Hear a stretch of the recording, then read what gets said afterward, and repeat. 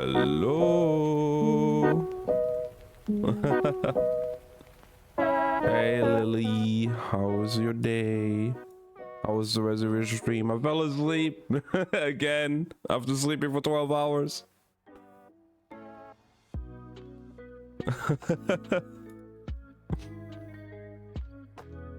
Were you able to kill Margit in the end, or how's it going there? Oh, damn. Let me just quickly also do this. Hello.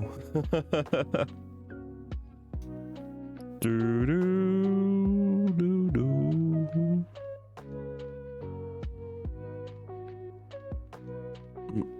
I still feel like my camera is a bit off center, or like a bit sideways, but it's okay. Yeah, Lily, how was the rest of your stream? I hope everything went okay. Apart from what I read.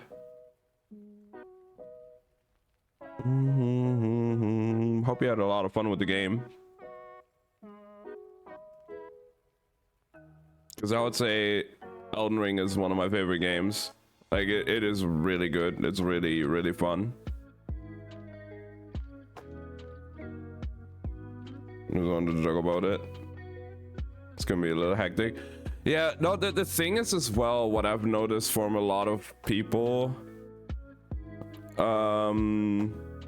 especially like for other content creators, especially like Variety, when they try and try out a Souls game for the first time, or anything like FromSoft or Souls game related, backseating can get pretty common and pretty bad sometimes, and people trying to tell you the right way to play the game.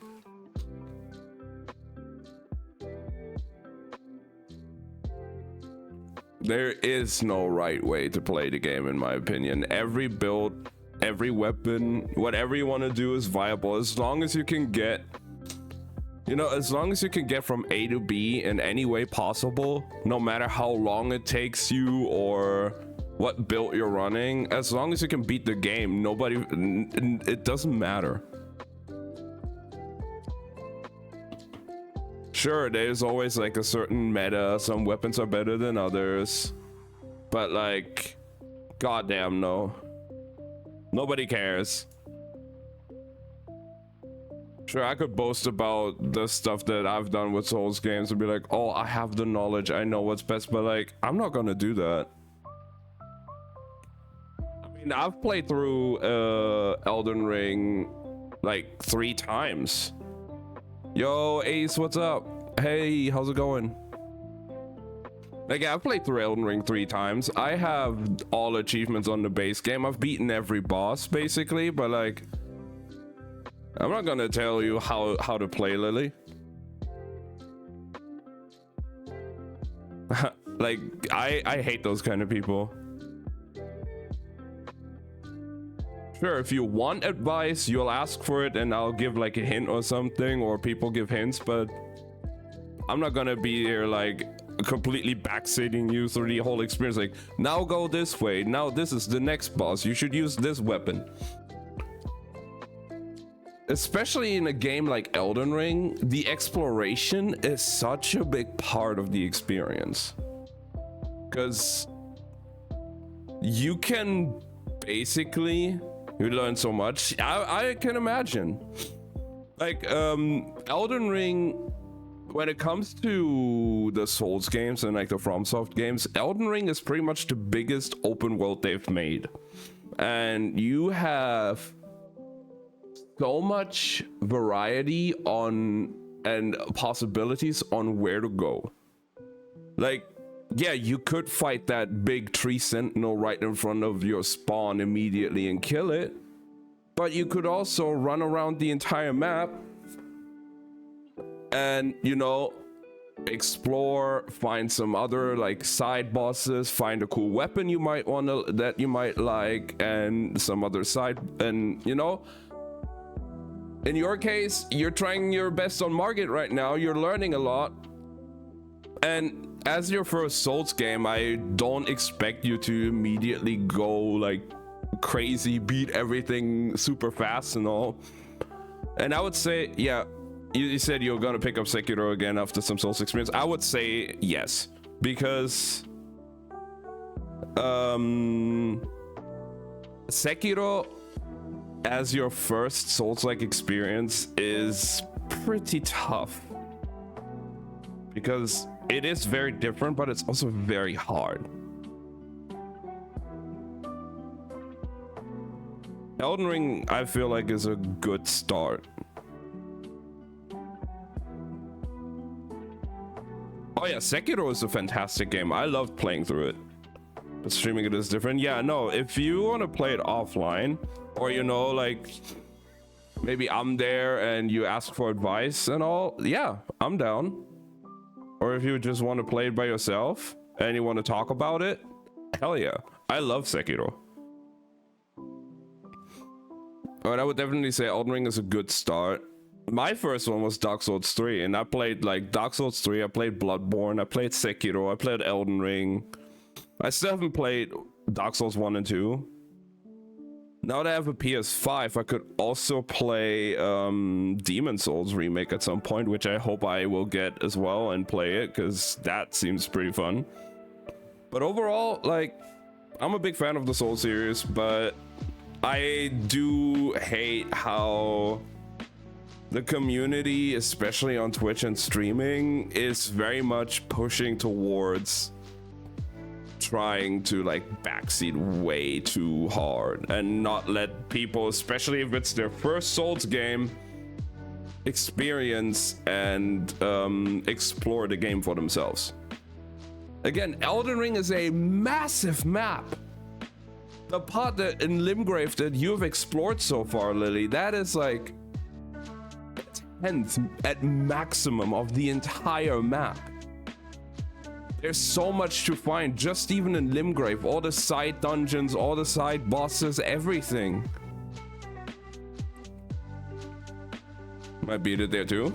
Hell yeah, why not? I mean, if that works for you, absolutely. Also, hi Crystal, how are you doing? But yeah, like, Limgrave alone is such a big part of the map.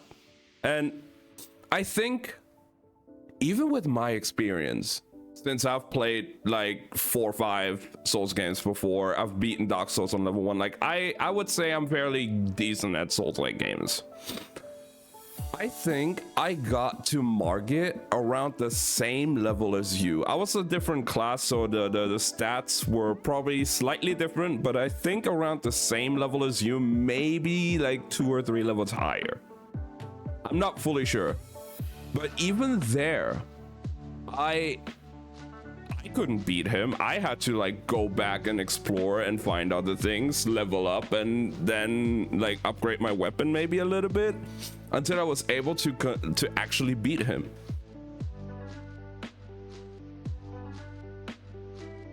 So yeah, absolutely don't feel discouraged by not being able to beat him right now, and explore the world. It is such a big and open and cool fucking map to explore. You could technically, I think, even after you beat Margit, you could technically already run into like some very late game areas. You're probably gonna get destroyed, because I tried it and I got fucking destroyed. But that's that is the Elden Ring experience. You could basically go almost anywhere you want after you beat Margit, because that opens up a lot. Even before Margit, you could explore like a big chunk already.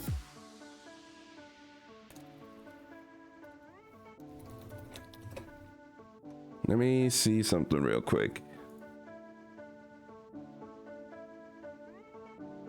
Like, talking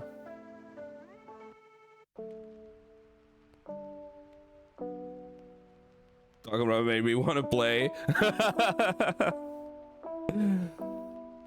Like, I'm gonna try and keep it as spoiler free as possible, but like, Is it there?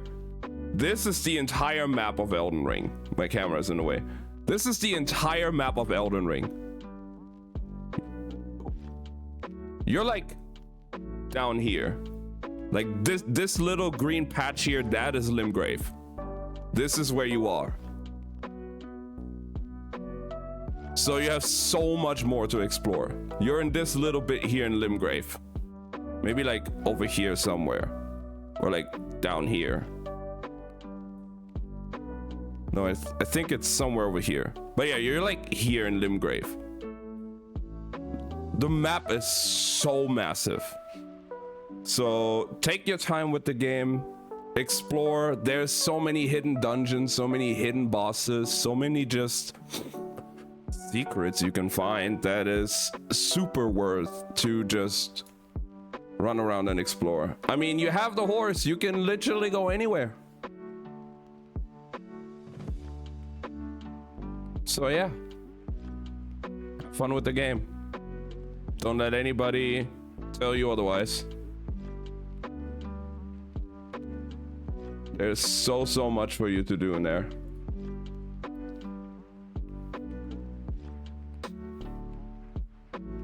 And I can't wait to see more of you playing it, because it is absolutely fantastic to play through.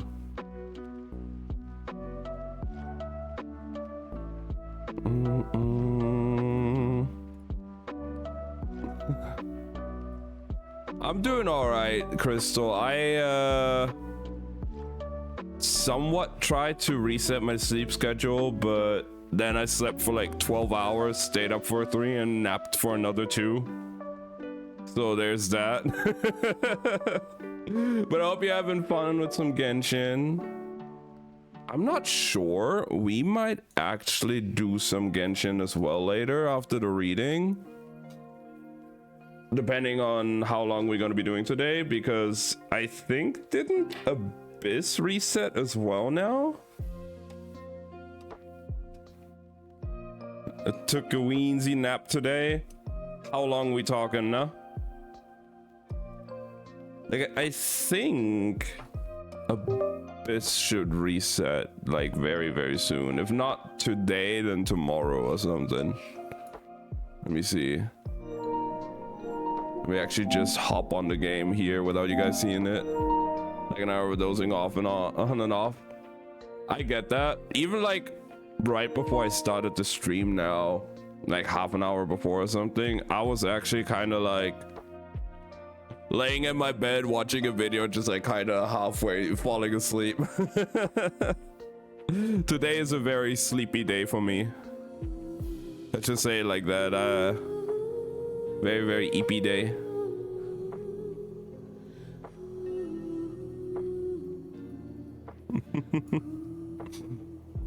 My head was like leaning against this fucking wall from the desk. And I was just like halfway paying attention. I think I was watching a live stream actually. I was watching a stream of somebody playing Dead by Daylight, and I was just like halfway dozing off.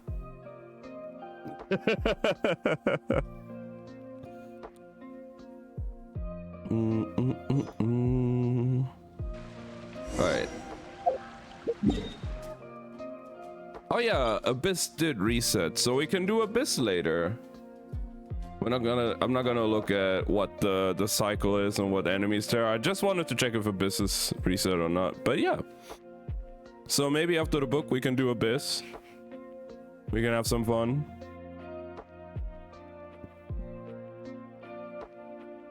As always as well, I got myself a nice cup of tea with honey for the book.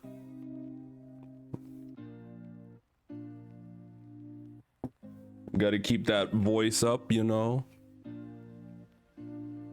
Gotta take care of this voice you guys like so much. Changing your key bindings? Ooh. For like a year. Not a fighter here. Hey, no, that's totally fine. I always just do it because, I mean, I have the means to, and it's Primo Gems. As a free-to-play player, I try to get as many Primo Gems from all the sources I can get. Yeah, I was surprised to hear, Lily, that you were playing it with mouse and keyboard, because I thought you had a controller ready as well for your stuff. So I usually prefer controller in these kind of games, but I mean, I'm not gonna tell you how to play. I'm just surprised to hear that you're playing it with mouse and keyboard, but if it works for you, it works for you. I like weapon games with controller. Fair.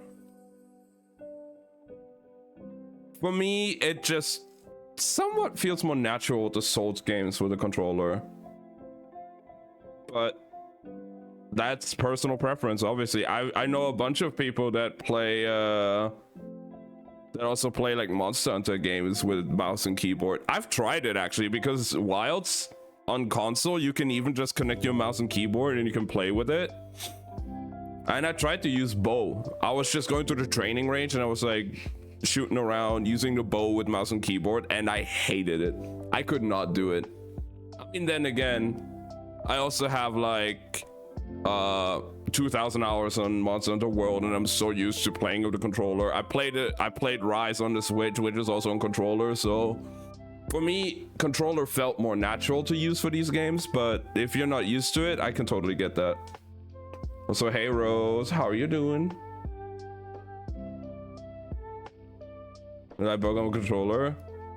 I would give it a shot first with controller on other weapons. If that doesn't work out for you, Lily, you can always switch to mouse and keyboard. If it works out better for you.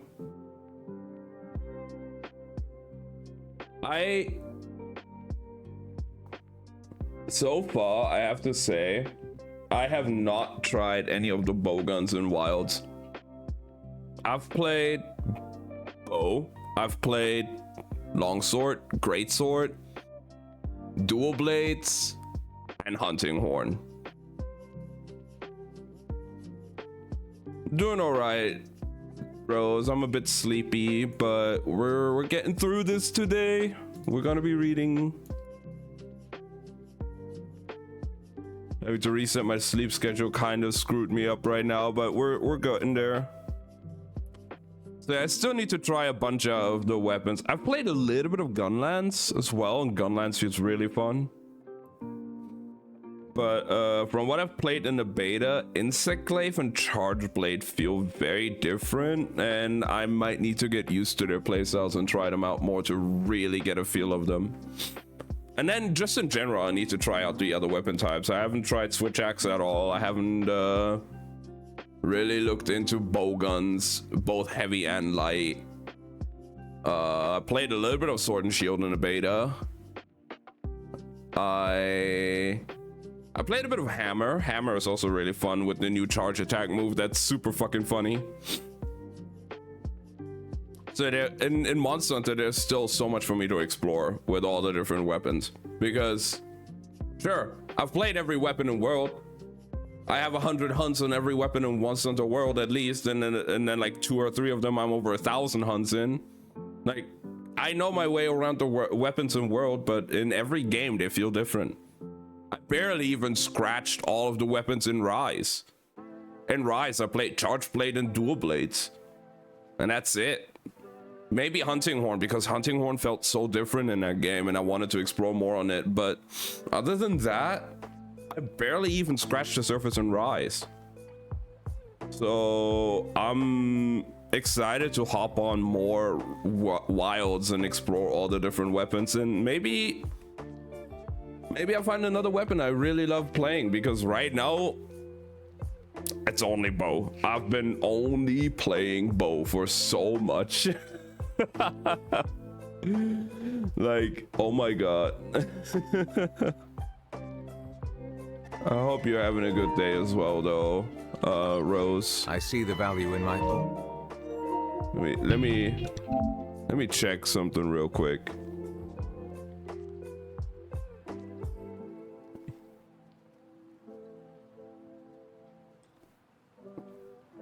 I didn't get Farina and I'm still mad. Not gonna waste more primos on that. Oh, I'm so sorry, Crystal. I wish I could just give you one of my Farinas, Because I didn't want her constellation. I just got it because I got unlucky with Gaming. And I hate it.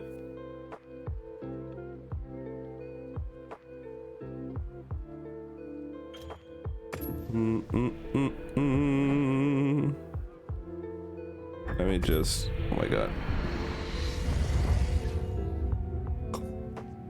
Oh my god.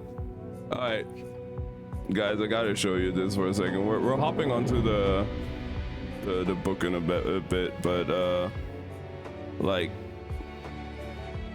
look at that. 73 hours in that game already. Goddamn.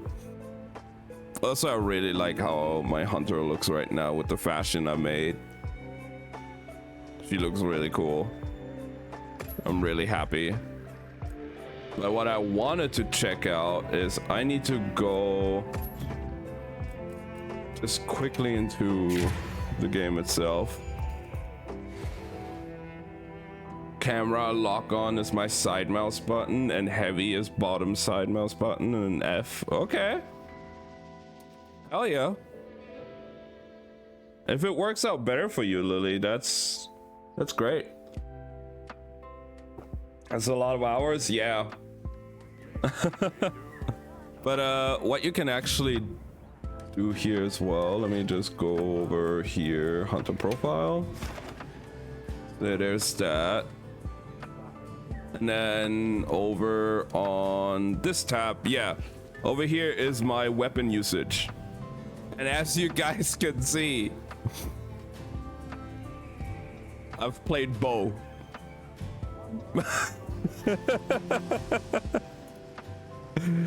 I had greatsword as like a secondary at my sacred bag, like for a few hunts, but I've played bow.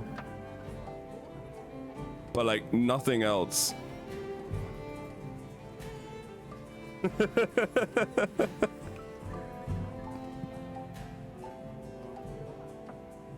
So I still have a lot to explore with this game.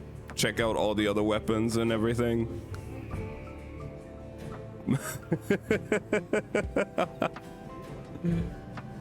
It looks so funny just seeing like, oh yeah, you have like 5 hunts on greatsword, 9 on longsword, 6 on dual blade, 6 on hunting horn, 5 on gunlets, 157 on bow. I wonder what weapon this guy is playing, huh? And then as a secondary, bow is so much as well, because I'm thinking like, okay, if it's a dual monster hunt, they have different elemental weaknesses. I use one bow for that one, and then I switch to my other bow for the other monster. So I'm still just on bow, but just on a different bow. Like, damn.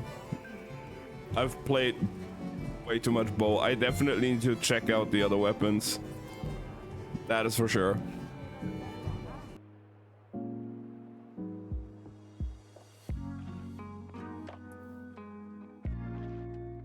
You want to go along with Risley and Novelette? I wish you could get her, Crystal. I really want you to get her because she's so fun.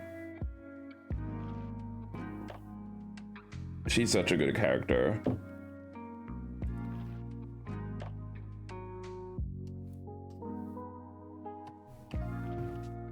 And I mean, I'm not complaining about having her C1 because her C1 is really, really good. But I wasn't going for that. All I wanted was Gaming and Furina. And Gaming just did not want to come home for over 100 polls.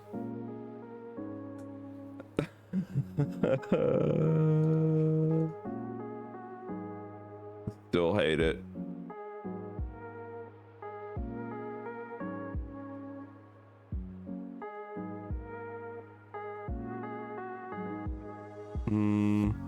Let me check something real quick.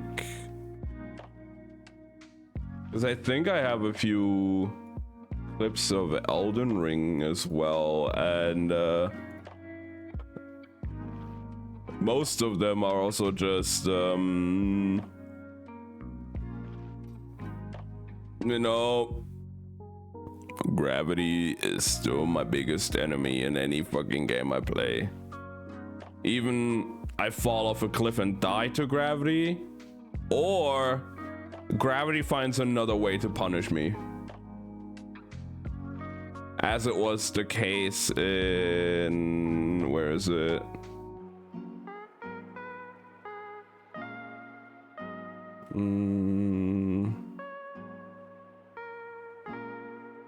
Where the heck is it?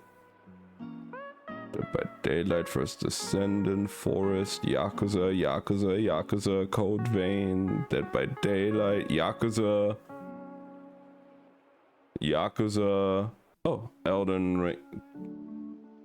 Oh yeah, so sometimes you have your typical gravity deaths, you know, falling off a cliff, jumping too far, and just, you know, maybe failing a jump while you try to do a puzzle,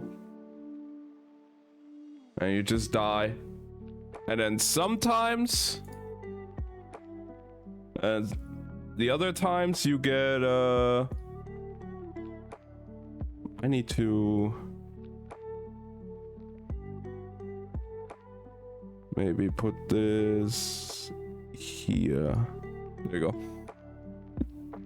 And then sometimes you just have stuff like this. A little bit of exploring off stream. So You just load in not just exploring, but like and you die. what? Nothing there. You just die. Loading in. Elden Ring. I get. You know.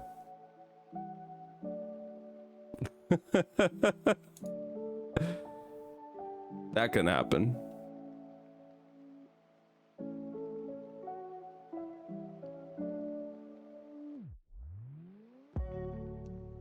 Oh yeah.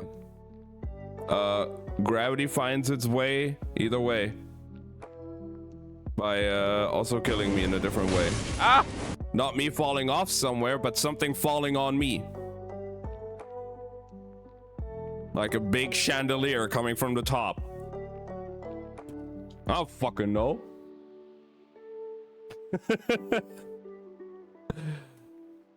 So yeah, there's a lot of things that can happen, and it's a great game.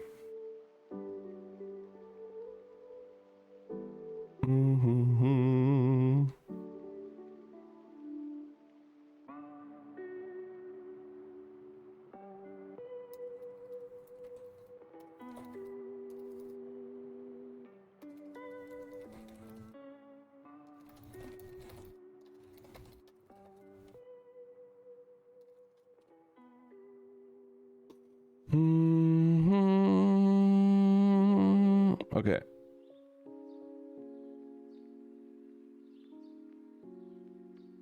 Let's see.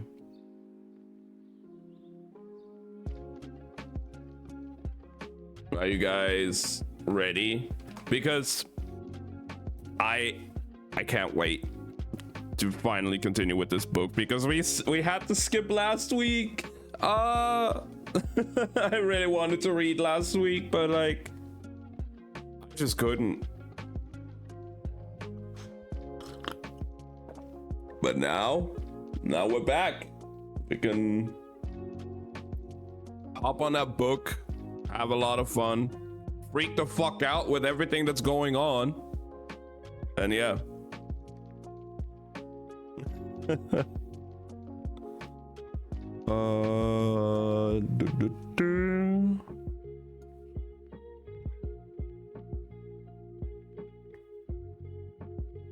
I really definitely need to try out some of the other weapons in Monster Hunter though, because that was always like the most fun as well for me in Monster Hunter World. Like all the different weapon types, all the variety of movesets and everything you can do with the weapons. So I definitely want to go back to that and really test out as much as I can in there.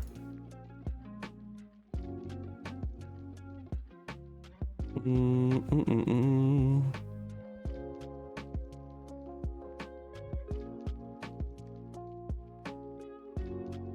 then obviously what also recently released, which I hope I can get my hands on soon as well, Split Fiction, a game made by the same people that made A Way Out and It Takes Two, both absolutely fantastic 2-player story games and super cool puzzles.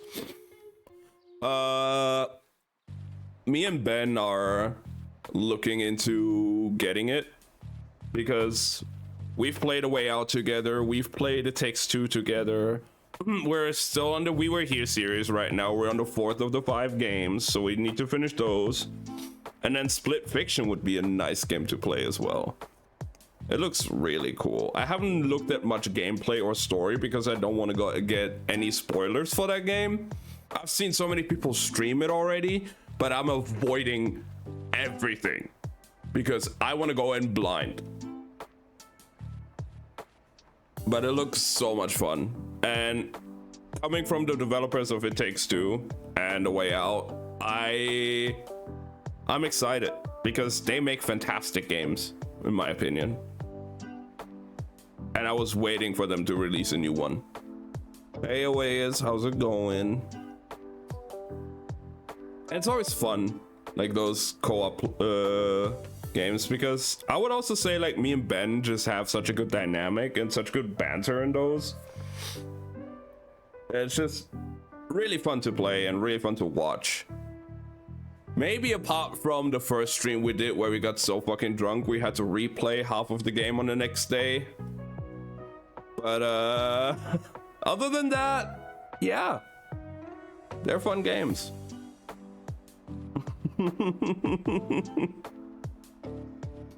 How are you doing, Awayas? I hope you're having a good day.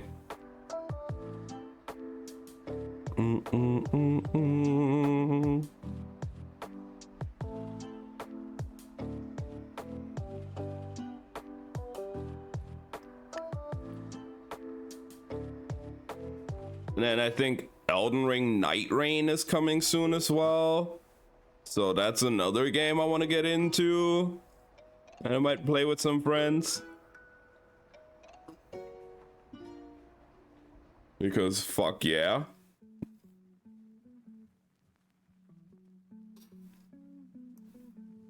You know, Lily, watching you play Elden Ring earlier, and I've been just like looking at Souls content again. I have such a big itch again to play a Souls-like game.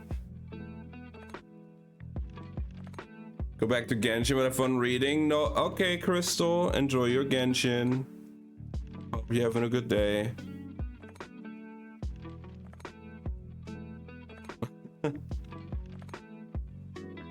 A guy here before the DLC. Well, the DLC is already out. Night Rain is a completely standalone game, Lily. Shadow of the Erdtree is the Elden Ring DLC. Night Rain is a completely new game. It's like its own game. It's like a co-op roguelike boss rush kind of Elden Ring game that seems to be mixing even like Dark Souls bosses into the mix. Like I've seen the Nameless King from Dark Souls 3 in there. Night Rain is not a DLC. Shadow of the Erdtree is Elden Ring's DLC. That's been out for like a few months. I haven't played it though. It's cool though. Yeah, that's why I'm looking forward to it. I really want to play it. It seems really, really fun.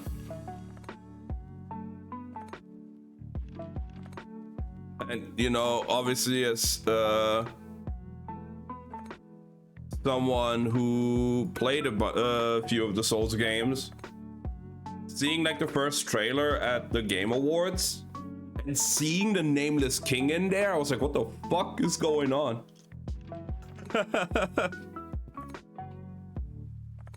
It looks like a lot of fun though.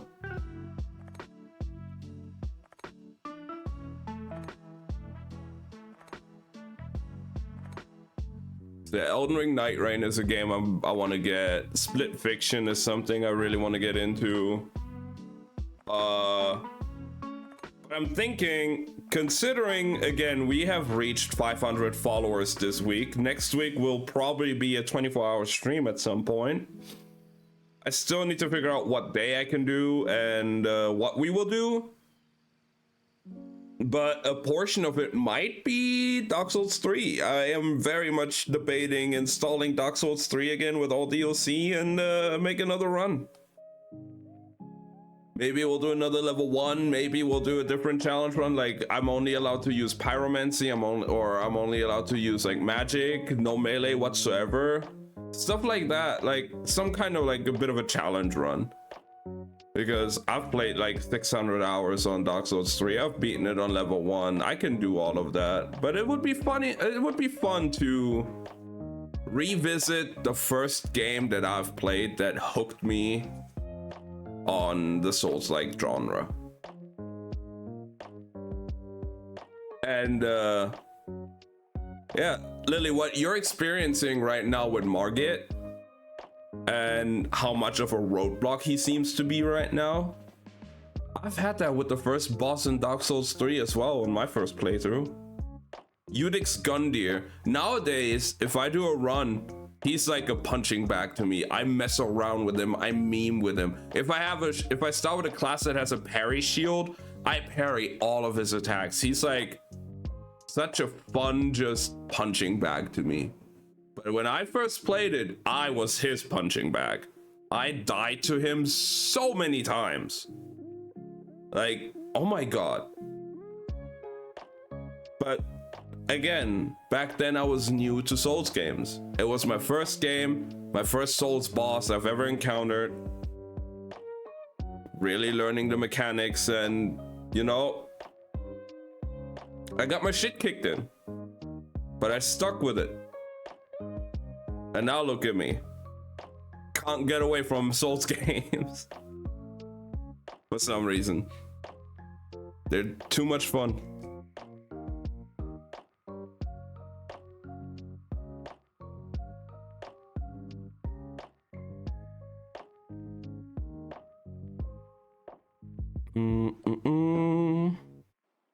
Like, where is it?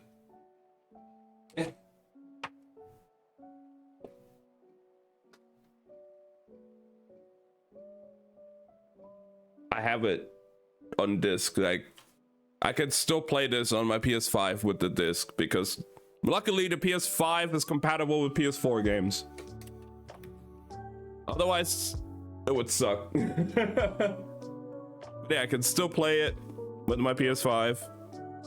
And I will probably install it sometime this week so we can play it for the 24-hour stream. Because, yes. Yo, Bounty, what's up? Hello, how's it going?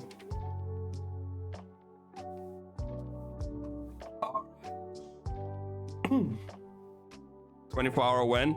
Not sure yet when, but sometime next week. Maybe like Wednesday or Friday or something. We'll do 24 hours. Or like Thursday to Friday, something like that. I'm not sure yet. But it will be sometime next week because we reached 500 followers this week.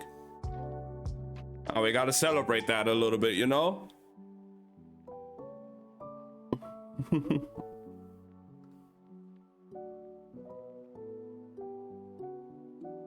Wow, wait, what?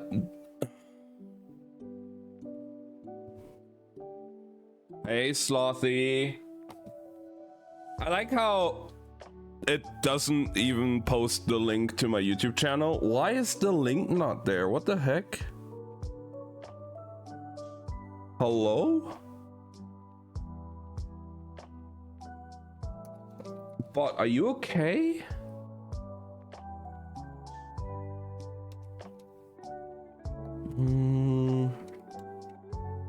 Give me a second. I need to figure that out right now, real quick.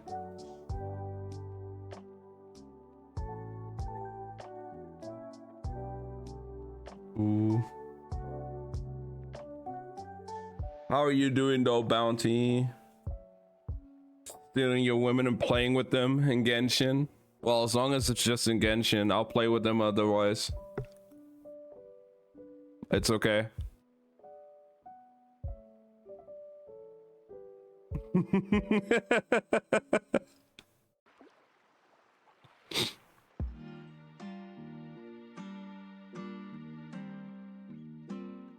I'm chilling, that's good to hear. Also, wouldn't you like to know, Slothy? I'm chilling. We're starting with the reading here soon. I just want to check the bot right now. I would like to know for why though. Do you want to get involved with it? 1.5 hour gossip call with your sister for science? Right, sure. Sounds like you want to be involved. Participation support. Provide puppy pads. Oh yeah, they probably need a lot of those when I'm done. I don't know. That's it. Right. Okay, it says now the link should be... You're a fiend? What is all this? What? What's what?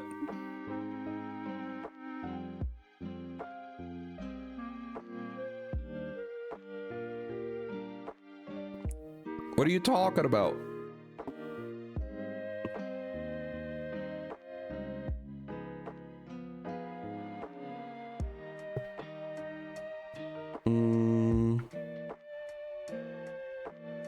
You're out of control? What do you mean I'm out of control?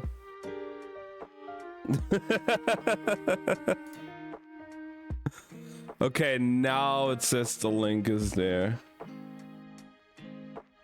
Always do a guard into a heavy attack? That's great, Lily. Can hit on me, you don't have to slap me in the face. You don't have to cause head trauma. A little slap never hurt.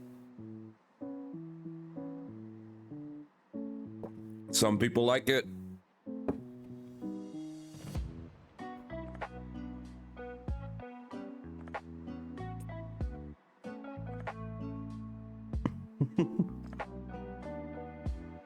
My friend.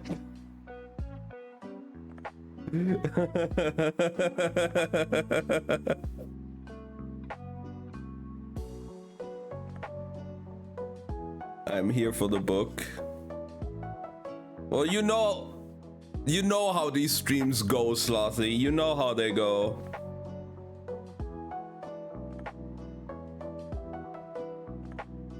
There's supposed to be a book and then we derail.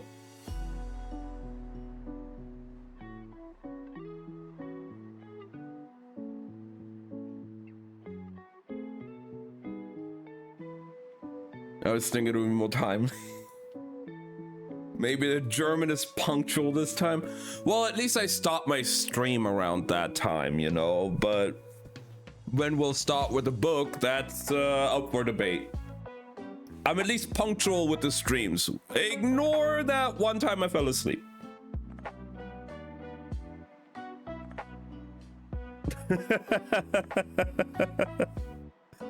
You know what? One time I fell asleep and started late. But usually I'm punctual to start my streams when we're reading the book. Now that's a different story. I have it here. And we're like about halfway through. Just teasing with the book right there. Just handsome attack. Well,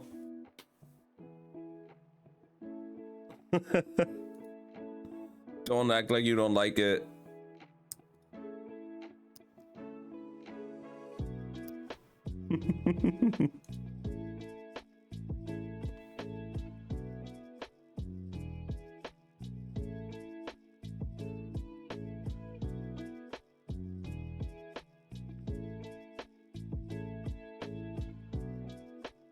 I will continue to pretend like I don't like it.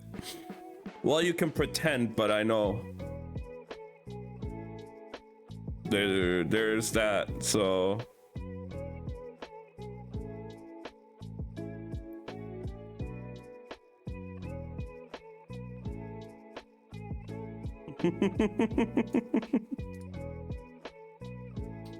You can be as upset as you want, Slothy. That won't change anything.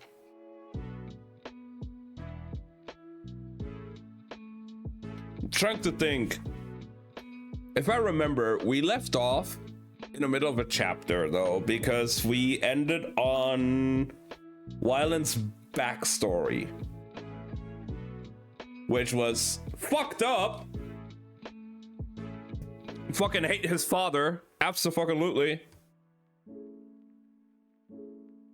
But yeah, I think that's where we left off, right? Because we didn't do last week because I was not home. Oops.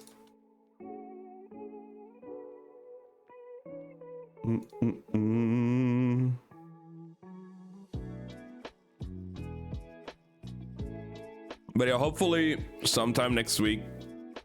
Maybe I'll actually do it on Wednesday. Wednesday might be a good day to do it. We'll do a 24-hour stream. I'll probably have to do some more preparations, get some energy drinks, get everything ready, get some games running that we can play it, but then we'll do a 24-hour stream. Good luck. Yeah, I'll need it. Because we have reached frickin'... I'll be there Wednesday. Let's go. I'd love to have you there. Oh, I just closed down my browser. Oh my god, I just closed down the music. Ah, what am I doing? Good streamer. Totally. Also, please sleep after. I will. Don't worry.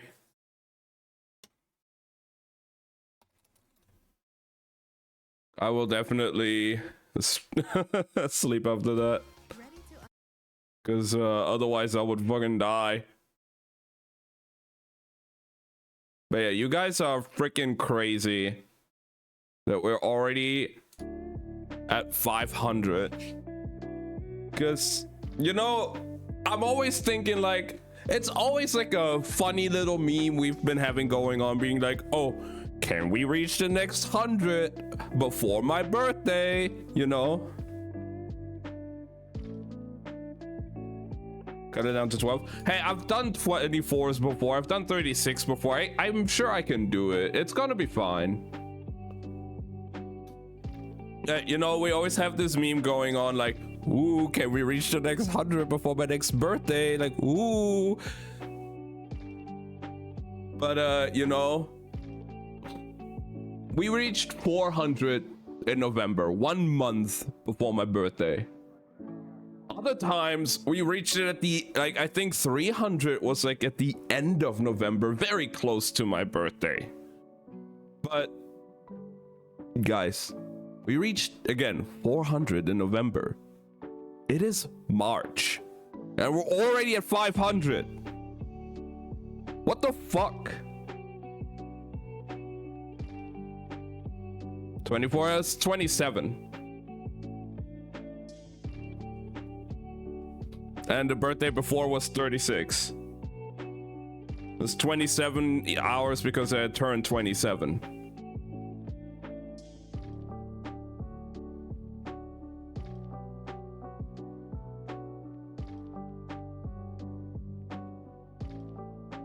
Should have wrecked my wallet. Slothy, you didn't need to be there for the entire time. I really appreciate it, but you gotta take care of yourself first.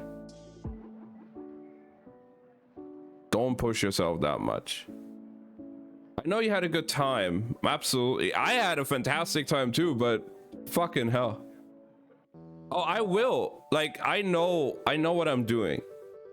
I know I can handle it. That's not the issue. But I know that, Like, you need more breaks. You don't really have the stamina to do that kind of stuff. So I want you to take care of yourself more.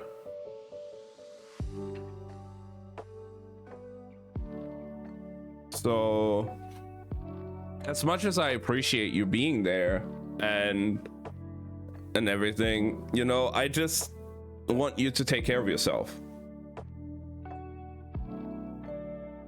Don't try to be there for the next 24-hour streams for the entire time. Show up when you can, take your breaks, do what you have to do, but don't push yourself to really try and be there for the entire time.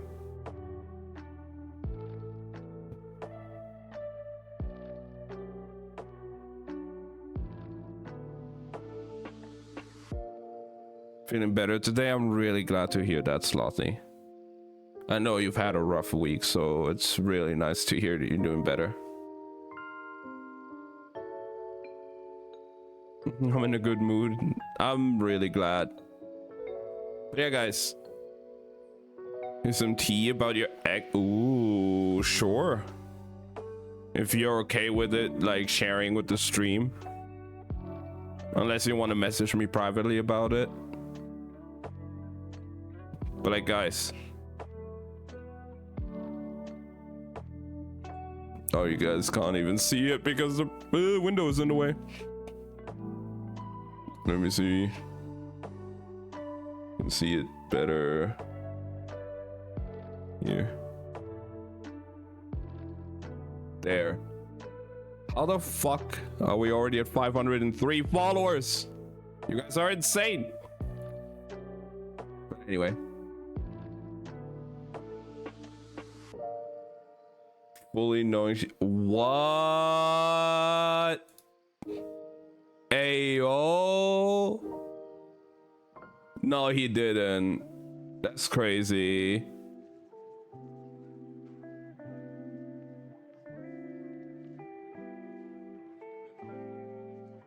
That's crazy. Nah. I knew he was stupid before, but damn. But damn. Your ex creeped me out. Yeah, I can imagine. Damn.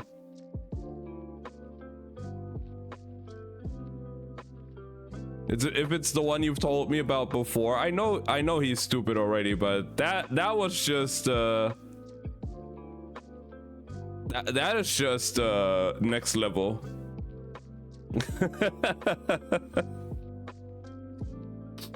Nah. Enjoying peace and calm now? Yeah, you're way better off now. Nah, that man.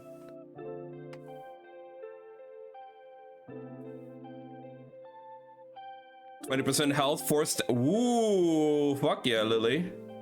Nothing good can happen. Right, absolutely. I mean, I can be stupid sometimes, but I know, like, stuff like that. It's not going well.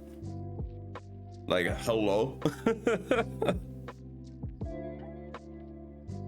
Oh, man. That is great. Yeah, no, absolutely. I don't do that shit either. I never even tried to do that.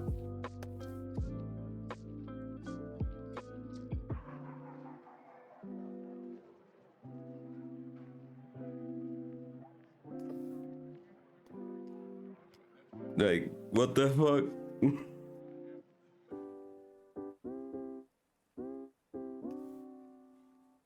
That is just a, like, that is really just a recipe for disaster, because I mean, you should know, like, they're gonna talk about it. Like, just because you don't have contact with her anymore doesn't mean they don't. They're gonna talk about it. They're gonna fuck shit up.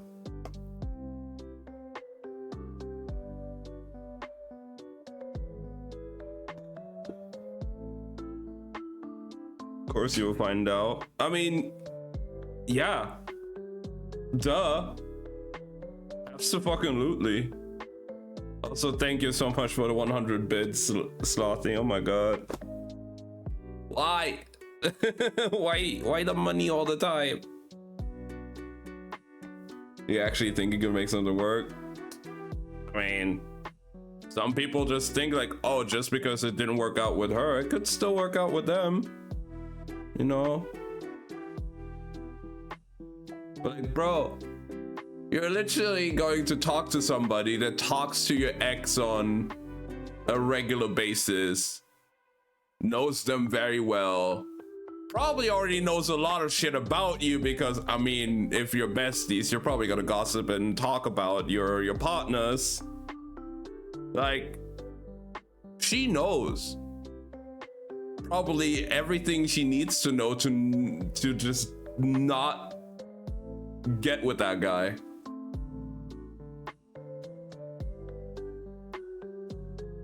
Hates him. I mean, understandable. I do too after hearing some of the stories you've told me. So yeah. No, I 100% get you, Slothy. Like, I would say I would not try it as well. Zero idea what he thought. Not even I do, and I'm a guy as well. So hi Sable, how's it going?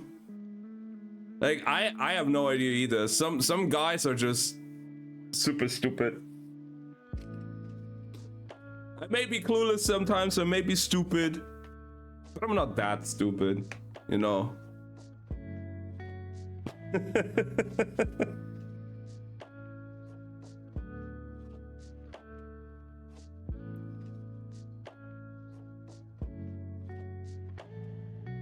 It's insane. Happy Sunday, yeah.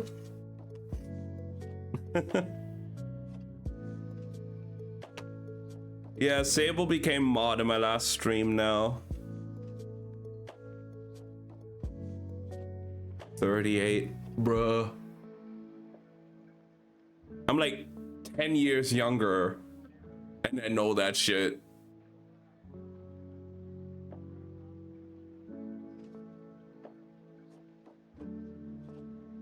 Oh, you told her on Lily's stream? Okay. Oh. Same dead end job. Oof. Damn. You know, I've had plenty of opportunities or like plenty of situations where I was getting close or I was in a relationship with somebody, and like I was also good friends with their best friend. And even if the relationship didn't work out, not for like those kind of reasons where they would like absolutely hate me like that, it just, you know, didn't work out in the end, I would have never even tried to try and go with their best friend.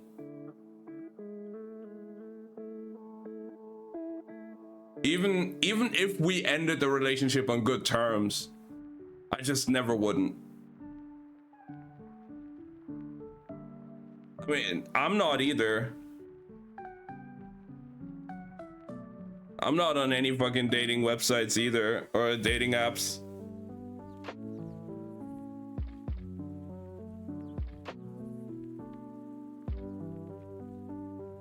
I'm still working on myself as well, like, I got a bunch of shit to do. I still got a bunch of shit on my plate. I need to get a job as well and fix everything before I can really think about getting serious with somebody. I mean, if it happens during that time, you know, life sometimes just throws things at you and it might happen, it might be great. But like, I'm not actively looking. If it happens, it'll happen. And I'll take it, and I'm gonna have a great time, hopefully, with that person and everything, but I'm not actively looking for somebody right now.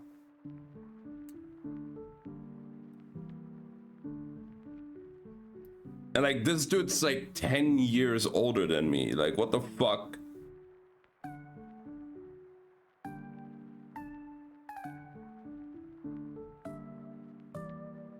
So you go to booty where I grew up.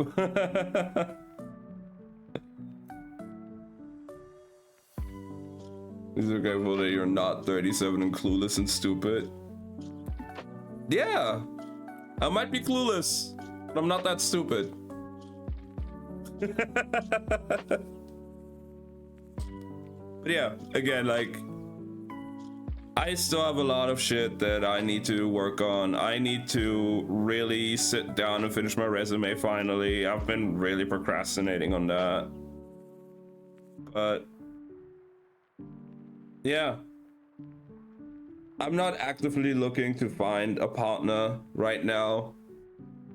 But if it happens, it happens. Life sometimes is full of surprises. Like, you might meet somebody you just click with that you didn't expect to, and stuff just starts happening. That's out of your control. But I'm not like, oh, I'm gonna go on a dating app. I want to find a partner right now. I'm not ready. I'm not in that position to really commit.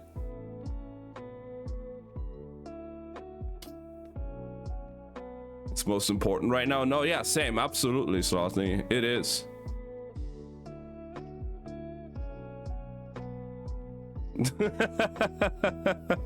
And I can fail on so many levels. He's inventing new levels of stupid. Bruh, he really does.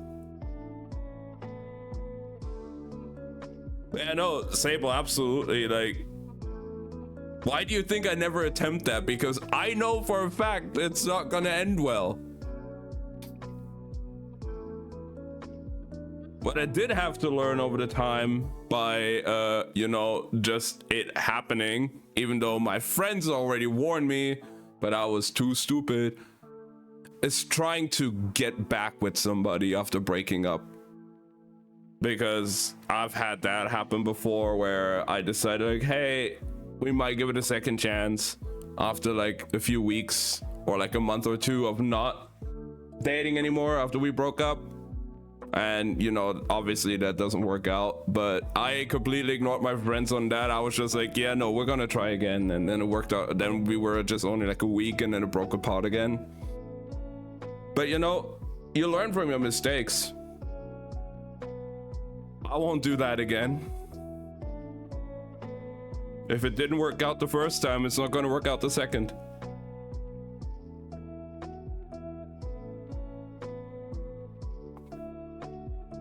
So I'm just not gonna even try. It's just stuff you learn. Either you just know, or you just have that thing happen to you and you learn from your mistakes.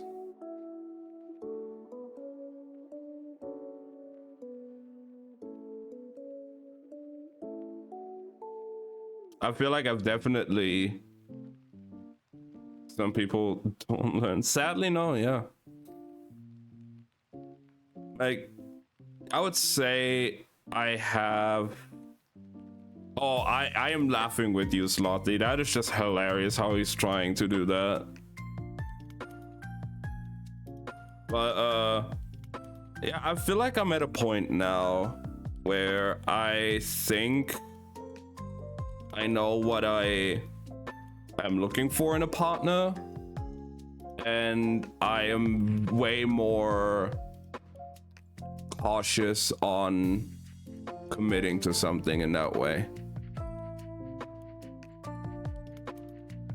Because I do have to admit, back then, like a few years ago, you know, you're just that like lonely guy all the time and be like, oh, if somebody gives you that attention, you kind of just like latch onto it and you just try it out.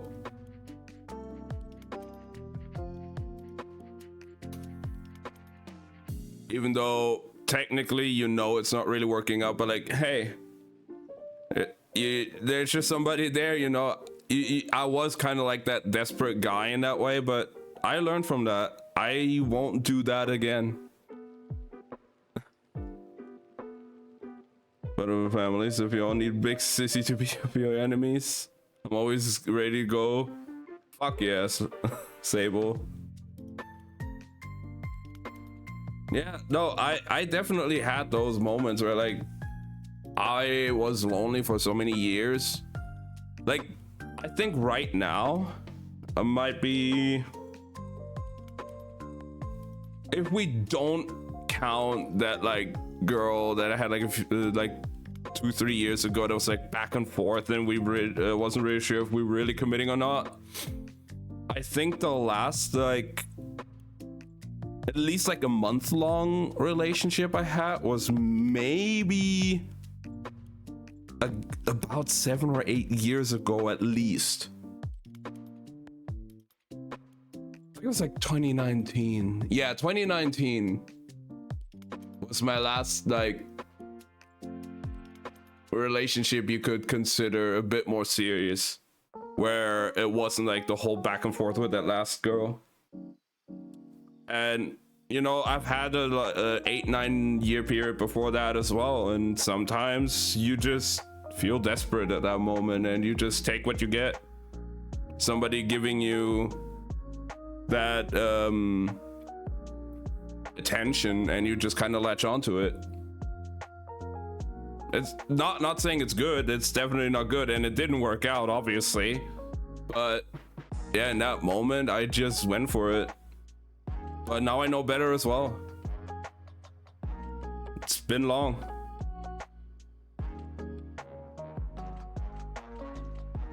But I ain't making those mistakes again.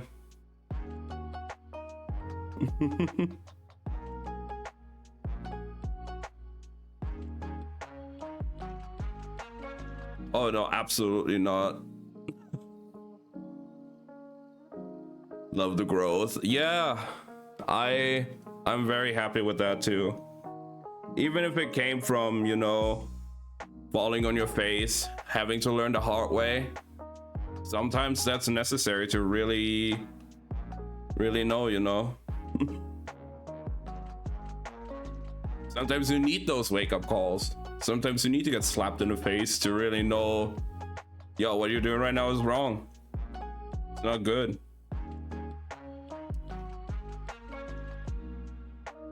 That's just life.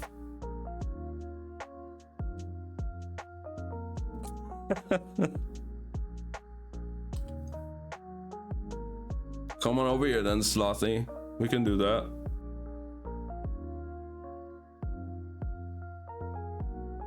On your cheeks?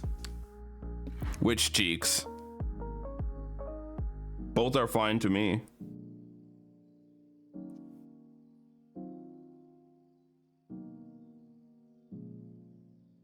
Book. You just hold them up and we'll see where this goes. I heard there was a book. Was there? I don't know.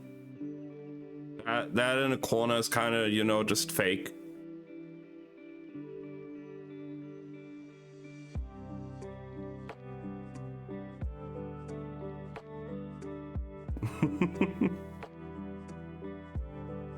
Corner book is real.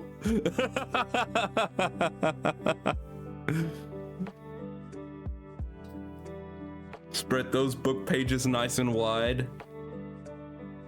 I can do that now, but later, who knows what else will be spread.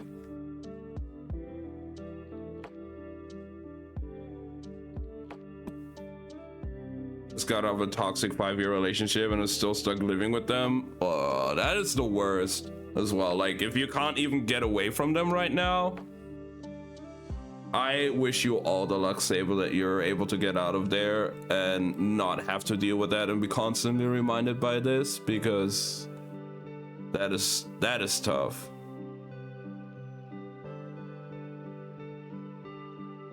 strange and complicated situations, but the community I've joined with you guys giving you strength to move on. Aww.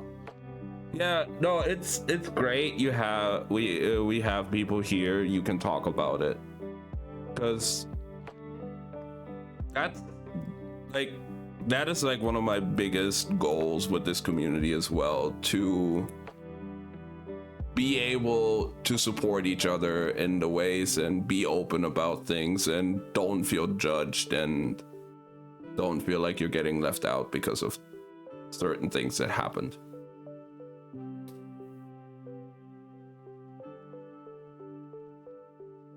And hey, nobody's forcing you to talk about these things.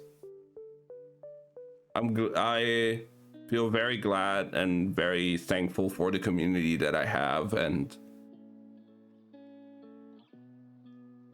people being able to be open about these things, because those are touchy subjects. Those are very heavy subjects. Not everybody feels comfortable about sharing these things.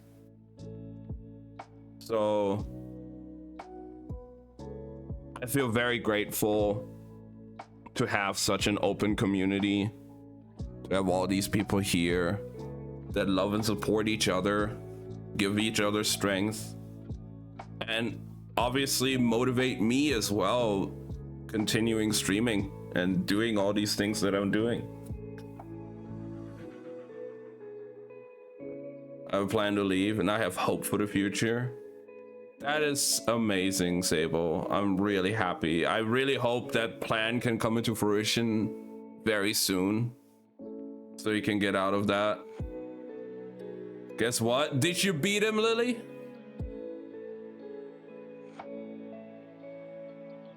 Hey, believe I have a family? Oh, Sable. That is so sweet.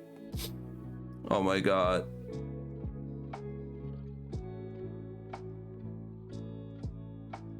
Now I'm almost crying here. Aww.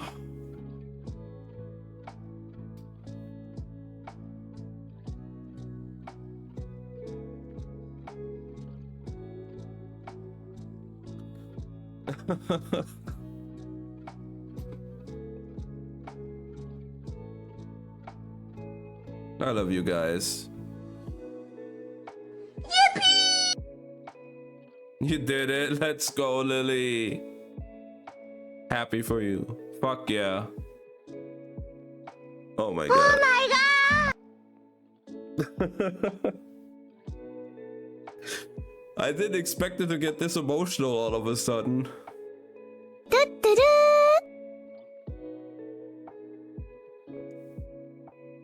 Damn.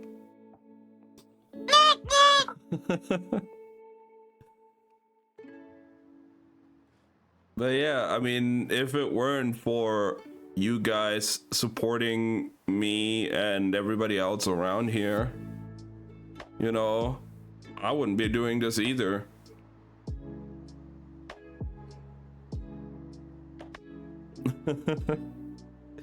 I started streaming because I had a bunch of other friends that streamed and it looked fun and it was cool hanging out in their streams. I was like, hey, I love sharing games with people anyway, might as well give it a try as well. And you know, here we are almost 3 years later. Like next month is my 3-year affiliate anniversary, guys. Sometime mid-April I got affiliate 3 years ago, so we're close to my 3-year affiliate anniversary. We're at 500 followers in these 3 years. I never expected this to happen and be how it is now, with all these amazing people in the community, loving each other, supporting each other, having each other's back, being able to open up about subjects they rarely talk about.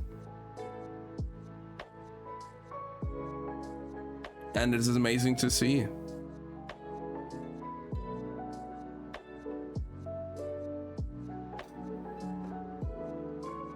Get the fuck out of here, bot.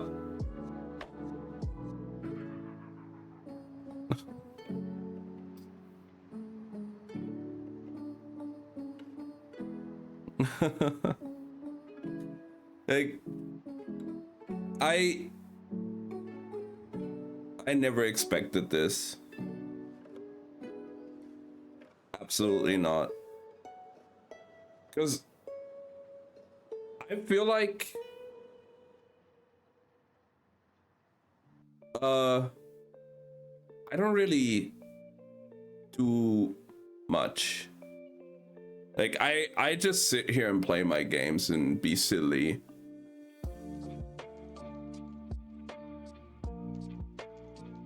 And you know, we have our reading on Sunday where we just hang out and listen to a book. But other than that, I'm just playing my games and be silly and just hang out with you guys.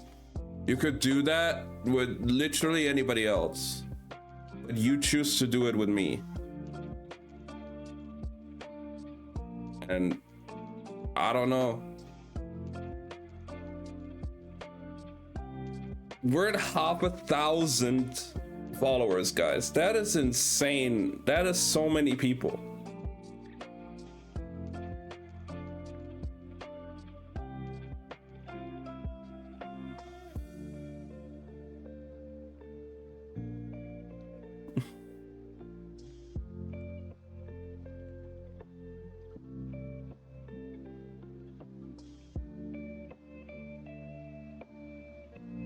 And I feel like your chat always popping off, of course, because you guys are here.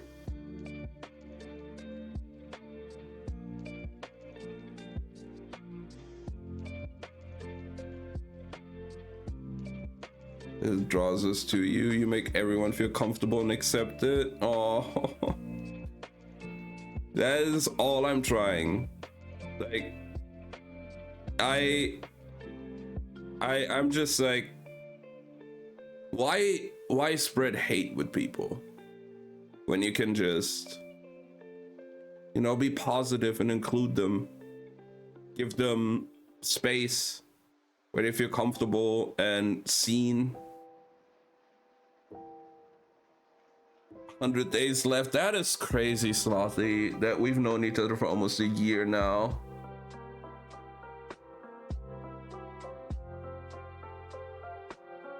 Almost a real fan. Oh my god.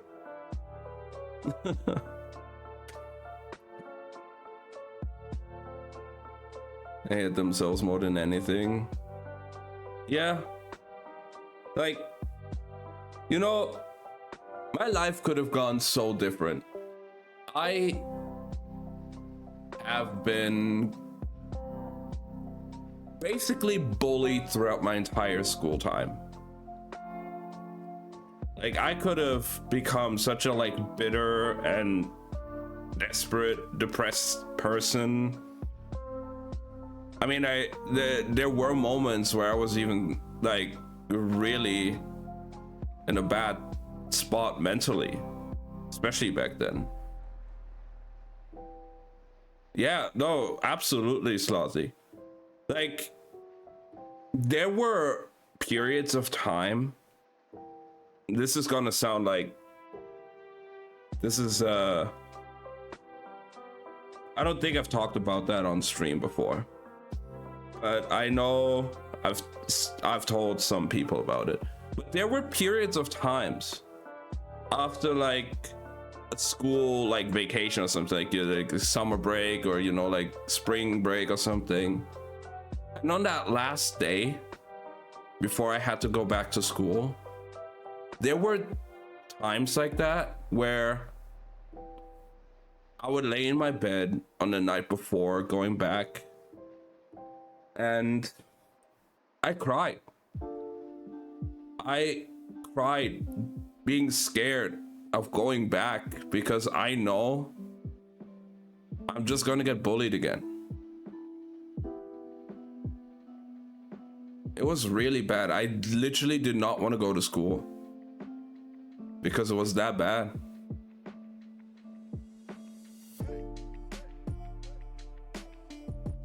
And yet, I'm still here. I'm still pushing through. I'm still working on myself. I'm building up that self-confidence again. That was just completely shattered over that time. And you know, I'm doing better than ever now. Basecamp every Sunday. Yeah, like I'm showing my face on the internet. Like literally anybody could see that. Yet I'm still doing it.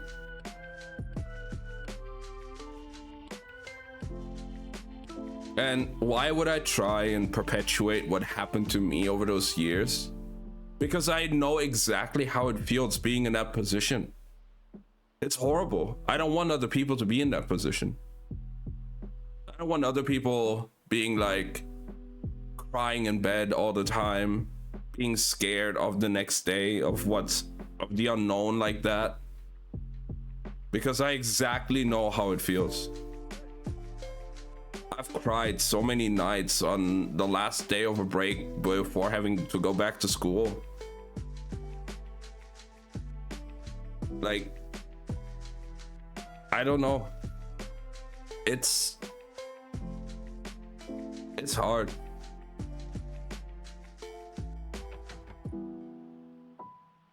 And you know,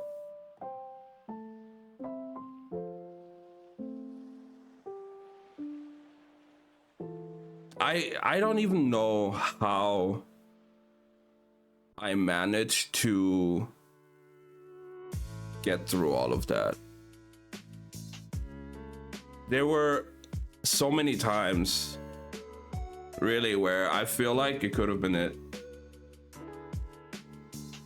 I was in a really dark place back in that.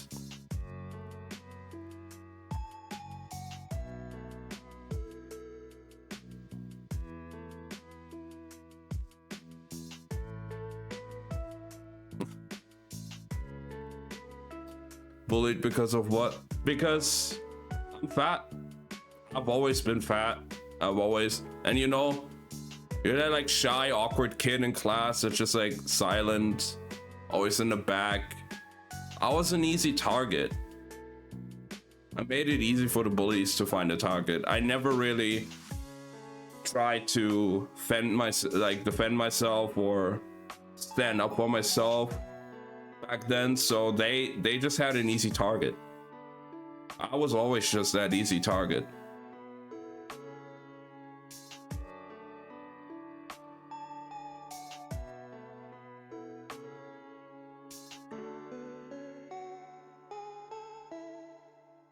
You know, it's also like a lot of double-faced shit going on as well, where like, oh yeah, they bully you all the time, you know, but when there's like an exam or something coming up, because they know I was like the smart kid in class, I was like one of the best in class during secondary school, all of a sudden they all want to try to become like buddy so you can help them out before an exam.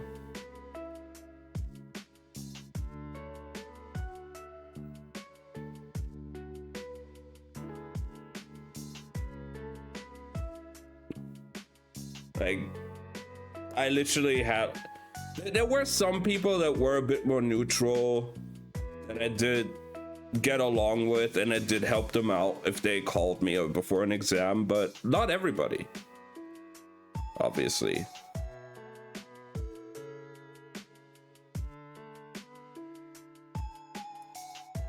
But yeah, I've had a lot of these moments where I just didn't want to go to school anymore because of how bad it became with the bullying and how nothing was really done about it either.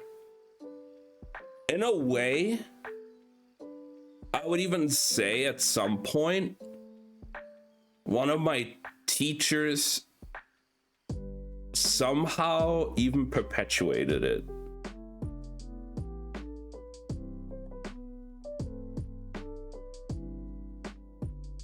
And that was not great either. I think over the years, I grew to hate that teacher. She was like the class, like she was like the teacher that was like responsible for the class, for our class, for all 6 years that I've been to that school, and I grew to hate her.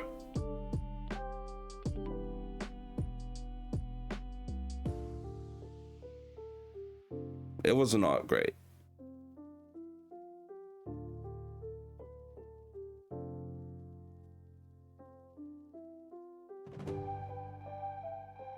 Mixed heritage, a little bit of Asian mixed in, but stop later on. People do grow up, most of them.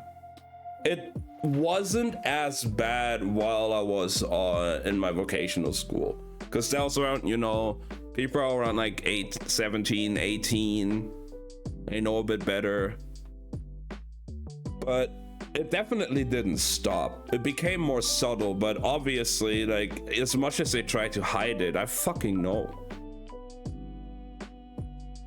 They can be as subtle as they want. I fucking know. I can tell.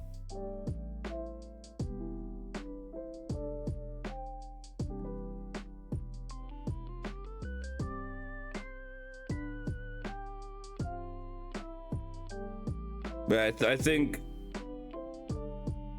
secondary school was definitely the worst, because it's not like, it wasn't just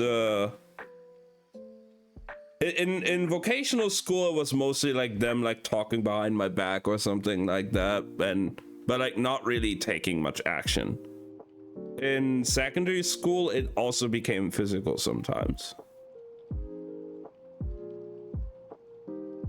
So yeah, it never got like really, really crazy, but you know, I've had a kid, I don't know, like ram their knee into my face, like give me like a bruised eye and stuff like that,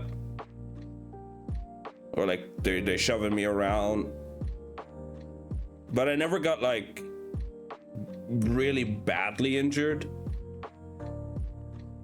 But it was definitely not a fun time.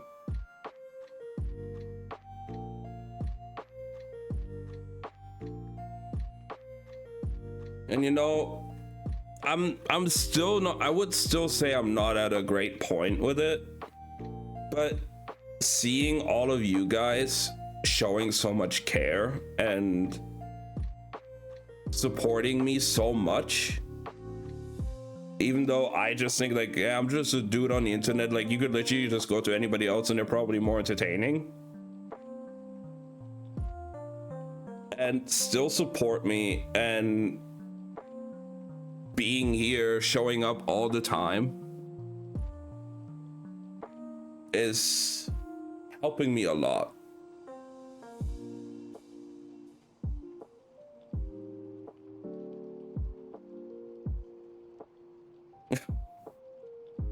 Slothy.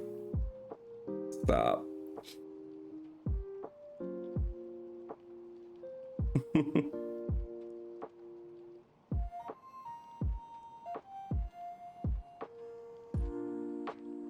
Hey, you guys definitely helped me through a lot of things.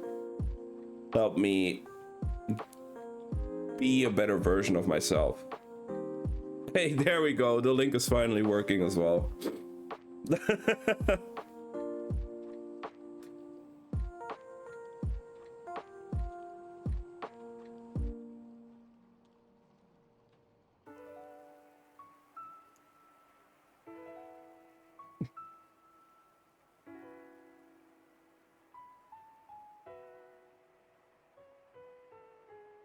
Must find a book.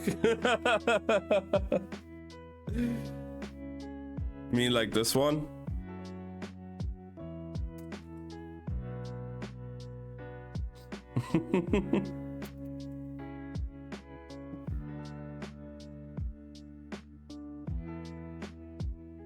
You pouring out your heart is very sweet, genuine and honest. It is hard to do that. You know?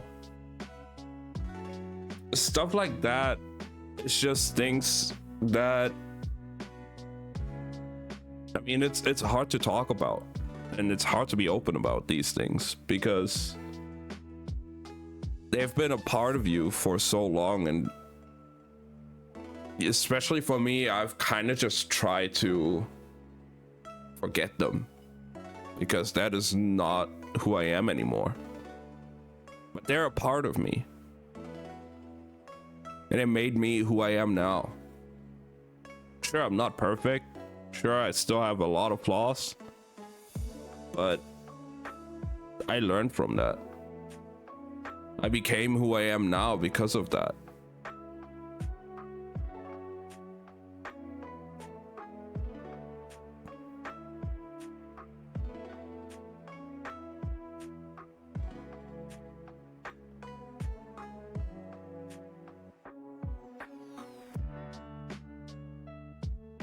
Exactly, Slothy. It's and for a lot of people, it is hard to find that kind of balance of not letting it control you, but also not erasing it.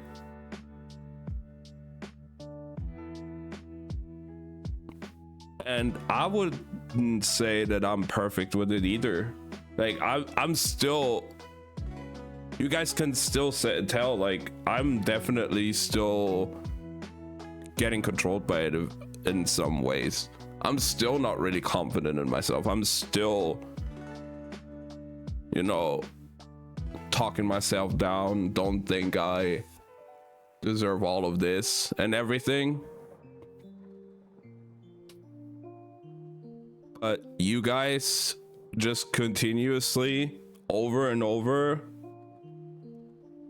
you know, show me otherwise.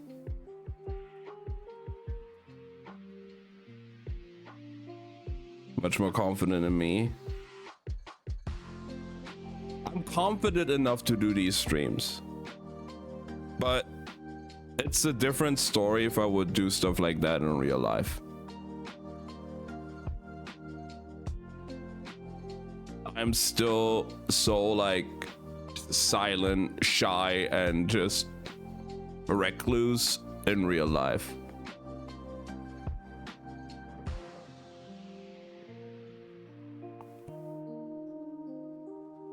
Like I said, in school as well, I was like the silent kid. I never really participated during class.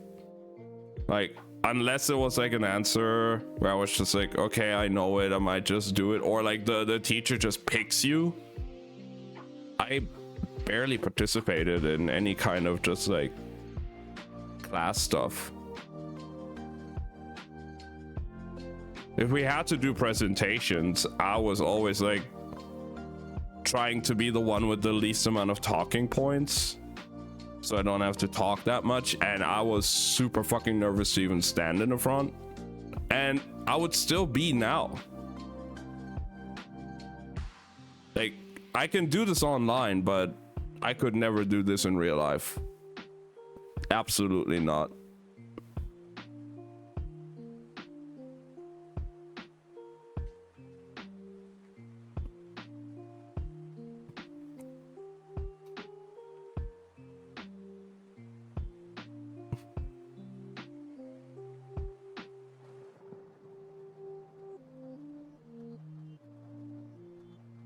Man,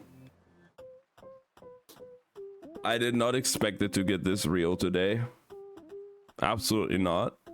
I was just like, yeah, we're just gonna have some fun time reading the book, just hanging out, just having a good time. And now I almost fucking cried on stream. You know? And we're having this really, like, open,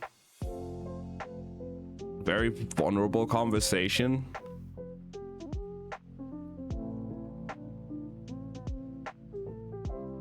That I just did not expect.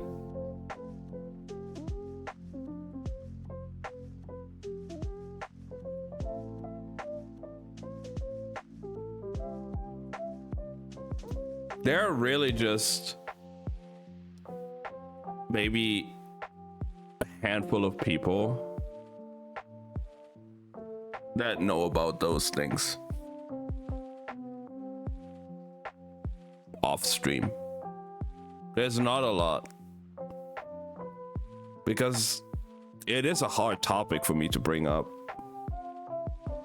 Just as much as other people feel comfortable enough being able to open up about these things in the community, so do I. Like, I'm very happy, I'm very grateful for what I've built with this community. All these people that are here. Because they allow me to be this open. You guys allow me to be this open and not just get absolutely shit on.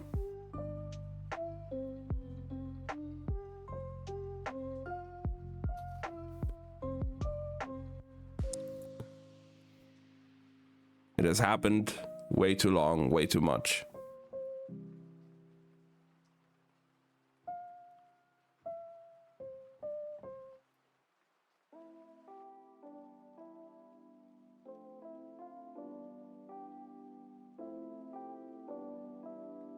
I'm happy to have you all here as well. It's don't take anything like this for granted, because it is out of my control. You guys decide to always come back and hang out and form this community with me. All I can do is do my streams and be inclusive towards people. But it's up to you guys if you want to show up again, or if you're like, yeah, I don't like this guy, I'm just not gonna be here. I don't want to be part of this.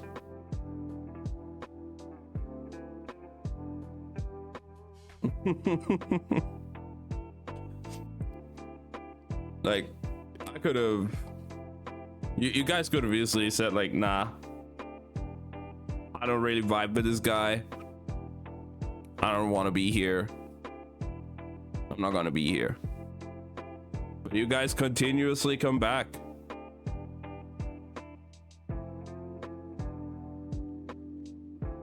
Oh my god, Lily. That is so sweet.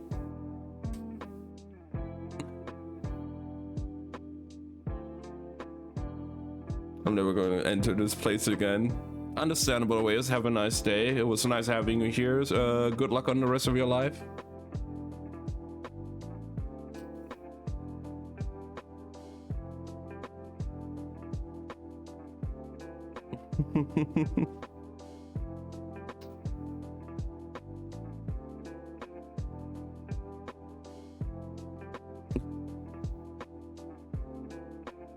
I mean, Lily, I'm so glad that I could be there for you as well, because I know how hard it was for you, and just having somebody to talk to, especially in a time like that, I'm sure it meant a lot. And I mean, to this day, we've been friends for like almost 7 or 8 years at this point. And we can be so open and vulnerable to each other and just vent to each other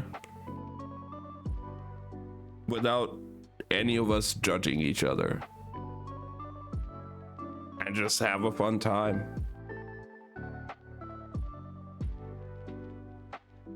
I know that if I have a lot of struggle, I can always come to you.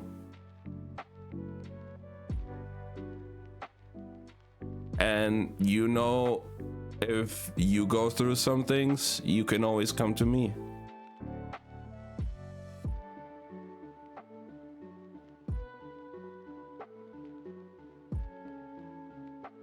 I mean, I've recently gone through some pretty bad stuff as well and had my anxieties go absolutely crazy. And Lily was there for me too. I talked to Lily about those things for days as well.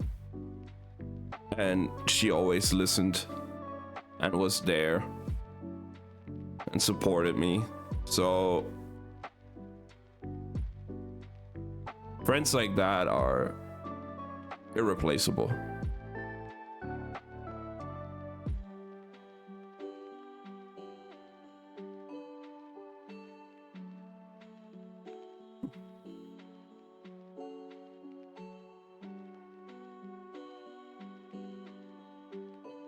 And I'm sure it's gonna continue to be such an amazing friendship for many, many years. Because I ain't planning on leaving this. At this point, you guys are stuck with me.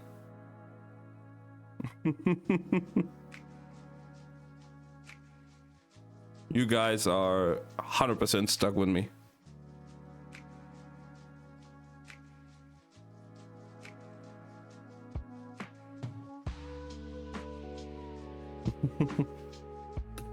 Welcome back, Sable.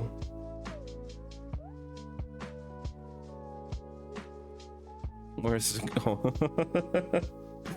But yeah, no, like at this point, I am not gonna stop. We are pushing through, streaming, having a fun time together. I mean, I wouldn't do 24 hours if I wouldn't fucking want to. Like, I know I can handle it, and in a way, it's, for me, it's also just a way of giving back, because you guys can enjoy 24 hours of me being fucking silly and messing around for all the support you've given me over those years. 500 followers is not an easy feat.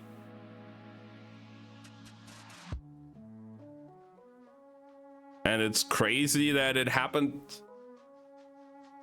like 4 or 5 months, not even half a year after we reached 400.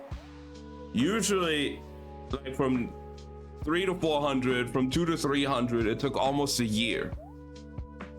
We're not even halfway. We're in the 3rd month of this year, and we're already at 500. It's crazy.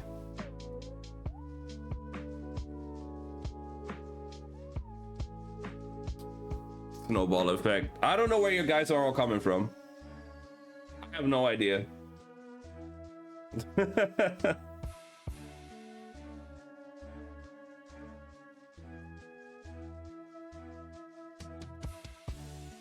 But I'm here for it.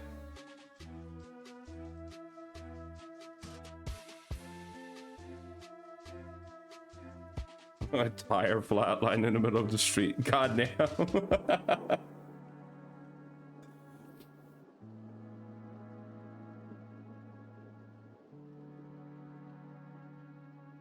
You know, I did do YouTube. I did have a YouTube channel for a while as well, where I did like silly edits, silly like let's plays and all. That's where even my name came from a YouTube channel I made like 13 years ago or something, or even longer at this point. I was like 12.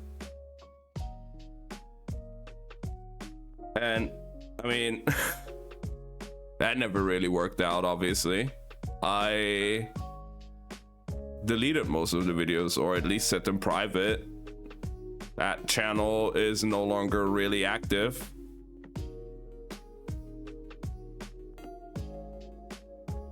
But hey, I feel like streaming is definitely more for me than recording YouTube videos. I feel karaoke channel. Well, I guess. But you know, I really feel like I'm better at streaming than recording YouTube videos. I don't think I could do YouTube in that like traditional sense. Like, sure, I could upload edited highlight reels and stuff and all that and make shorts out of them, but I don't think I could record solely YouTube content.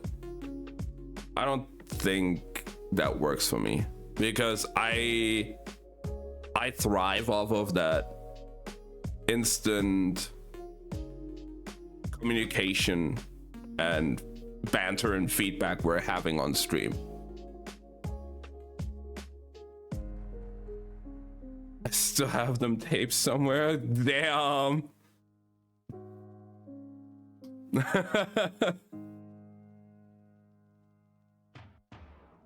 Yeah, no, I think most of the videos, they're technically still uploaded, they're just set to private. But you know, it was like really dumb stuff. Like back then I was playing like a shooter game called Crossfire, which just became like a really big Chinese pay to win game at some point. But back then it was fun. I played it with a couple of classmates and a couple of friends. I met a lot of online friends through that game as well that I still somewhat have contact with to this day. And you know, I would upload like fucking kill montages that were edited with like Windows Movie Maker back in 2012 with like really bad transitions, some weird music in the back, really bad editing, like those stuff like that. But yeah, I feel like nowadays I definitely am better at streaming than recording YouTube or doing YouTube. I will at some point at least make like a highlights channel as well. We will start with the book soon, yeah. And, you know, I will soon probably make like an edited highlights channel or something, but I don't think I will be recording like solely YouTube content for a while. I just could not. Streaming is just so much more fun.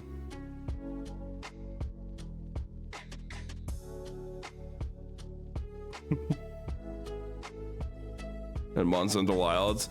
Oh, because I think I still have it open on my PlayStation right now. Because I was checking something earlier on the game, so it's still running in the background.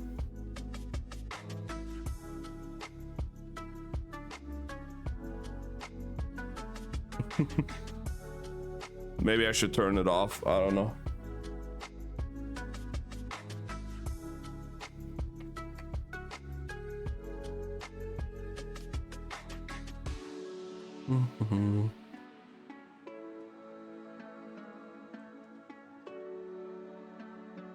Okay.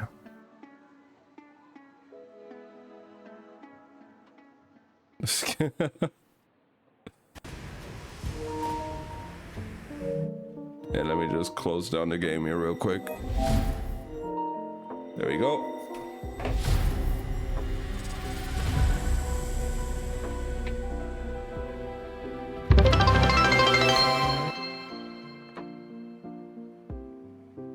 Should keep donating. Oh my god. You still have a good lead though, Slothy.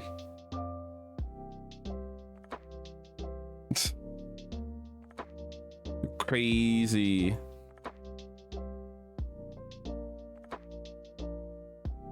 Always vigilant. You still have like a 2,000 liter Lily.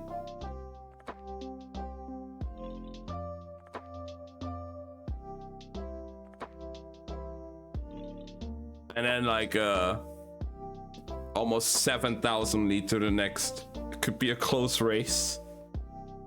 I don't know, as long as Lily is not dropping like 2,000 bits now or something, I feel like you'll be good for a bit.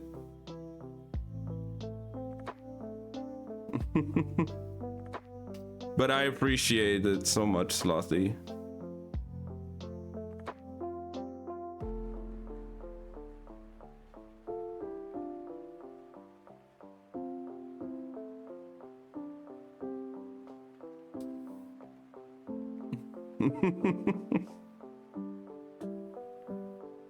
Well, the only money I make right now is your guys' money you give me.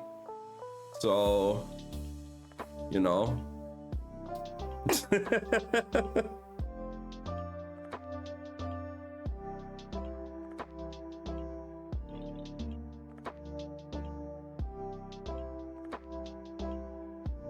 Oh, I do, Slothy. I really do. Not just on Twitch.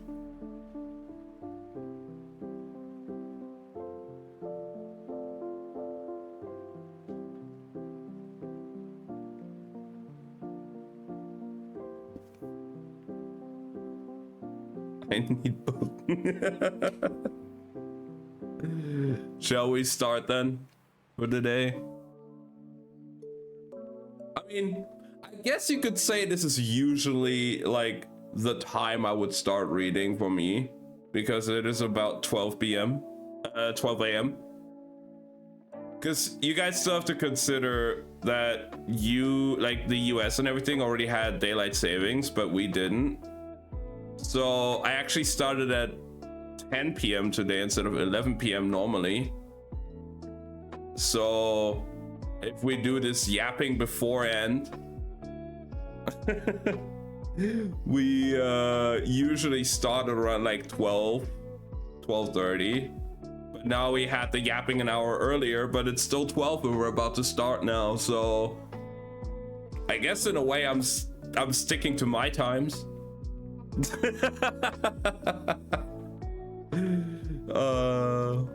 I think this has been the longest yapping session before starting the book though. And I mean,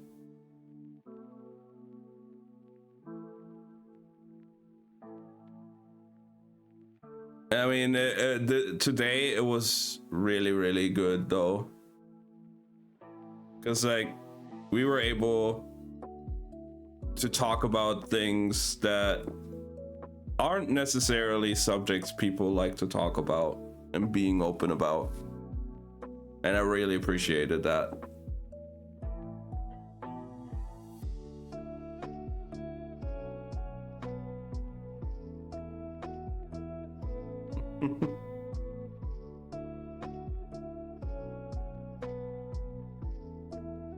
So let's actually start. So last time we ended on the end of Wyland's backstory, which fucking crazy and insane. The bitty start with B, as does thank you for the 1-bit, Slothy. You're gonna keep this lead for a while, I'm sure. Unless somebody just decides to drop a lot of money.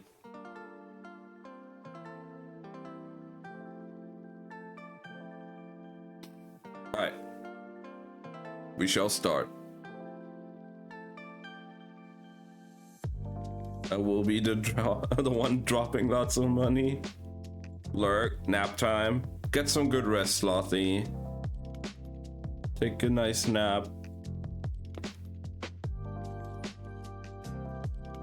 Sleep well while listening to the book, I guess. With a start, Wyland realized Jesper was pulling at his sleeve. Have you next to my face? Aww. It's always cozy there. So stop, Merchling. Look lively. Wyland hurried after him. They disembarked at the empty dock at Olendal and walked up to the embankment to a sleepy village road. Jesper looked around. This place reminds me of home. Fields as far as the eye can see. Quiet broken by nothing but the hum of bees. Fresh air. He shuddered. Disgusting. As they walked, Jesper helped him gather wildflowers from the side of the road. By the time they'd made it to the main street, he had a respectable little bunch. I guess we need to find a way to the quarry, Jesper said. Wylan coughed. No, we don't. Just a general store. But you took cast the mineral. It's present in all kinds of paints and enamels. I wanted to make sure I had a reason to go to Olendal. Wylan van Ack, you lied to Cass Brecker. Jesper clutched a hand to his chest. And you got away with it. Do you give lessons? Wylan felt ridiculously pleased.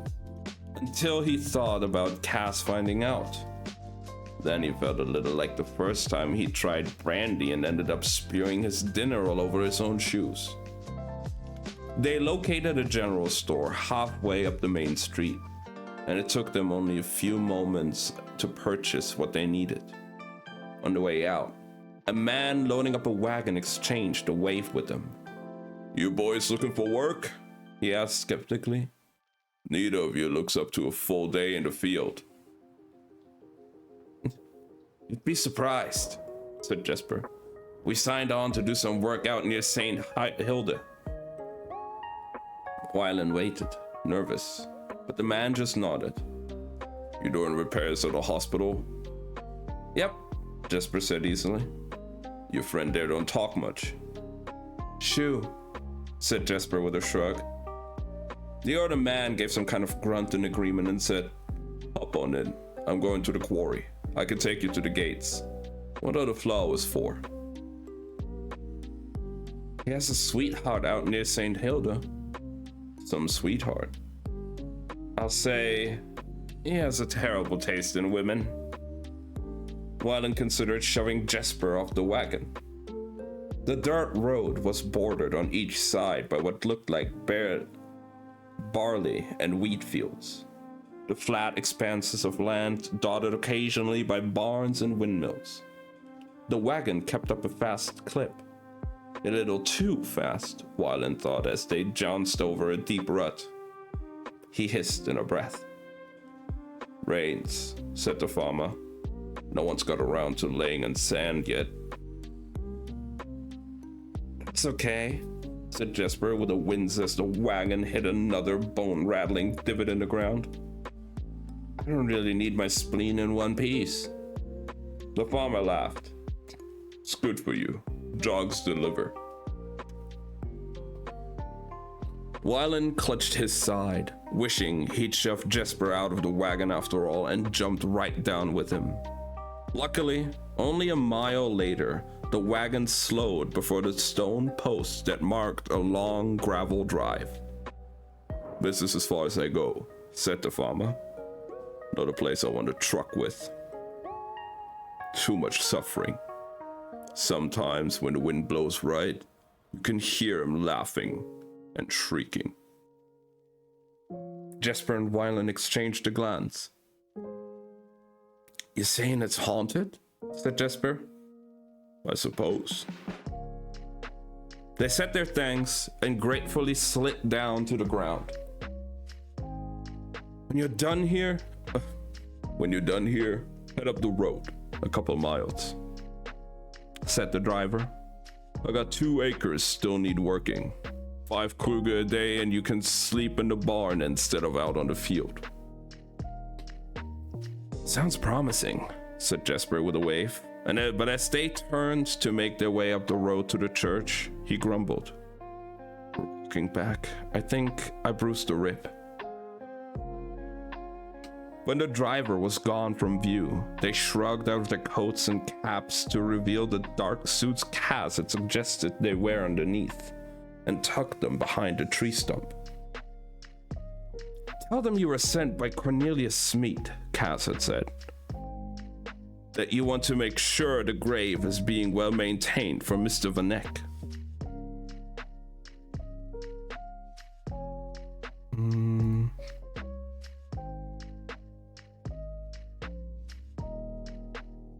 Why? Wylan asked.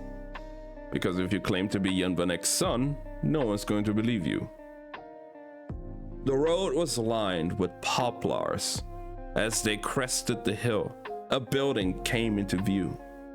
3 stories of white stone fronted by low, graceful stairs leading to an arched front door. The drive was neatly laid with gravel and bordered by low yew hedges on either side.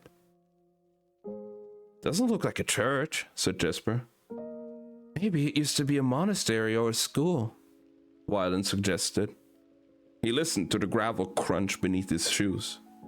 Jesper, do you remember much about your mother? Wylan had seen a lot of different smiles from Jesper, but the one that spread across his face now was new, slow, and as closely held as a winning hand. All he said was, yeah, he taught me to shoot.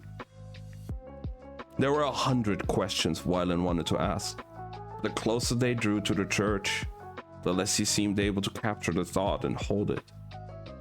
On the left of the building, he could see an arbor covered with new blooming wisteria, the sweet scent of the purple blossoms heavy on the spring air. A little past the church's lawn, and to the right, he saw a wrought iron gate and a fence surrounding a graveyard. A tall stone figure at its center. A woman, Wylan guessed. Probably Saint Hilda. That must be the cemetery, Wylan said, clutching his flowers tighter. What am I doing here? It was that question again. And suddenly he didn't know. Cass had been right. This was stupid, sentimental. What good would seeing a gravestone with his mother's name on it do? He wouldn't even be able to read it.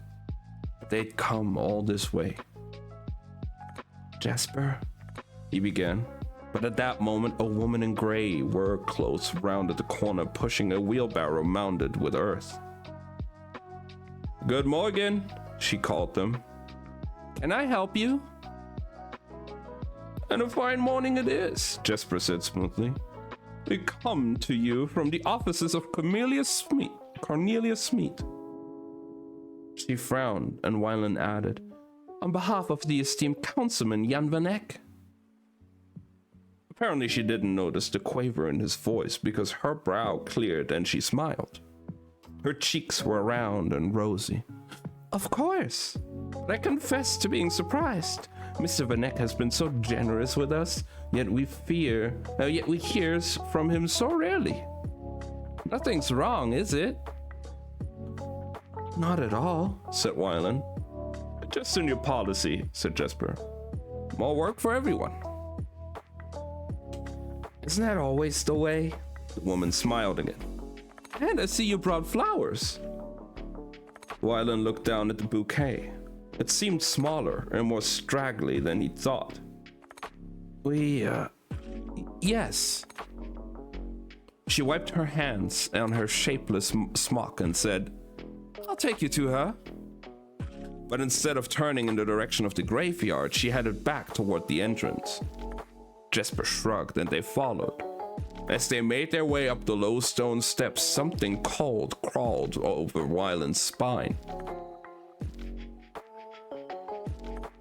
Jesper, he whispered, there are bars on the windows. Fancy monks? Jesper offered. He was not smiling. The front parlor was 2 stories high, its floor set with clean white tiles painted with delicate blue tulips. It looked like no church Wylan had ever seen. The hush in the room was so deep, it felt almost suffocating. A large desk was placed in a corner, and on it was a vase of wisteria Wylan had seen outside. He inhaled deeply. The smell was comforting. The woman unlocked a large cabinet and sifted through it for a moment, and then removed a thick file. Here we are. Maria Hendricks. As you can see, everything's in order. You can have a look while we get her cleaned up. Next time, you can avoid a delay if you notify us ahead of your visit.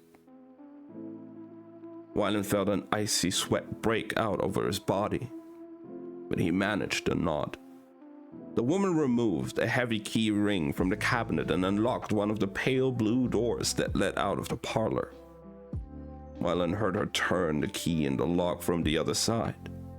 He set the wildflowers down on the desk. Their stems were broken. Bruh, what's going on, Slothy?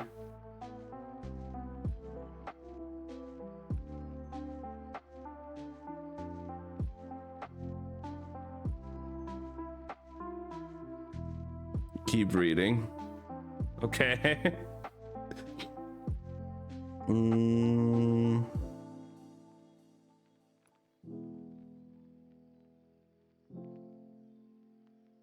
Wylan heard her turn the key in the front from the other side. He set the wildflowers down on the desk. I cannot contain myself. Okay. Stems were broken. He'd been clutching them too tightly. What is this place? Wylan said. What did they mean? Get her cleaned up. His heart ticked a frantic beat, a metronome set to the wrong rhythm. Jesper was flipping through the folder, his eyes skimming the pages. Wylan leaned over his shoulder and felt a hopeless, choking panic grip him. The words on the page were a meaningless scrawl, a black mess of insect legs. He fought for breath. Jesper, please, he begged, his voice thin and reedy. Read it to me. Oh, I'm sorry, Jesper said hurriedly. I forgot, Wylan couldn't make sense of the look on Jesper's face. Sadness. Confusion. Wylan, I think your mother is alive. What? That's impossible. Your father had her committed. Wylan shook his head. That couldn't be. She got sick. A lung infection.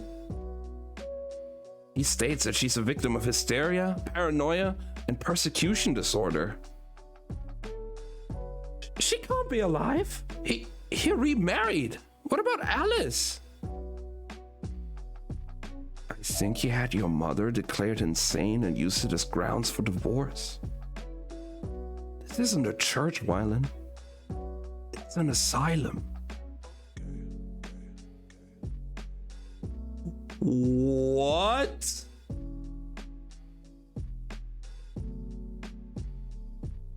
Yo, Jan Vanek is messed the fuck up. Holy shit. What the fuck?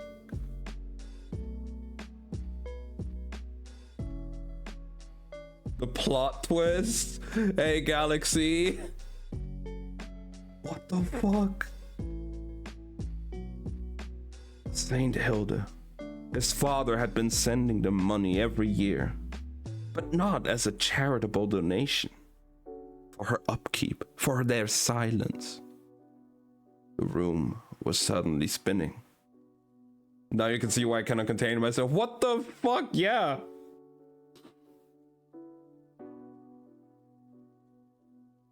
I thought this was wholesome, but a fat from left field. Oh, this book has been less than wholesome already, to be fair, Galaxy. We've had people getting their eyes fucking poked out. We've had people getting their heads blown off. Yeah. But I did not expect this.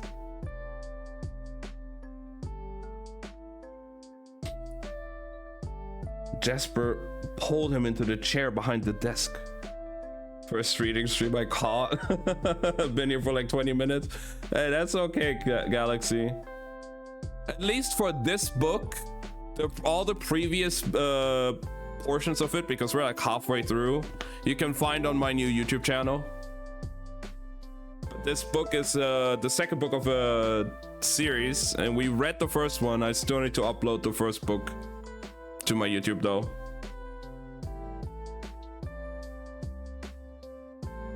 Okay. Jesper pulled him into the chair behind the desk and pressed against Wyland's shoulder blades, urging him forward. Put your head between your knees. Focus on the floor. Breathe. Yeah, no, absolutely. That is totally fine.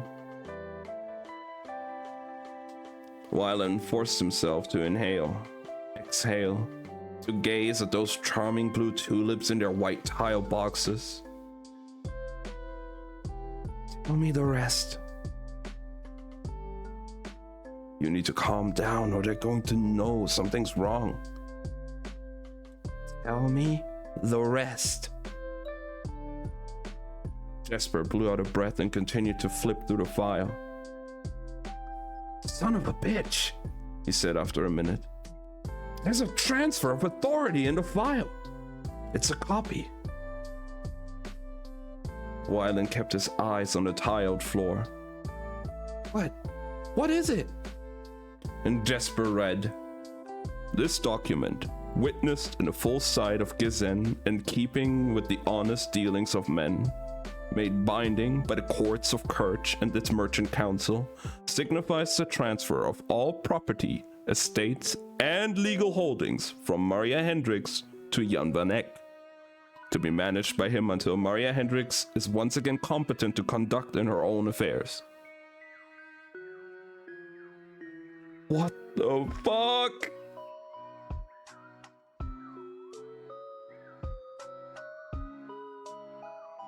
Makes fun theater of the mind, right? Yeah, I get that. You joined like halfway through the second book of a duology, so. The transfer of all property? Wyland repeated. What am I doing here? What am I doing here? What is she doing here? The key turned in the lock of the pale blue door, and a woman, a nurse, Wyland realized, sailed back through, smoothing the apron of her smock. We're ready for you, she said. She's quite docile today. Are you alright? My friend's feeling a little faint. Too much sun after all those hours in Mr. Smeat's office. Could we trouble you for a glass of water?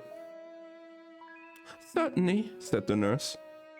Oh, you do look a bit done under. She disappeared behind the door again, following the same routine of unlocking and locking it. She's making sure the patients don't get out.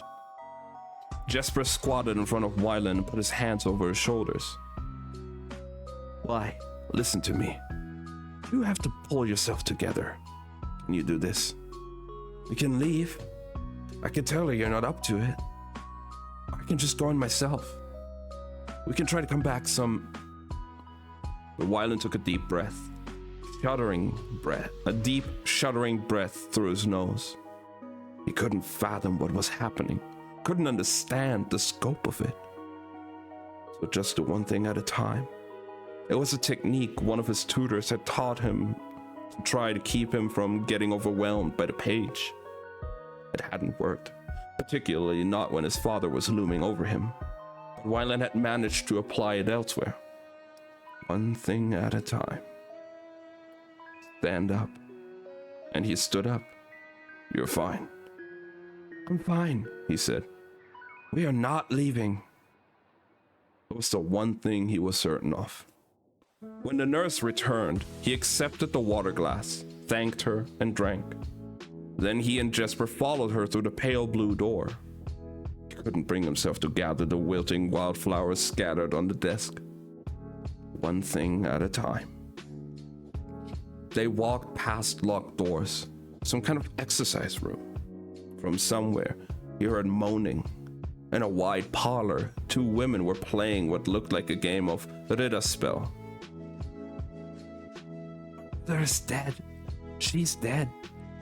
But nothing in him believed it. Not anymore. Finally, the nurse led them to a glassed-in porch that had been located on the west side of the building, so it would capture all the warmth of the sun's setting rays.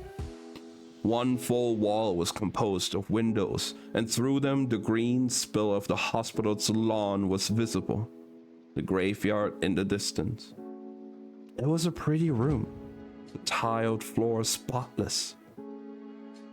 A canvas with the beginnings of a landscape emerging from it leaned on an easel by the window.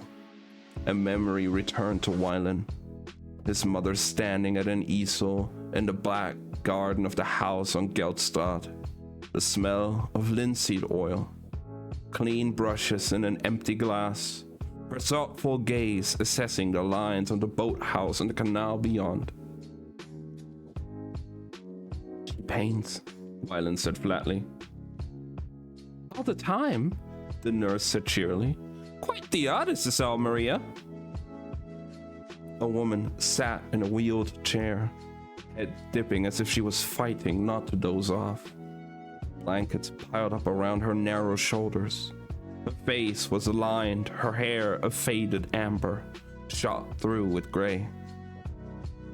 The color of my hair, Wylan realized, if it had been left out in the sun to fade. He felt a surge of relief. This woman was far too old to be his mother. Then her chin lifted and her eyes opened. They were clear, pure hazel, unchanged, undiminished. You have some visitors, Miss Hendricks. His mother's lips moved, but Wylan couldn't hear what she said. She looked at them with sharp eyes, and then her expression wavered, became vague and questioning as the certainty left her face. Should I know you? Wylan's throat ached. Would you know me? He wondered, if I still looked like your son. He managed a shake of his head. We met long ago, he said. When I was just a child. She made a humming noise and looked out at the lawn. Wylan turned helplessly to Jesper. He was not ready for this. His mother was a body long buried dust in the ground. Gently, Jesper led him to the chair in front of Maria. We have an hour before we have to start the walk back, he said quietly. Talk to her. About what? Remember what you said to Cass? We don't know what may happen next. This is all we've got. And then he rose and crossed to where the nurse was tidying up the paints. Tell me, miss. I'm ashamed to say I didn't catch your name. The nurse smiled, her cheeks round and red as candied apples. Betcha. A charming name for a charming girl. Mr. Smeet asked that I have a look at all the facilities where we're here. Would you mind giving me a quick tour? She hesitated, glancing over at Wylan. We'll be fine here, Wylan managed in a voice that sounded too loud and too hearty to his ears. I'll just run through some routine questions, all part of the new policy. The nurse twinkled at Jesper. Well then, I think we might have a quick look around. Wylan studied his mother, his thoughts a jangle of misplayed chords. They'd cut her hair short. He tried to picture her younger in the fine black wool gown of a merchant's wife, white lace gathered at her collar, her curls thick and vibrant, arranged by a lady's maid into a nautilus of braids. Hello, he managed. Did you come for my money? I don't have any money. I don't either, Wylan said faintly. She was not familiar, exactly, but there was something in the way she tilted her head, the way she sat, her spine still straight, as if she was at the piano. Do you like music? He asked, and she nodded. Yes, but there isn't much here. He pulled the flute from his shirt. He'd traveled the whole day with it tucked up against his chest like some kind of secret. It was still warm from his body. He'd planned to play it beside her grave like some kind of idiot. How Cass would have laughed at him. The first few notes were wobbly, but then he got control of his breath. He found the melody. A simple song, one of the first he'd learned. And for a moment, she looked like as if she's trying to remember where she might have heard it. Then she simply closed her eyes and listened. When he was finished, she said, "Play something cheerful." So he played a Kalish reel, and then a Kirch sea shanty that was better suited to the tin whistle. He played every song that came into his head, but nothing mournful, nothing sad. She didn't speak, though occasionally he saw her tap her toe to the music, and her lips would move as if she knew the words. At last, he put the flute down on his lap. "How long have you been here?" But she stayed silent. He leaned forward, seeking some answer in those vague hazel eyes. "What did they do to you?" She laid a gentle hand on his cheek. Her palm felt cool and dry. "What did they do to you?" He couldn't tell if it was a challenge, but she was just repeating his words. Wylan felt the painful press of tears in his throat and fought to swallow them. The door banged open. "Well now, did we have a good visit?" said the nurse as she entered. Hastily, Wylan tucked the flute back into his shirt. "Indeed," he said. "Everything seems to be in order." "You two seem awfully young for this type of work," she said, dimpling at Jesper. "I might say the same for you," he replied. "You know how it is. The new clerks get stuck with the most menial tasks." "Will you be back soon again?" Jesper winked. "You never do know." And he nodded at Wylan. "We have a boat to catch."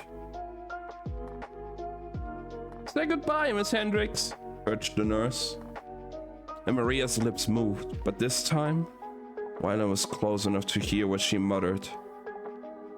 "Van Eck." Wait. What?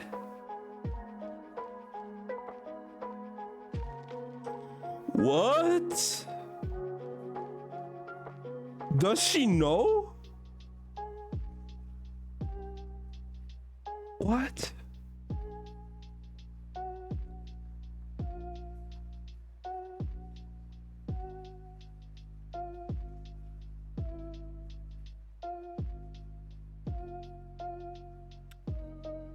I mean, that's crazy. Considering Wylan is still like tailored, like he still looks like a shoe. He doesn't look like Wylan at all. She just knows.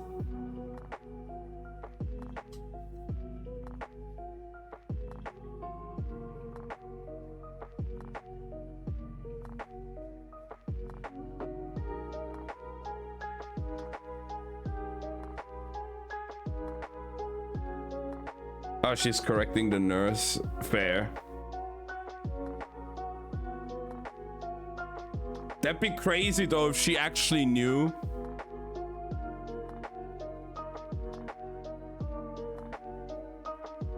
All right. On the way out of the hospital, the nurse kept up a steady stream of chatter with Jesper. Wyland walked behind them. His heart hurt. What had his father done to her? Was she truly mad? Or had he simply bribed the right people to say so? Had he drugged her? Jesper glanced back at Wyland once as the nurse gibbered on, his gray eyes concerned. They were almost to the pale blue door when the nurse said, "Would you like to see her paintings?" Wyland jerked to a halt. He nodded. "I think that would be most interesting," Jesper said. The woman let them back the way they'd come and then opened the door to what appeared to be a closet. This book is great. It is, and I love it. Wyland felt his knees buckle and had to grab the wall for balance. The nurse didn't notice. She was talking on and on. Paints are expensive, of course, but they seem to bring her so much pleasure. This is just the latest batch. Every 6 months or so, we have to put them on the rubbish heap. There just isn't space for them. Wyland wanted to scream. The closet was crammed with paintings, landscapes, different views of the hospital grounds, a lake and sun and shadow. And there, repeated again and again, was the face of a little boy with ruddy curls and bright blue eyes. He must have made some kind of noise because the nurse turned to him. "Oh dear," she said to Jesper. "Your friend's gone quite pale again. Perhaps a stimulant?" Oh my god! What? No, said Jesper, putting his arm around Wyland. "But we really should be going. It has been a most enlightening visit."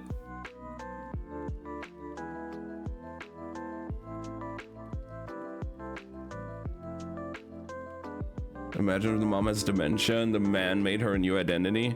No, we already know Jan van Eyck is a fucking dickhead anyway, because he basically tried to kill his own son and disown him. And always called him a failure and shit. So it wouldn't be against him to literally like bribe people to declare his wife as crazy if he just wanted to get her money and then, you know, get her locked away.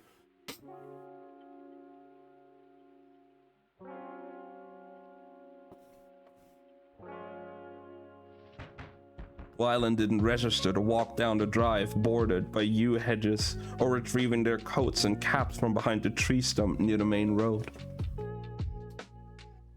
They were halfway back to the dock before he could bring himself to speak.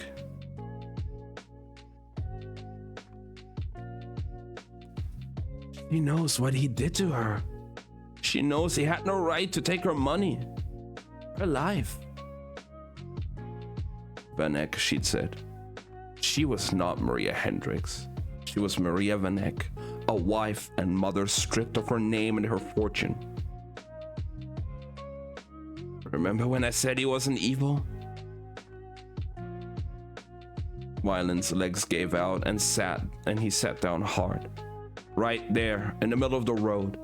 And he couldn't bring himself to care because the tears were coming and there was no way he could stop them. They gusted through his chest in ragged, ugly sobs. He hated that Jesper was seeing him cry, but there was nothing he could do. Not about the tears, not about any of it. He buried his face in his arms, covering his head as if were he to only will it strongly enough, he could vanish. He felt Jesper squeeze his arm. "It's okay," Jesper said. No, it's not. It's not. It's rotten. And I'd like to string your father up in a barren field and let the vultures have at him. Wyland shook his head.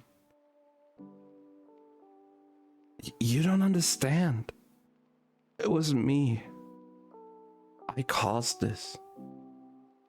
He wanted a new wife. Wanted an heir. A real heir. Not a moron who can barely spell his own name. He'd been 8 when his mother had been sent away. He didn't have to wonder anymore. That was when his father had given up on him. Hey, Jesper said, giving him a shake. Hey, your father could have made a lot of choices when he found out you couldn't read. Hell, he could have said you were blind or that you had trouble with your vision. Or better yet, he could have just been happy about the fact that he had a genius for a son. I'm not a genius. You're stupid about a lot of things, Wyland. But you're not stupid. If I ever hear you call yourself a moron again, I'm going to tell Matthias you tried to kiss Nina with tongue.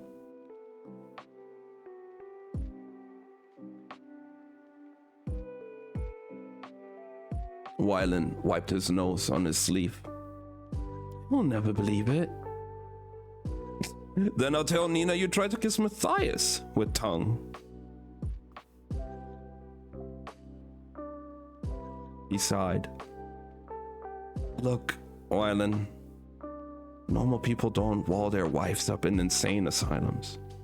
They don't disinherit their sons because they didn't get the child they wanted. You think my dad wanted a mess like me for a kid?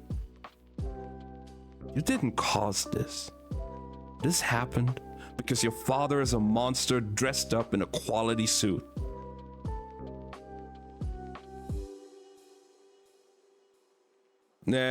Jesper is so real for that, though.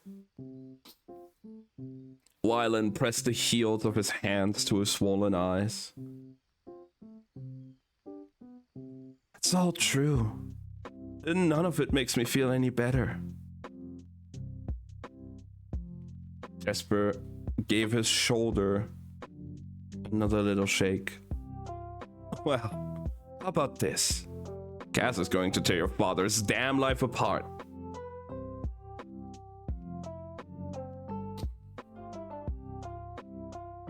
Wyland was about to say that didn't help either, but he hesitated. Cass Brecker was the most brutal, vengeful creature Wyland had ever encountered, and he'd sworn he was going to destroy Jan van Eyck. The thought felt like cool water cascading over the hot, shameful feeling of helplessness he'd been carrying with him for so long. Nothing could make this right, ever.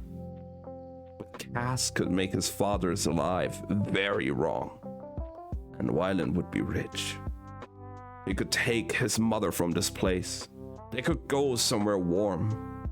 He could put her in front of a piano, get her to play, take her somewhere full of bright colors and beautiful sounds.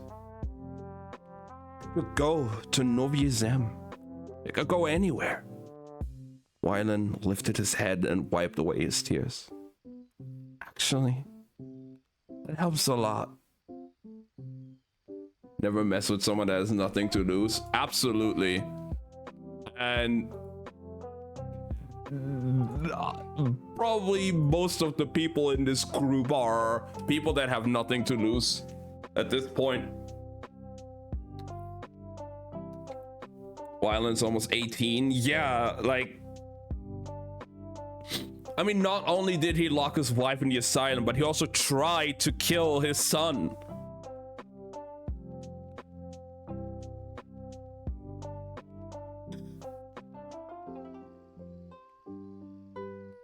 Jesper grinned. Thought it might. But if we don't get on that boat back to Caterham, no righteous comeuppance. Wyland rose, suddenly eager to return to the city to help bring Cass's plan to life. He'd gone to the ice court reluctantly. He'd aided Kaz grudgingly. Because through all of it, he'd believed that he deserved his father's contempt. And now he could admit that somewhere, in some buried place, he'd hoped there still might be a way back to his father's good favor. Well, his father could keep that good favor and see what it brought him when Kaz Brecker was finished.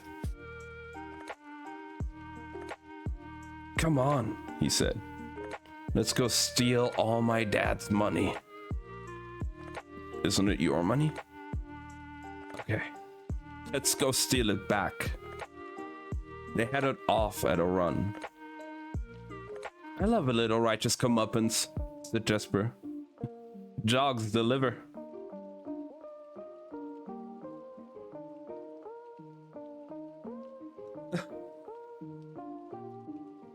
What a fucking end to this chapter. What the fuck?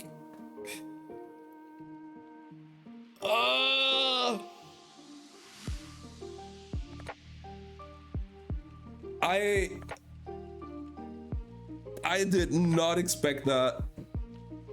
Fucking hell. His mother is alive.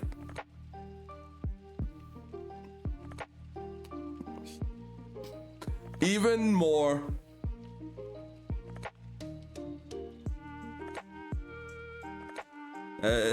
To not spoil this chapter. Yeah, what the fuck?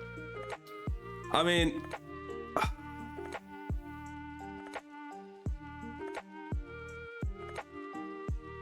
this book is just getting more crazier and crazier, and I guess, I mean, more reasons to see Jan van Eyck suffer.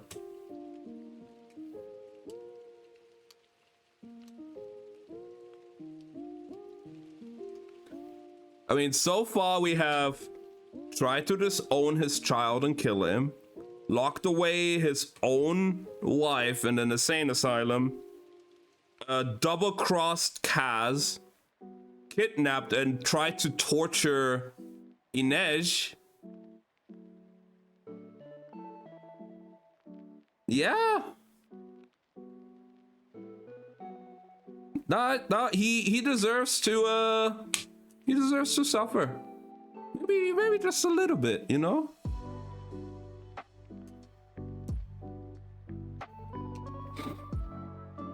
Maybe just a little bit of suffering. Well, chapter 15. Going back to Matthias. Oh yeah, and Profiteer of Parem Fields, right. Wanting to make the drug public as well.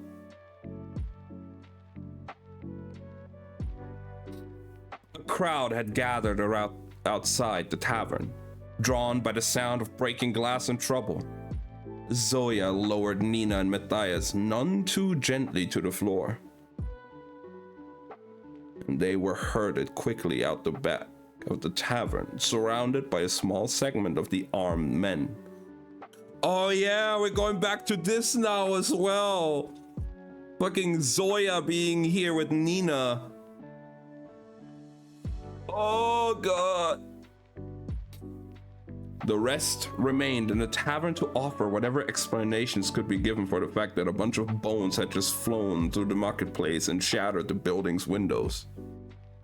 Matthias wasn't even sure he understood what had happened. Had Nina controlled those false saints' relics? Had it been something else altogether? Is this book crazy enough for you? It's more than crazy. And why had they been attacked? Matthias thought they would emerge into an alley, but instead they descended a series of ancient-looking steps into a dank tunnel. The old canal, Matthias realized as they climbed aboard a boat that passed soundlessly through the dark. It had been paved over, but not entirely filled in. My mind is bamboozled.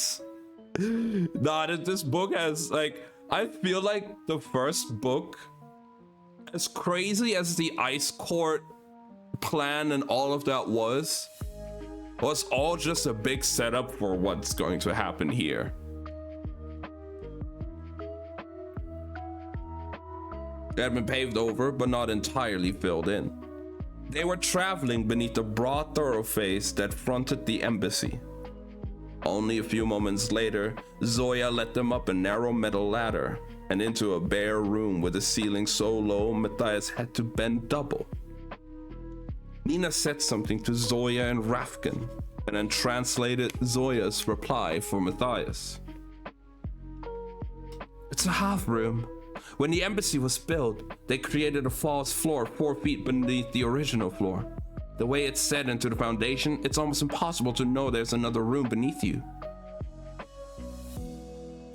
It's a little more than a crawl space. Yes, but Caterham's buildings don't have basements, so no one would ever think to search below. 1 second.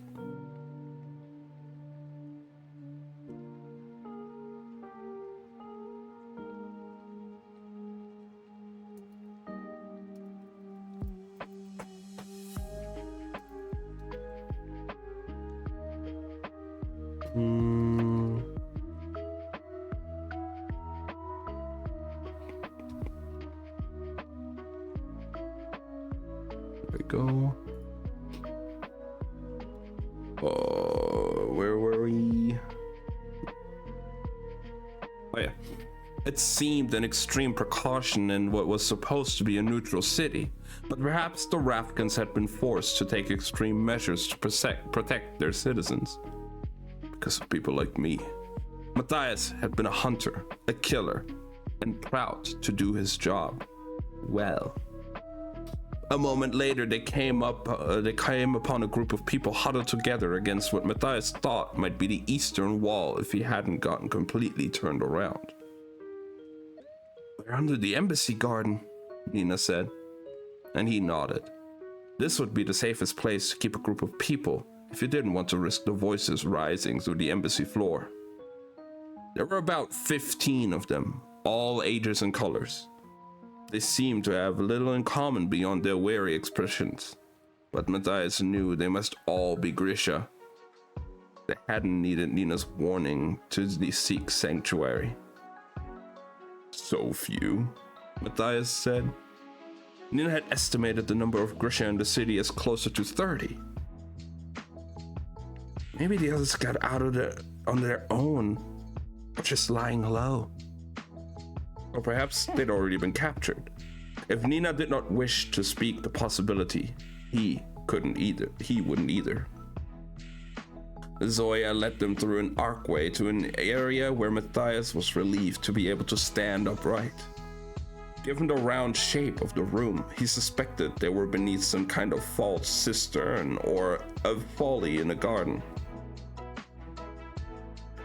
His relief dissolved when one of Zoya's armed men produced a pair of shackles, and Zoya pointed directly at Matthias. Immediately, Nina stepped in front of him, and she and Zoya began arguing in furious whispers. Matthias knew exactly who he was dealing with. Zoya Nazyalensky was one of the most powerful witches in Ravka. She was a legendary squaller, a soldier who had served first in the Darkling, then the Sun Summoner, and who had ascended to power as a member of King Nikolai's Grisha triumvirate. Now that he'd experienced a taste of her abilities for himself, he wasn't surprised at how quickly she'd risen. The argument was entirely in Rafkin, and Matthias didn't understand a word of it. But the scorn in Zoya's voice was obvious, as were her jabbing gestures toward Matthias in their shackles. He was ready to growl that if the Storm Witch wanted him locked up, she could try doing it herself and see what happened. When Nina held up her hands. No more, she said in courage. Matthias remains free and we continue this conversation in a language we all understand. He has a right to know what's going on. Zoya's eyes narrowed. She looked from Matthias to Nina, and then In heavily accented courage, she said, "Nina Zenik, you're still a soldier of the Second Army, and I am still your commanding officer. You are directly disobeying orders. Then you'll just have to put me in chains too. Don't think I'm not considering it." "Nina!" The cry came from a red-headed girl who had appeared in the echoing room. "Genya!" Nina whooped. But Matthias would have known this woman without any introduction. Her face was covered in scars, and she wore a red silk eye patch embroidered with a golden sunburst. Genya Safin, the renowned tailor, Nina's former instructor, and another member of the Triumvirate. As Matthias watched them embrace, he felt sick. He'd expected to meet a group of anonymous Grisha, people who had taken refuge in Caterham and then found themselves alone and in danger. People like Nina, not Ravka's highest ranking Grisha. All his instincts called on him to fight or be gone from this place as fast as possible. Not to stand there like a suitor meeting his beloved's parents. And yet, these were Nina's friends, her teachers. "The enemy," said a voice in his head, and he wasn't sure if it was Commander Brum's or his own. Genya stepped back, brushing the blonde strands of Nina's wig from her face to get a better look at her. "Nina, how is this possible? The last time Zoya saw you..." "You were throwing a tantrum," said Zoya, "stomping away from camp with all the caution of a wayward moose." To Matthias' surprise, Nina actually winced like a child taking a scolding. He didn't think he'd ever seen her embarrassed before. "We thought you were dead," Genya said. "She looks half dead." "She looks fine." "You vanished," Zoya spat. "When we heard were Fjordan's nearby, we feared the worst." "The worst happened," Nina said. "And then it happened some more." She took Matthias's hand. "But we're here now?" Zoya glared at the clasped hands and crossed her arms. "I see." Genya raised an auburn brow. "Well, if he's the worst that can happen..." "What are you doing here?" Zoya demanded. "Are you and your Fjordan accessory trying to get out of Caterham?" "What if we were? Why did you ambush us?" "There have been attacks on Grisha all over the city. We didn't know who you were or who you might be colluding with or if you might be colluding with the Shu. Only that you used the code on the paddler. We always station soldiers in the tavern now. Anyone looking for a Grisha is a potential threat." Given what Matthias had seen of the new Shu soldiers, they were right to be wary. "We came to offer our help," Nina said. "What kind of help? You have no idea what forces are at work here, Nina. The Shu have developed a drug. Give it to Parem." "What do you know about Parem?" Nina squeezed Matthias's hand. She took a deep breath. "I've seen it used. I've experienced it myself." Genya's single amber eye widened. "Oh, Nina, no. You didn't." "Of course she did," said Zoya. "You've always been like this. You sink into trouble like it's a warm bath. Is this why you look like second-day gruel? Could you take a risk like that, Nina?" "I do not look like gruel," Nina protested, but she had the same chastened look on her face. Matthias couldn't stand it. "She did it to save our lives," he said. She did it knowing she might be dooming herself to misery and even death. Reckless, Zoya declared. Zoya, said Genya. We don't know the circumstances. We know that she's been missing nearly a year. She pointed an accusing finger at Nina. And now she shows up with a Fjordan in tow, one built like a soldier and who uses Driskeller fighting techniques. Zoya reached into her pocket and pulled out a handful of bones. She attacked our soldiers with these, with bone shards, Genya. Have you ever heard of such a thing being possible? Genya stared at the bones and then at Nina. Is this true? Nina pressed her lips together. Possibly? Possibly, said Zoya. And you're telling me we should just trust her? Genya looked less certain, but said, I'm telling you we should listen. All right, said Zoya. I'll wait with open ears and a ready heart. Entertain me, Nina Zenik. Matthias knew what it was to face the mentors you had idolized, to feel yourself become a nervous pupil again, yearning to please. He turned to Nina and said in Fjordan, do not let them cow you. You are not the girl you were. You are not just a soldier to command. So why do I feel like finding a corner to sob in? This is a round room. There are no corners.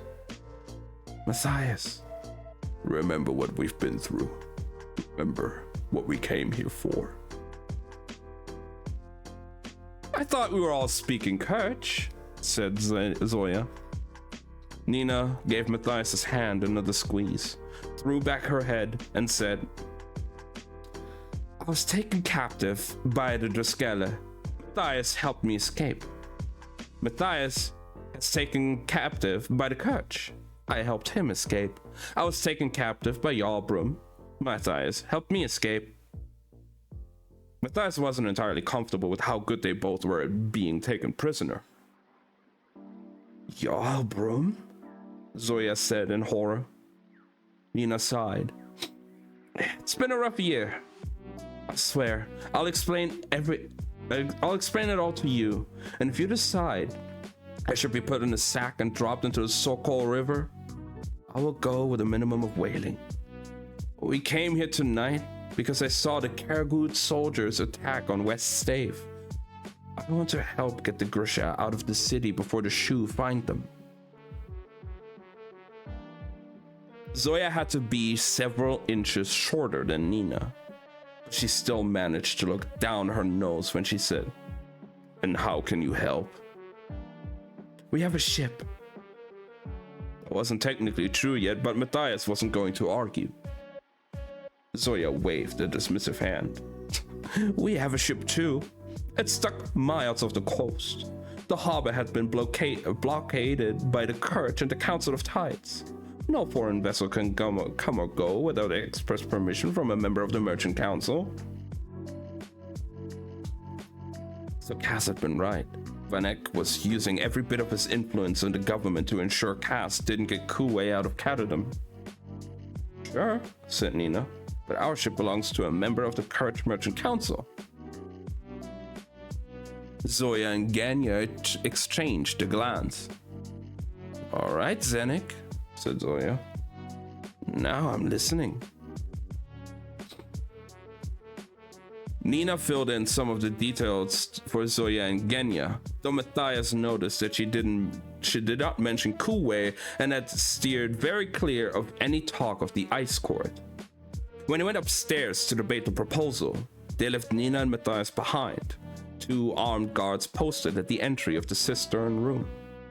In Fjordan, Matthias whispered, If Ravka's spies are worth their salt, your friends are going to realize we were the ones who broke out Kuwei. Don't whisper, Nina replied in Fjordan, but in a normal tone of voice. It'll just make the guards suspicious. And I'll tell Zoya and Genya everything eventually, but remember how keen we are on killing Kuwei? I'm not sure Zoya would make the same choice to spare him. At least not until he's safely in Rafkan soil. He doesn't need to know who's on that boat until it docks in Kervo. Safely on Rafkan soil. The words sat heavy in Matthias's gut. He was eager to get Nina out of the city, but nothing about the prospect of going to Ravka seemed safe to him. Nina must have sensed his unease, because she said, "That's the safest place for Kue. He needs our protection." Just what does Zoya Nazyalensky protection look like? She's really not that bad. Matthias shot her a skeptical look. Actually, she's terrible, but she and Genya saw a lot of death in the Civil War. I don't believe they want more bloodshed. Matthias hoped that was true, but even if it was, he wasn't sure if it would matter. Do you remember what you said to me, Nina? You wished King Nikolai would march north and raze everything in his path. I was angry. You had a right to your anger. We all do. That's the problem. Brum won't stop. The Driskella won't stop. They consider it their holy mission to destroy your kind. It had been his mission too, and he could still feel the distrust, the pull toward hatred. He cursed himself for it. They'll find a way to change their minds. All of them. She studied him a moment. You used a dusk bomb today. Did you have Wylan make it? Yes, he admitted. Why? He'd known she wouldn't like it. I wasn't sure how the Parem would affect your power. If I had to keep you from the drug, I needed to be able to fight you without hurting you. And you brought it today in case we had trouble? Yes. With Grisha. He nodded, waiting for her admonishment. But all she did was watch him, her face thoughtful. She drew nearer. Matthias cast an uneasy glance at the guards' backs, visible through the doorway. Ignore them, she said. Why haven't you kissed me, Matthias? This isn't the time. Is it because of what I am? Is it because you still fear me? No. He paused, and he could see her struggling with what she wanted to say. Is it because of the way I behaved on the ship? The way I acted the other night, when I tried to get you to give me the rest of the Parem? How can you think that? You're always calling me shameless. I guess I'm ashamed. She shuddered. It's like wearing a coat that doesn't fit. Hasn't kissed Nina because he's an idiot. True. Nina, gave you my oath. But your enemies are my enemies. And I will stand with you against my foe, including this accursed drug. She shook her head as if he was speaking nonsense. I don't want you to be with me because of an oath, or because you think you need to protect me, or because you think you owe me some stupid blood debt. Nina, he started and then stopped. Nina, I am with you because you let me be with you. There is no greater honor than to stand by your side. Honor, duty, I get it. Her temper he could bear, but her disappointment was unacceptable. Matthias knew only the language of war.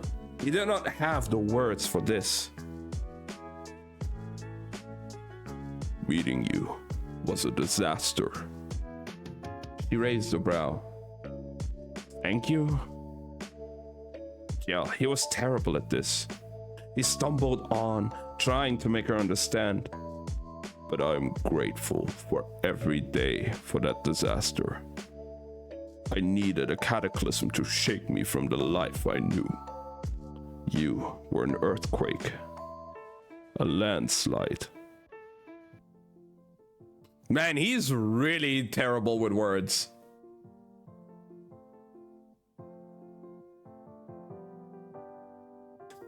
Holy shit. I mean, he's trying. He's definitely trying, but oh my god. I, she said, hand on her hip, am a delicate flower. Nina, this room doesn't have, right? You aren't a flower. You're every blossom in the wood blooming at once. You're a tidal wave. You're a stampede. You are overwhelming.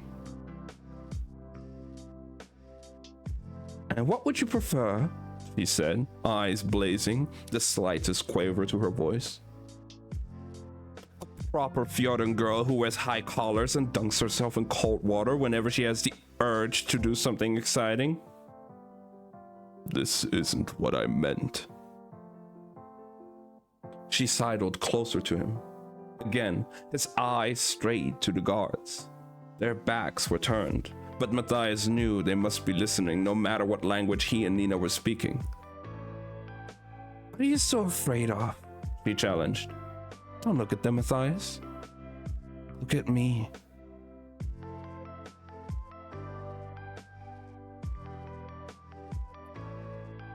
He looked. It was a struggle not to look.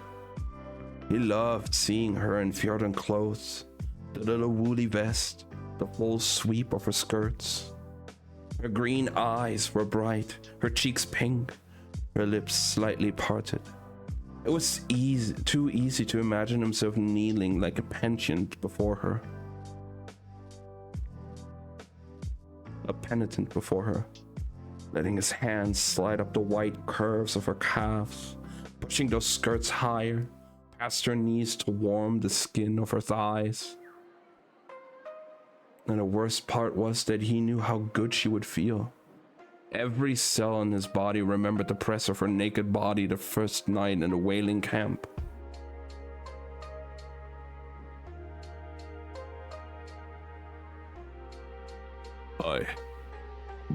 There's no one I want more. There's nothing I want more than to be overwhelmed by you. Damn. Okay. But you don't want to kiss me? He inhaled slowly, trying to bring order to his thoughts. This was all wrong. In Fjorda, he began. We're not in Fjorda. He needed to make her understand. In Fjorda, he persisted. I would have asked your parents for permission to walk out with you. I haven't seen my parents since I was a child. We would have been chaperoned. I would have dined with your family at least 3 times before we ever left home alone. Before we ever left alone together. We're alone together now, Matthias. I would have brought you gifts. Nina tipped her head to one side. Go on. Winter roses if I could afford them. A silver comb for your hair. I don't need those things. Apple cakes with sweet cream. I thought Drskella didn't eat sweets. They'd be all for you, he said. You have my attention.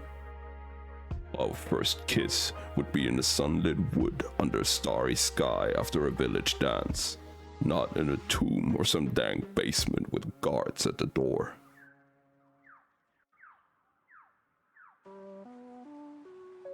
Let me get this straight, Nina said.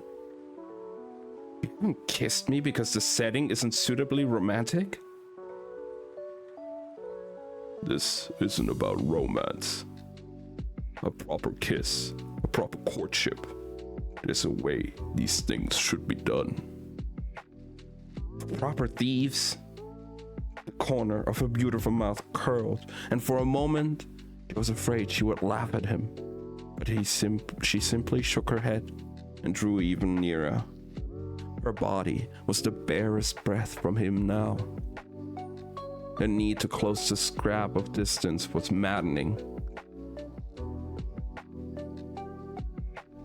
The first day you showed up at my house for this proper courtship, I would have cornered you in the pantry. That was Nina. Yeah, this is now Nina's voice, I guess. The first day you showed up at my house for this proper courtship, I would have cornered you in the pantry, she said. But please, tell me more about Fjordan girls. They speak quietly. They don't engage in flirtations with every single man they meet. I flirt with the women too. I think you'd flirt with a date palm if it would pay you any attention. If I flirted with a plant, you better would stand up and take notice. Are you jealous? All the time. I'm glad. What are you looking at, Matthias? The low thrum of her voice vibrated straight through him. He kept his eyes on the ceiling, whispering softly. Nothing. Matthias, are you praying? Possibly. For restraint? She said sweetly. You really are a witch. I'm not proper, Matthias. I am aware of this. Miserably, keenly, hungrily aware. And I'm sorry to inform you, but you're not proper either. His gaze dropped to her now. How many rules have you broken since you met me? How many laws? They won't be the last. Nothing about us will ever be proper, she said. She tilted her face up to his. So close now, it was as if they were already touching. Not the way we met, not the life we lead, and not the way we kiss. She went up on tiptoe, and that easily, her mouth was against his. It was barely a kiss, just a quick, startling press of her lips. Before she could even think of moving away, he had hold of her. He knew he was probably doing everything wrong, but he couldn't bring himself to worry, because she was in his arms, her lips were parting, her hands were twining again around his neck, and sweet gel, her tongue, was in his mouth. Okay. Remember, guys, they're 18 and 17. Or something like that.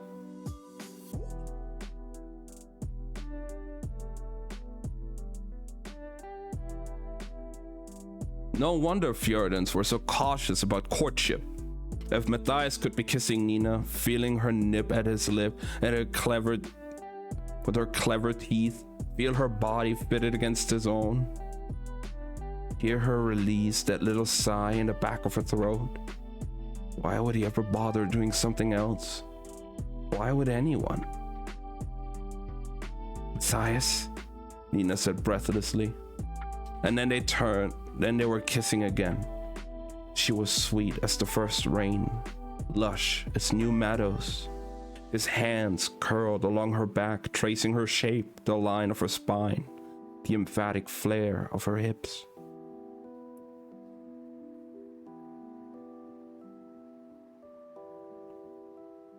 Matthias, she said more insistently, pulling away.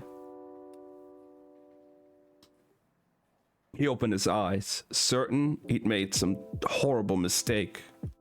Nina was biting her lower lip. It was pink and swollen, but she was smiling, and her eyes sparkled. Did I do something wrong? Not at all, you glorious Babnik, but... Zoya cleared her throat. I'm glad you two found a way to spend the time while you waited. Her expression was pure disgust. But next to her, Genya looked like she was about to burst with glee. Perhaps you should put me down. suggested Nina. Reality crashed in on Matthias. The guards' knowing looks, Zoya and Genya in the doorway, and the fact that in the course of kissing Nina Zenik with a year's worth of pent-up desire, he had lifted her clear off her feet.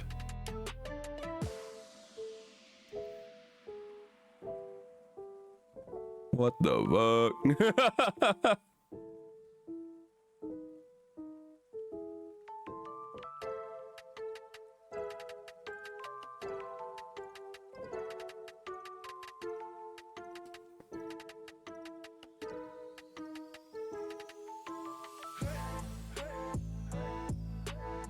A tide of embarrassment flooded through him.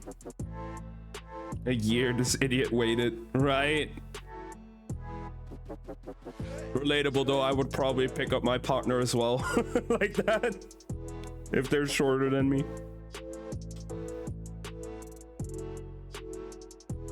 What Fjordan did such a thing? Gently, he released his hold on her magnificent thighs and let her slide to the ground. Shameless, Nina whispered, and he felt his cheeks go red. Zoya rolled her eyes. We're making a deal with a pair of love-struck teenagers. Matthias felt another wave of heat on his face, but Nina just adjusted her wig and said, "So you'll accept our help?" It took them a short time to work out the logistics of how the night would go, since it might not be safe for Nina to return to the tavern once she had information on where and when to board Venek's ship. She could get a message to the embassy, probably via Inesh, since the wraith could come and go without being seen. The refugees would remain in hiding as long as possible, and Genya and Zoya would take them to the harbor. Be prepared for a fight, Matthias said. Bishu will be watching the sector of town. They haven't had the temerity to attack the embassy or the marketplace yet, but it's only a matter of time. We'll be ready, Fjordan, said Zoya, and in her gaze he saw the steel of a born commander.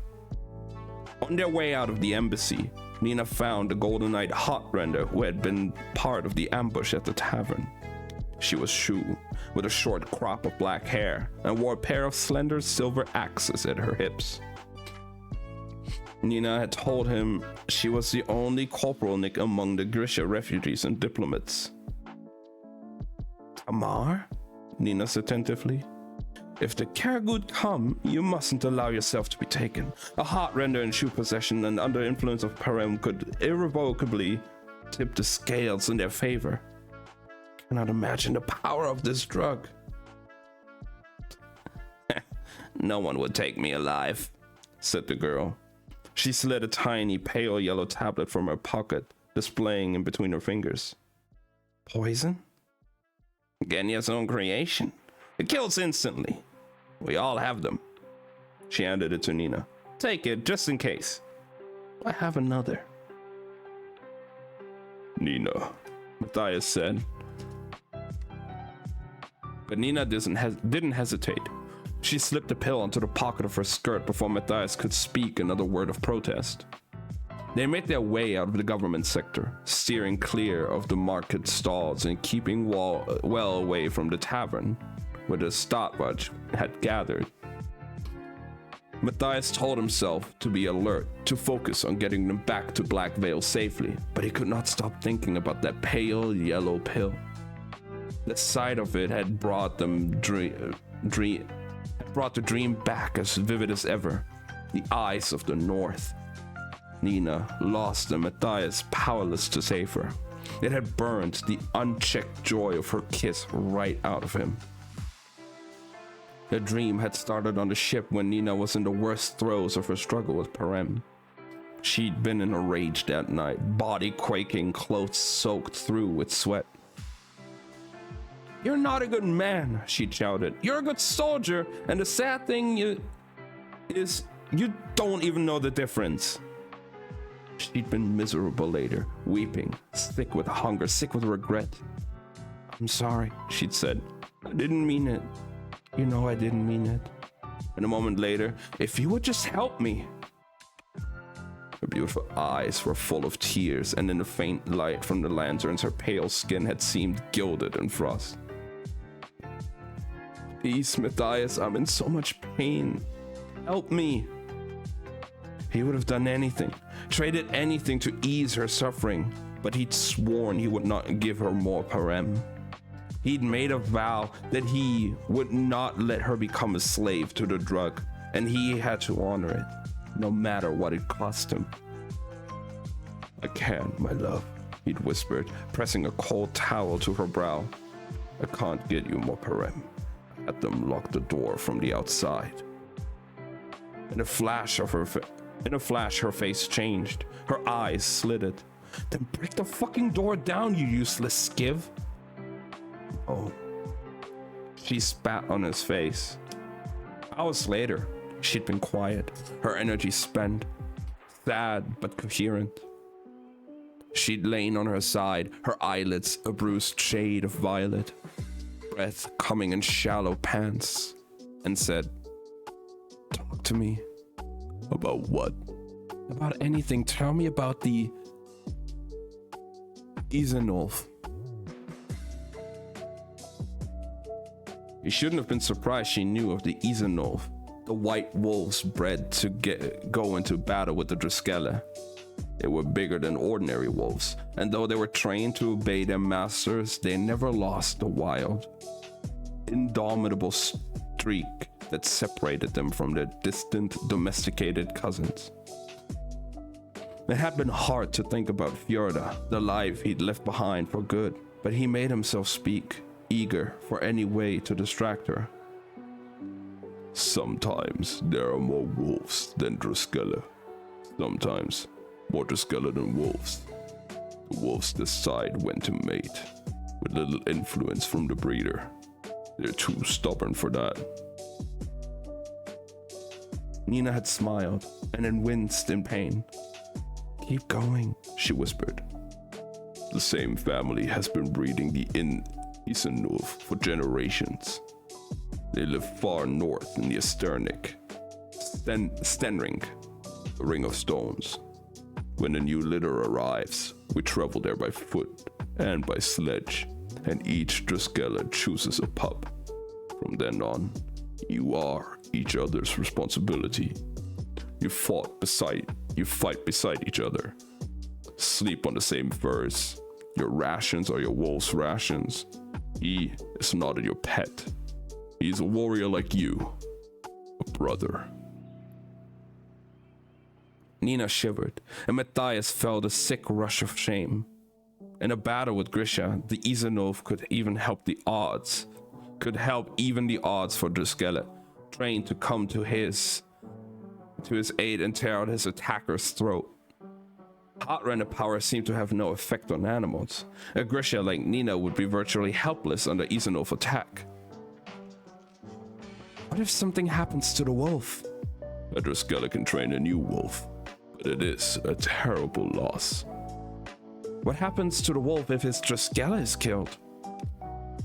Matthias was silent for a time. He did not want to think about this. Trass had been the creature of his heart. They are returned to the wild, but they will never be accepted by any pack. And that was a wolf. And what was a wolf without a pack? Isenolf were not meant to live alone. When had the other Druskella decided Matthias was dead? Had it been Brum who had taken Trass north to the ice? The idea of his wolf left alone howling for Matthias to come and take him home, carved with a hollow ache in his chest. It felt like something had broken there and left an echo, the lonely snap of a branch too heavy with snow. And as if she had sensed his sorrow, Nina opened her eyes, the pale green of a bud about to unfurl, a color that brought him back from the ice. What was his name? Trassel. The corner of her lips tilted. Troublemaker. No one else wanted him. Was he a runt? No, Matthias said. The opposite. It had taken more than a week of hard travel to reach the Ring of Stones. Matthias hadn't enjoyed the trip. He'd been 12 years old, new to the Drskella, and every day he thought about running away. He didn't mind the training. The hours spent running and sparring helped to keep the longing he felt for his family at bay. He wanted to be an officer. He wanted to fight Grisha. He wanted a chance to bring honor to the memory of his parents and his sister.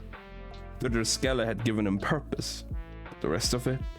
The jokes in the mess hall, the endless boasting of mindless chatter that he had no use for. He had a family. They were buried beneath the black earth, their souls gone to jail. The Drskella were merely a means to an end. Brom had warned him that he would never become a true Drskella if he did not learn to see the other boys as his brothers.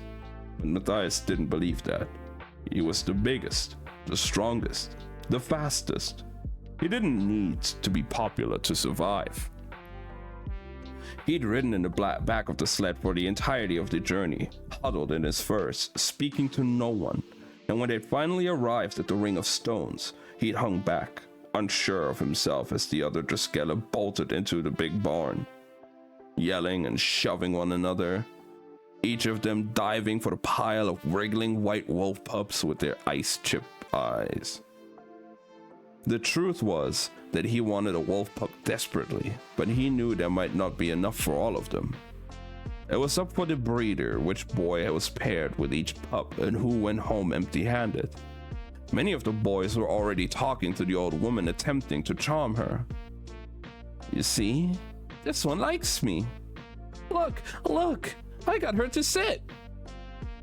Matthias knew he should try to be personable, make some kind of effort, but instead he found himself drawn to the kennels in the back of the barn.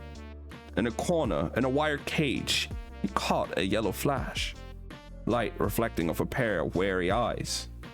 He drew closer and saw a wolf. A pup no longer, but not yet full grown. He growled as Matthias drew closer to the cage, hackles raised, head lowered, teeth bared. A beard.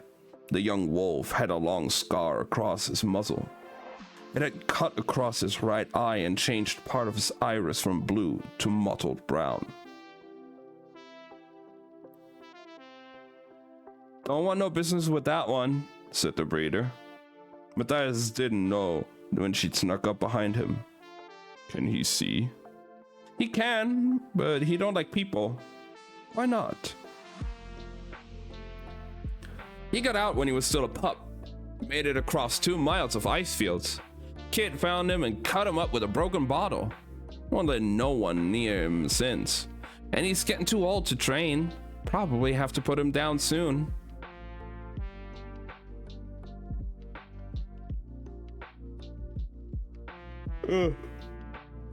"Let me take him.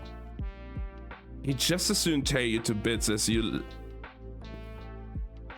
let you feed him, boy. We'll have a pup for you next time."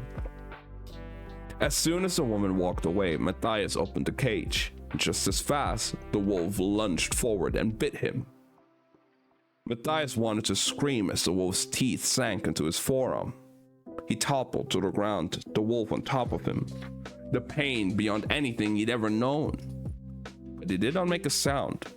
He held the wolf's gaze as its teeth sank more deeply into the muscle of his arm, a growl rumbling through the animal's chest.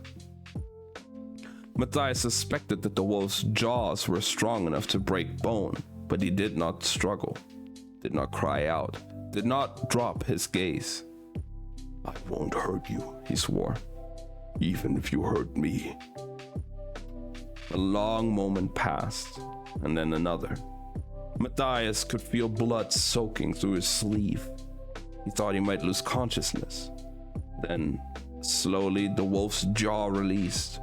The animal sat back, the white fur of his muzzle coated in Matthias's blood, head tilted to one side. The wolf released a huff of breath. "Nice to meet you too," said Matthias. He sat up cautiously, bandaged his arm with the bottom of his shirt, and then he and his wolf, both covered in blood, walked back to where the others were playing in a pile of wolf pups in gray uniforms.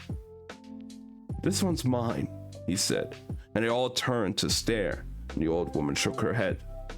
And then Matthias passed out. That night on the ship, Matthias had told Nina about Trassel, his fierce nature, his ragged scar.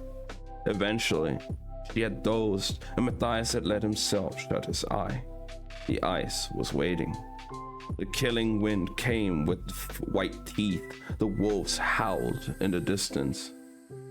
Wolf did the leader test, basically. Nina cried out, but Matthias could not go to her. The dream had come every night since. It was hard not to see it as a kind of omen. And when Nina had casually dropped that yellow pill into her pocket, it had been like watching the storm come on. The roar of the wind filling his ears, the cold burrowing into his bones, the certainty that he was going to lose her. "Parem might not work on you anymore," he said now. They'd finally reached the deserted canal where they'd moored the gondola. "But your power has changed, hasn't it?" Nina's footsteps faltered. "Yes." "Because of the Parem?" Now Nina stopped. "Why are you asking me this?" He didn't want to ask her.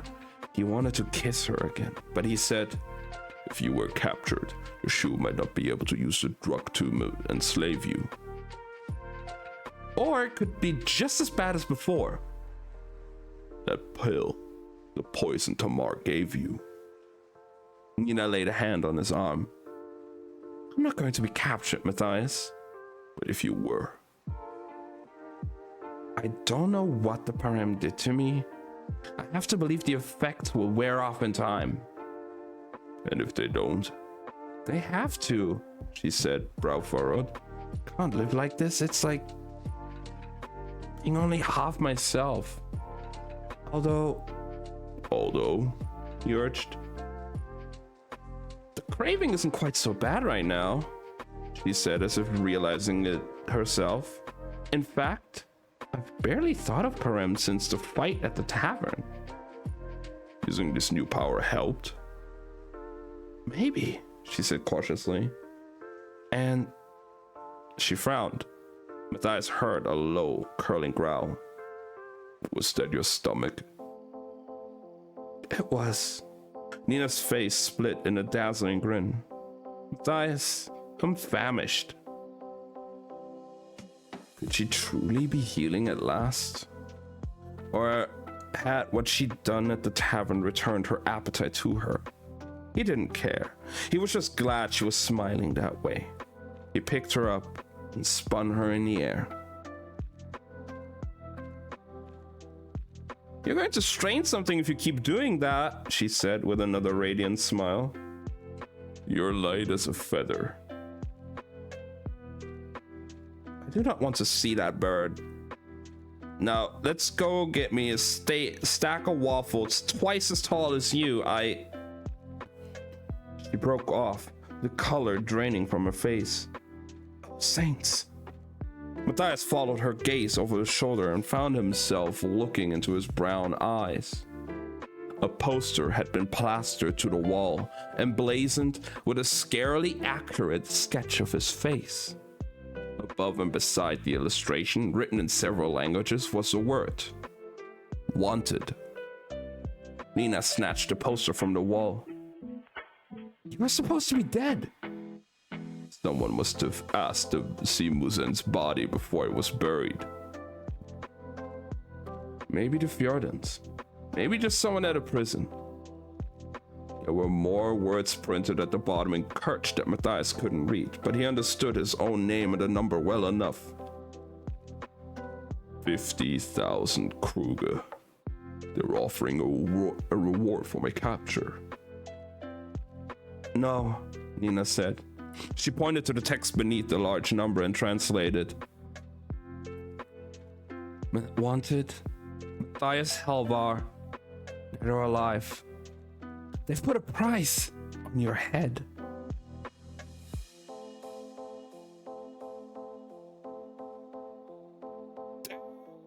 Oh, that's the end of chapter 15. What the hell? Oh my god. 1 second.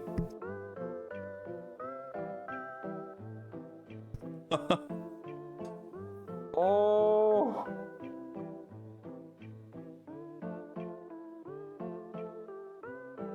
Damn. Your sanity get wrecked. It's been non-existent for a while now, Slothy. Alright. I gotta be right back. I gotta use the bathroom real quick. I'll be back in a second.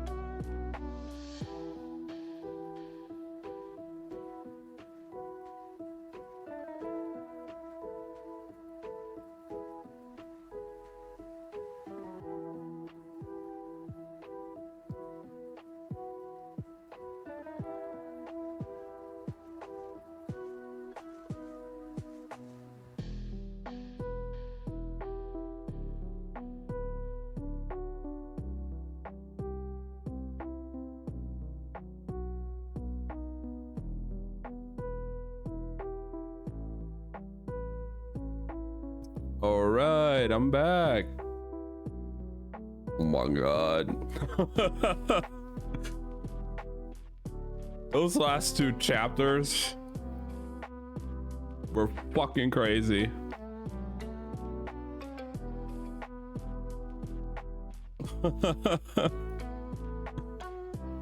But I freaking love this book.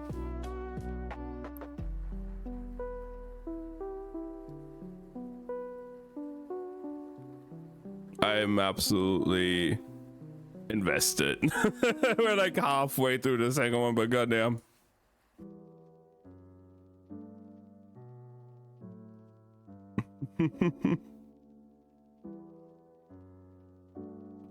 Do, do, do, do.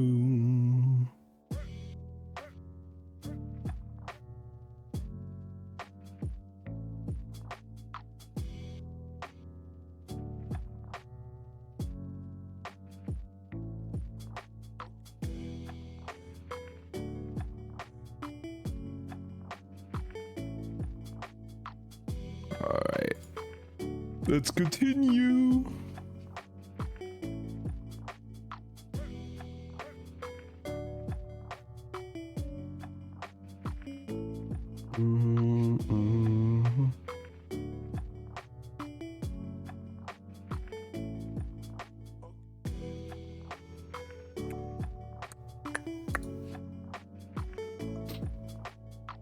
Chapter 16. We're back at Jesper's perspective.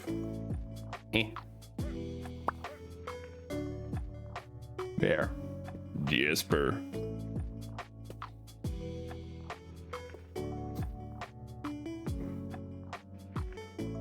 When Nina and Matthias came charging through into the tomb, Jesper wanted to leap up from the table and waltz with them both. He'd spent the last hour trying to explain to Kue how they would reach the embassy, and he was starting to get the distinct impression the kid was playing dumb.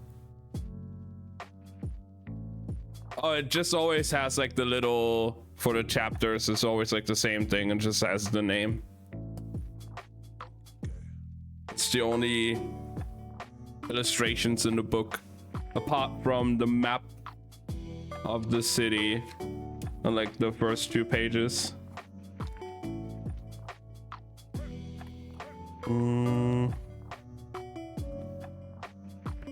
Like right here at the front, you have like a illustration of the map of the city, but that's about it. Still really cool. Sorry, no, you're fine, Galaxy. You're totally fine.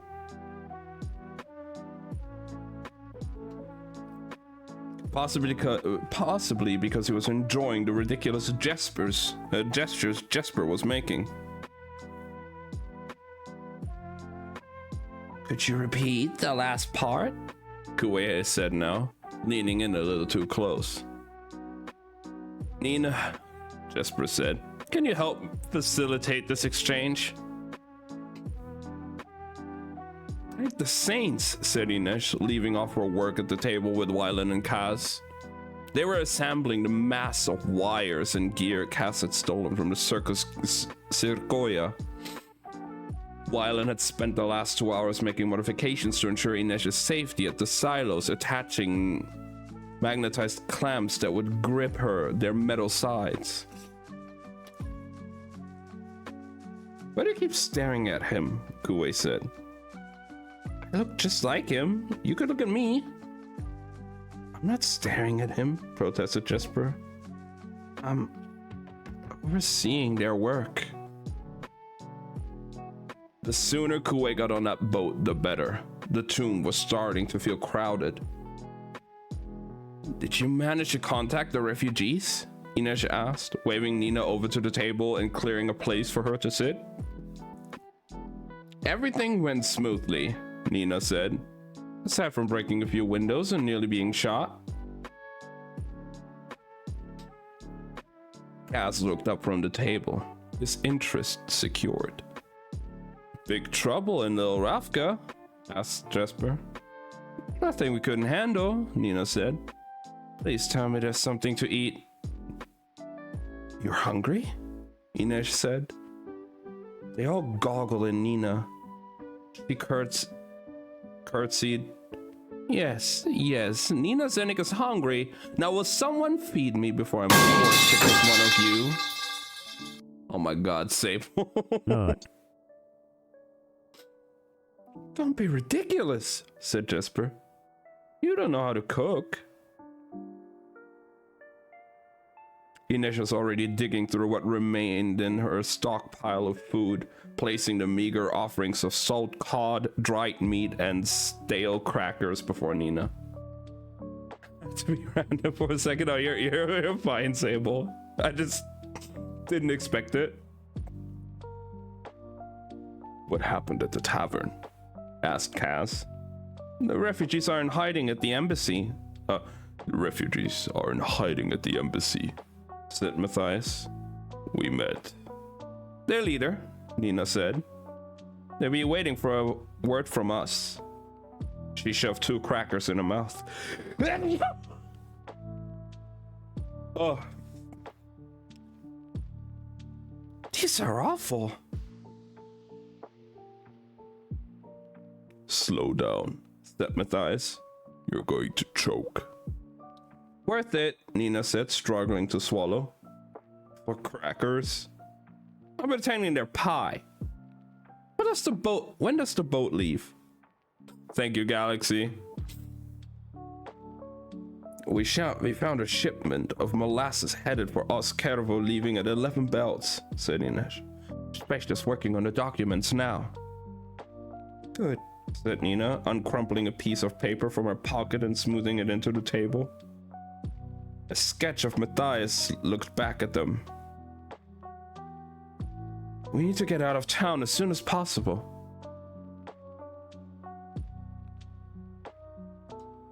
Damn it, Jesper said. Kaz and Wylan is still in the lead. He gestured to where they'd pasted up the rest of the wanted posters. Jesper, Kaz, and Ines were all there. Vanek hadn't yet dared to plaster Kuwei Yubo's face all over the surface in Catadum. But he'd had to maintain the pretense of searching for his son, so there was also a poster offering a reward for Wylan Vanek's safe return. It showed his old features, but Jesper didn't think it was much of a likeness. Only Nina was missing. She'd never met Vanek, and though she had connections to the Dregs, it was possible he didn't know of her involvement. Matthias examined the posters. 100,000 Kruger. He shot a disbelieving glower at Kaz. You are hardly worth that. The hint of a smile tugged at Kaz's lips. As the market wills it. Tell me about it, said Jesper. They're only offering 30,000 for me. Your lives are at stake, said Wylan. How can you act like this is a competition? We're stuck in a tomb, Merchling.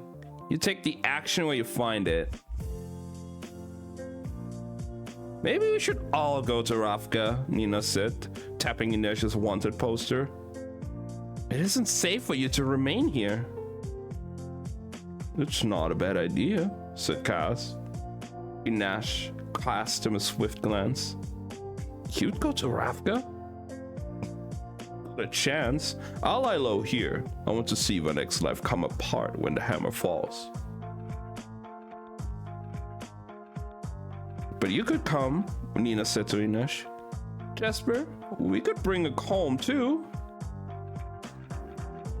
Jesper thought of his father, stuck in some lavish suite at the Geldrena, probably wearing the carpet down on the floorboards with his pacing. Just 2 days had passed since he'd watched his father's brought back but disappear between the graves as Roddy shepherded him off Black Veil. But it felt like far longer. Since then, Jesper had nearly been killed by Grisha hunters and had a price placed on his head. But if they could just get this job done tonight, his father wouldn't have to know any of that. No way, said Jesper. I want Da to get his money as fast as possible and then get back to Novi Zem. I'm not going to sleep easy until he's safe on the farm. We'll hide out at his hotel until Vanek has been discredited and the sugar market goes crazy. Inesh, said Nina. They all looked to the Wraith, except Jesper. He watched Kaz, curious to see how he would react to the prospect of Inesh leaving town. But Kaz's expression was impassive, as if waiting to hear what the dinner might be served. at what time dinner might be served. Ines shook her head. When I go to Ravka, it will be on my own ship, piloted by my own crew. Jesper's brow shot up. Since when are you a seafarer?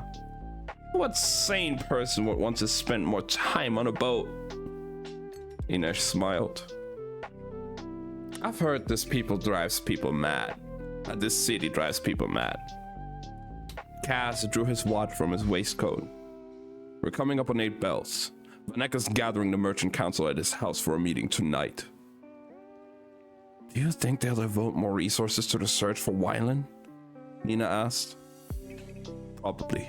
It's not a concern anymore. The noise and people coming and going will provide good cover for Wylan and me to get the seal out of the safe. Nina and Ines will hit Sweet Reef at the same time. The guard patrols the silos' perimeter constantly, and it takes about 12 minutes for them to make it around the fence. They always leave someone to watch the gate, so be smart about the approach. He placed a tiny stoppered bottle on the table. This is coffee extract. Kuwei, Nina, Jesper. I want all of you wearing plenty of it. If those shoe soldiers really can send Grisha, this might throw them off.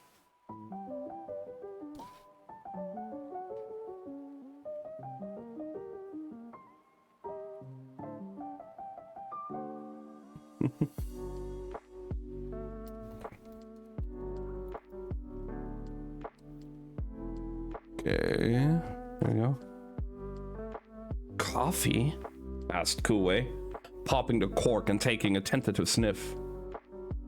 Clever, said Jesper. We used to pack illegal shipments of yurda and spices and coffee grounds to throw off the stopwatch dogs. Confuses their noises. Nina took the bottle and dabbed a generous amount of the extract behind her ears and her wrists. Let's hope the Caregood work the same way. Your refugees had better be ready, said Cass. How many are there? Fewer than we thought. 15, and some of the people from the embassy too. A total of 17. Plus you, Matthias, Wylan, and Kuwei, 21. Specht will forge the letter accordingly. I'm not going, said Wylan. Jesper clasped his fingers together to make them stay still. No? I'm not letting my father run me out of the city again. Why is everyone so determined to stay in this miserable town? Nina grumbled. Jesper tipped his chair back, studying Kaz. He'd shown no surprise that Wylan wanted to remain in Caterham. You knew, he said, putting the pieces together. You knew Wylan's mother was alive. Wylan's mother is alive? Said Nina.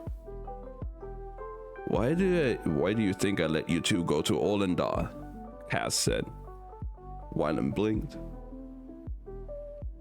And you knew I was lying about the quarry. Jesper felt a spike of rage. It was one thing for Cass to mess with him, but Wylan wasn't like the rest of them. Despite the bad hand he'd drawn with his father, Wylan hadn't let the circumstances of this city knock the goodness out of him. He still believed people could do right. Jesper pointed a finger at Kaz. You shouldn't have sent him to St. Hilda blind like that. It was cruel. It was necessary. Wylan's fists were clenched. Why? Because you still didn't understand what your father really is. You could have told me. You were angry. Angry wears off. I needed you righteous. Wylan crossed his arms. Well, you've got me. Cass folded his hands over his cane. It's getting late, so everybody put away your poor Wylan hankies and set your minds to the task at hand. Matthias, Jesper, and Kuwei will leave for the embassy at 9:30 bells. You approach from the canal. Jesper, you're tall, brown, and conspicuous. All synonyms for delightful. And that means you'll have to be twice as careful. So surprised to be paid for greatness. Try to take this seriously, said Cass, voice like a rusty blade. Said actual concern. Jesper tried not to wonder if it was for him or the job. Move quickly and get everyone to the docks no sooner than 10. I don't want all of you hanging around attracting attention. We meet at 3rd Harbor, berth 15. The ship is called the Verhada. It sails the route from Kerch to Rafka several times a year. He rose. Stay smart and stay quiet. None of this works if my neck gets wise. And stay safe, added Inesh. I want to celebrate with all of you when the boat leaves the harbor.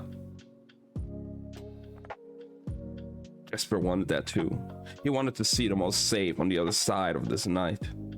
He raised his hand. Will there be champagne? Nina finished the last of the crackers, licking her fingers. I'll be there. And I'm effervescent. After that, there was nothing to do but finish packing up their gear. There would be no grand goodbye. Jesper shuffled over the table where Wylan was packing his satchel and pretended to search for something he needed in a pile of maps and documents. He hesitated and then said, "You could stay with me in Da if you want, at the hotel, if you need a place to wait everything out." Really? Sure, Jesper said with a shrug that didn't feel right on his shoulders. Inesh and Cass too. We can't all scatter before the comeuppance is delivered. And after that, when your father's loan is paid, you go back to Novia Zem. I should. Wylan waited. Jesper didn't have an answer for him. If he went back to the farm, he'd be away from the temptations of Catterdom and the barrel. But he might just find some new kind of trouble to get into. And there would be so much money. Even after the loan was paid, there was still more than 3 million Kruger. He shrugged again. As is the planner. Sure, said Wylan, but Jesper could see the disappointment in his face. I suppose you've got your future all figured out. No, I just know I'm not going to get my mother out of the place. I just know I'm going to get my mother out of that place and try to build some kind of life for us. Wylan nodded to the posters on the wall. Is this really what you want? To be a criminal? To keep bouncing from the next score to the next fight to the next near miss? Honestly, Jesper knew Wylan probably wasn't going to like the answer. It's time, Cass said at the doorway. Yes, this is what I want, said Jesper. Wylan looped his satchel over his shoulder, and without thinking, Jesper reached out and untwisted the strap. Didn't let go. But it's not all I want. Now, said Cass. I'm going to beat him over the head with that cane. Jesper released the strap. No mourners. No funerals, Wylan said quietly. He and Cass vanished through the door. Nina and Inesh were next. Nina had disappeared into one of the passages to change out of the ridiculous Fjordan costume and donned practical trousers, coat, and tunic, all of Rafgan make and cut.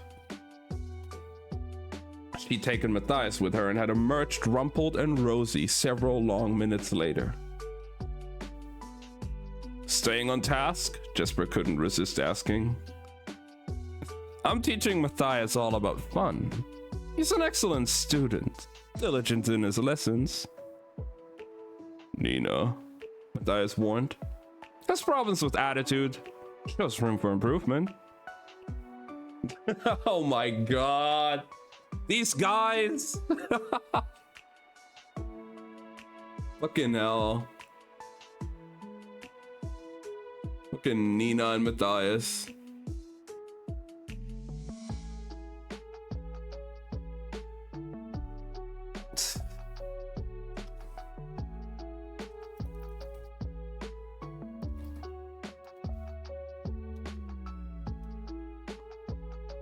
Mm.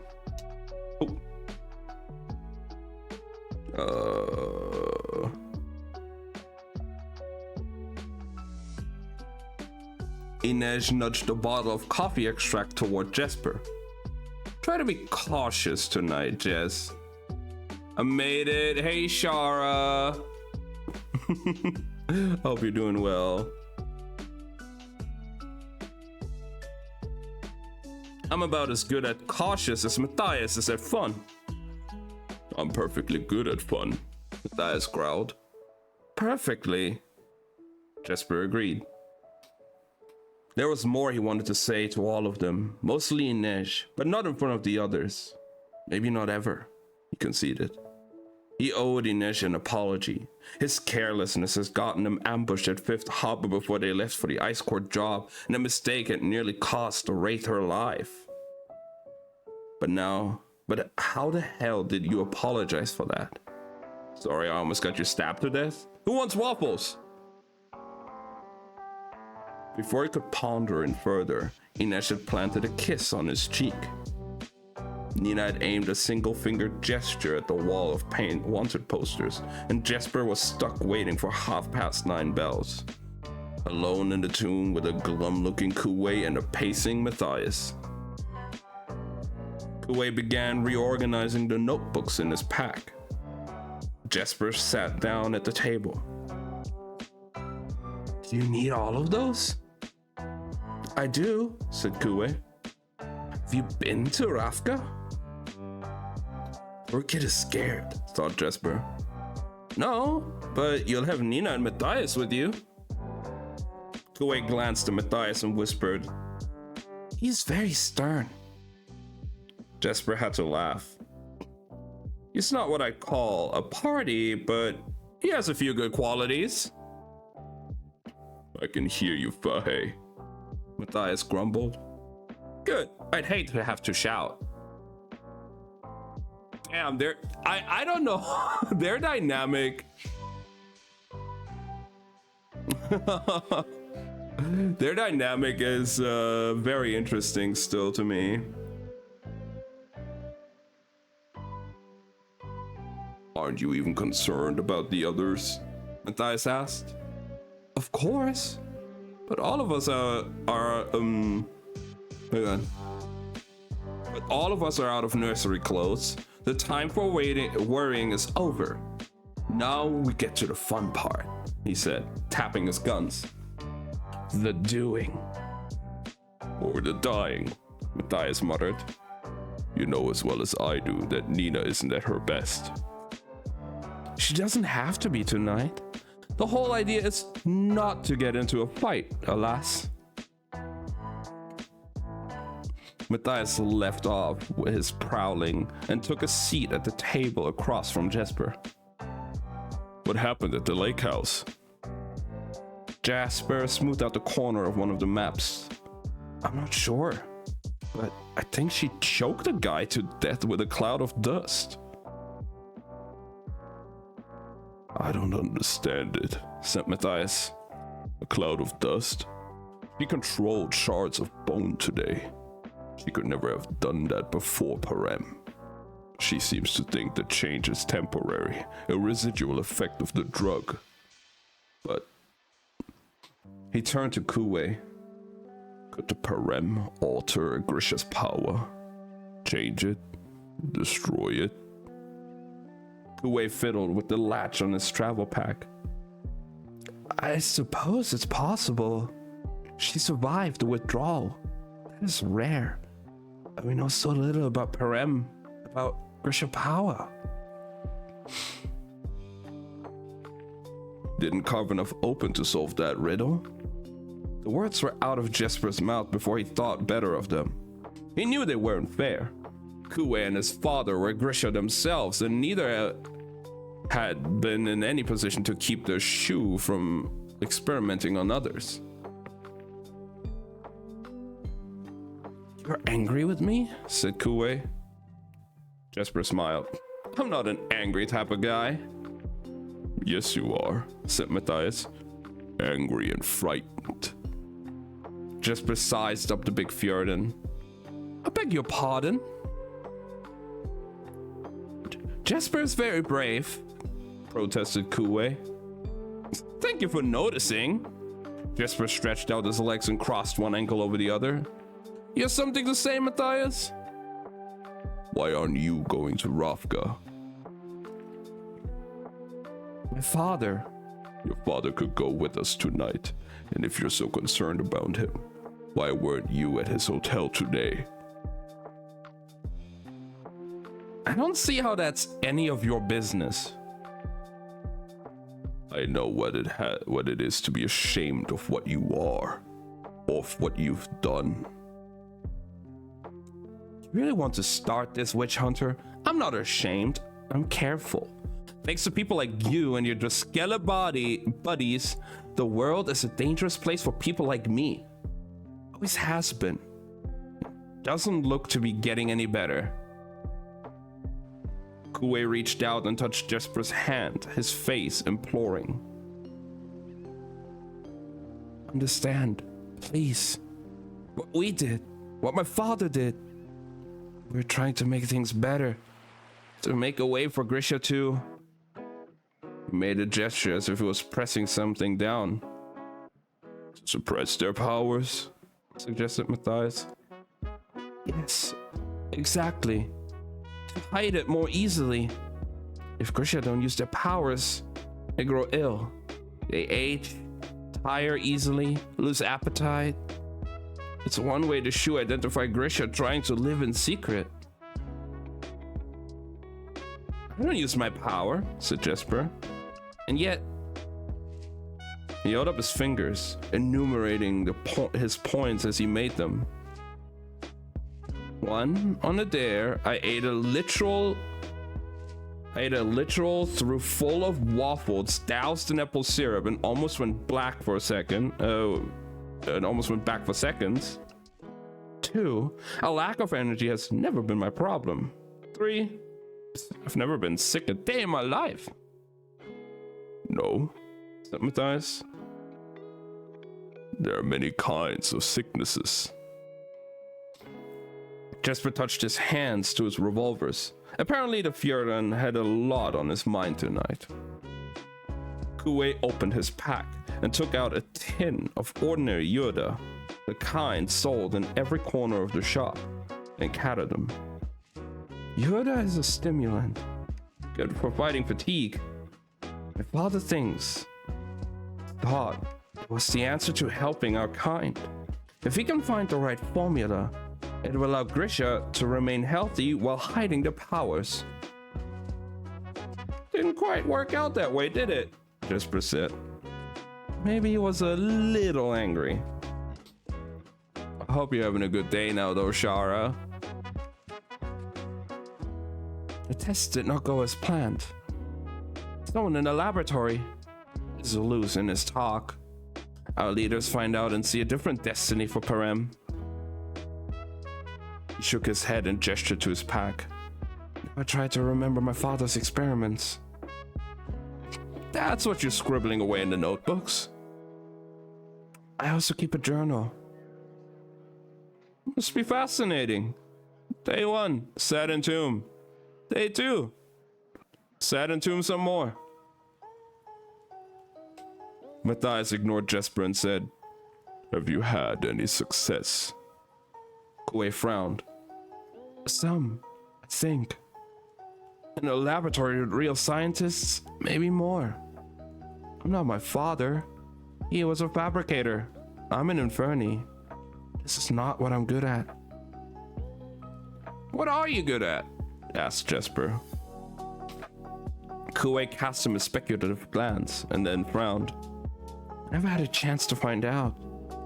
We live a frightened life in Shuhan. He was never home. There was certainly something Jesper could understand.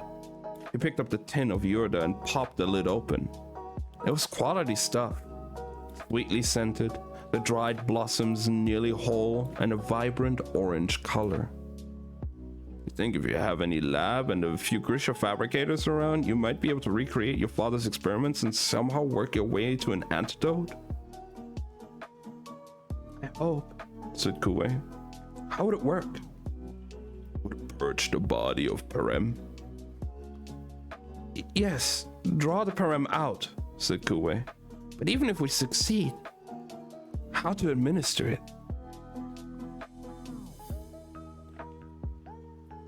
If you'd have to get close enough to inject it or make someone swallow it, you have to get close enough to inject it or make someone swallow it, said Matthias. And by the time you were within range, you'd be done for, finished Jesper. Jesper pinched one of the Yoda blossoms between his fingers. Eventually, someone would figure out how to create their own version of Yoda Perem. When they did, one of those blossoms might be worth a very pretty fortune.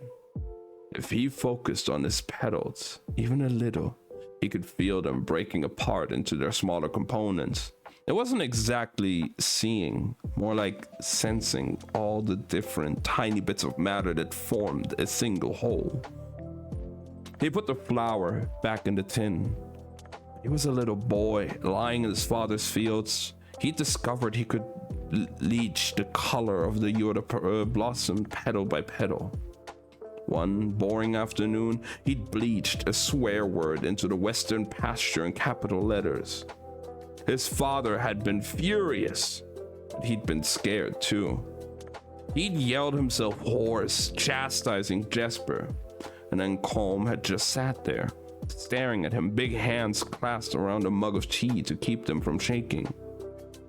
First, Jesper thought it was the swear his father was mad about, but wasn't it at all?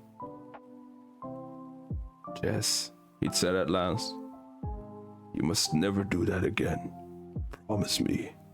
Your ma had the same gift. It can bring you only misery. Promise, Jesper said quickly, wanting to make things right, still reeling from seeing his patient, mild-mannered father in such a rage. But all he thought was, Ma didn't seem miserable. In fact, his mother had seemed to take joy in everything. She was Zemeni born, her skin a deep, plummy brown, and so tall his father had to tilt his head back to look into her eyes. Before Jesper was old enough to work in the fields with his father, he'd been allowed to stay home with her. There was always laundry to be done, food to be made, wood to be chopped, and Jesper loved to help her. How's my land? He'd asked every day when his father returned from the fields. And later, Jesper would learn that the farm had been in her name, a wedding gift from his father, who had courted Aditi Hilli for nearly a year before she deigned to give him the time of day. Blooming, he'd say, kissing her cheeks. Just like you, love.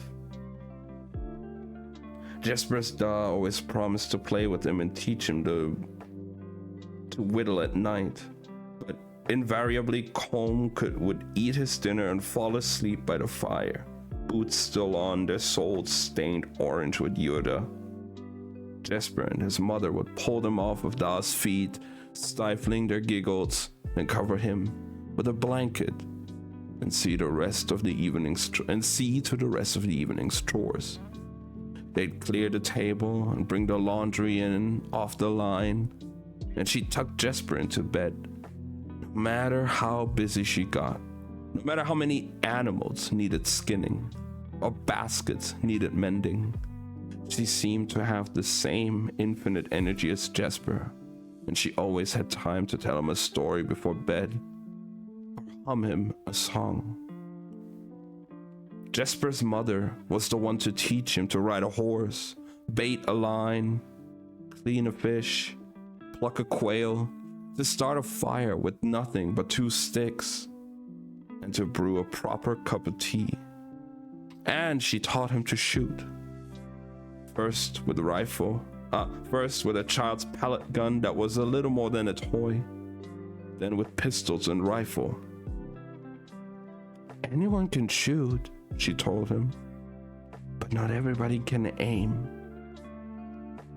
She She taught him distance sighting, how to track an animal through the brush, the tricks that light can play on your eyes, how to factor wind shear, and how to shoot running, then seated on a horse. There was nothing she couldn't do. There were secret lessons too. Sometimes when they got home late and she needed to get supper on, she'd boil the water without ever heating the stove, make bread rise just by looking at it. He'd seen her pull her stains from clothes with a brush of her fingers, and she made her own gunpowder, extracting the saltpeter from the long dry lake bed nearby where they lived at. Why pay for something I can make better myself? She asked. We don't mention this to Da, When Jesper asked why, she'd just say, because he has enough to worry about, and I don't like it when he worries about me. But Da did worry, especially when one of his mother's Zemini friends came to the door looking for help or healing. Think the slavers can't reach you here? He'd asked one night, pacing back and forth in their cabin as Jesper huddled in his blankets, pretending to sleep so that he could listen. Word gets out, there's a Grisha living here. That word, Aditi said with a wave of one of her graceful hands, is not our word. I cannot be anything other than what I am, and if my gifts can help people, then it's my duty to use them. What about our son? Do you owe him nothing? Your first duty is to stay safe so we don't lose you. Jesper's mother had taken Calm's face in her hands, so gently, so kindly, with all the love shining from her eyes. What kind of mother would I be to my son if I hid away my talents? If I let fear be my guide in this life? You knew what I was when you asked that I choose you, Calm. Do not now suggest that I be anything less. And like that, his father's frustration was gone. I know. I just can't bear the thought of losing you. She laughed and kissed him. Then you must keep me close, she said with a wink, and the argument would be over until the next one. As it turned out, Jesper's father was wrong. They didn't lose Aditi to slavers. Jesper woke one night to hear voices, and when he'd wriggled out from under his blankets, he'd seen his mother putting a coat over her long nightgown, fetching a hat and her boots. He'd been 7 then, small for his age, but old enough to know the most interesting conversations happened after his bedtime. As a many man stood at the door in dusty riding clothes, and his father was saying, "It's the middle of the night. Surely this can wait until morning." If it were Jess who lay suffering, would you say that? If it were Jess who lay suffering, would you say that? Asked his mother. Aditi. She'd kissed Calm's cheek and then swept Jesper up in her arms. Is my little rabbit awake? No, he said. Well, then you must be dreaming. She tucked him back in, kissed his cheek and his forehead. Go to sleep, little rabbit, and I'll be back tomorrow. She didn't return the next day, and when a knock came from the following morning, it was not his mother, just the same dusty Zemeni man. Calm grabbed his son and was out the door in moments. He pushed a hat onto his head, plucked Jesper down in the saddle in front of him, and then kicked his horse into a gallop. The dusty man rode an even dustier horse, and it followed him across miles of cultivated land to a white farmhouse at the edge of a Yorda field. It was far nicer than their little cabin, 2 stories high with glass in the windows. The woman waiting at the door was stouter than his mother, but nearly as tall. Her hair piled in thick coils of braids, and she waved them inside, saying, "She's upstairs." In the years after, when Jesper had pieced together what had happened over those terrible days, he remembered very few things. The polished wood floors of the farmhouse and how they felt nearly silky beneath his fingers. The stout woman's eyes red from crying, and the girl, a child several years older than Jesper with braids like her mother's. The girl had drunk from a well that had been dug too near one of the mines. It was supposed to be boarded up, but someone had simply taken away the bucket. The winch was still there and the old rope. So the girl and her friends had used one of their lunch pails to bring the water up. Cold as morning and twice as clear, all three of them had taken ill that night. Two of them had died, but Jesper's mother had saved the girl, the stout woman's daughter.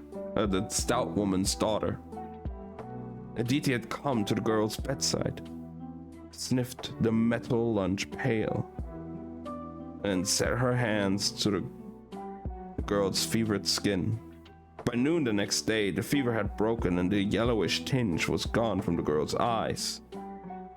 By early evening, she sat up and told her mother she was hungry. Aditi smiled once at her and collapsed.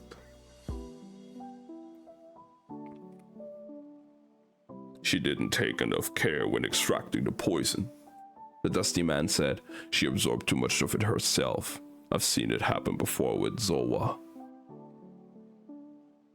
Zoa. It simply meant blessed. That was the word Jesper's mother used instead of Grisha.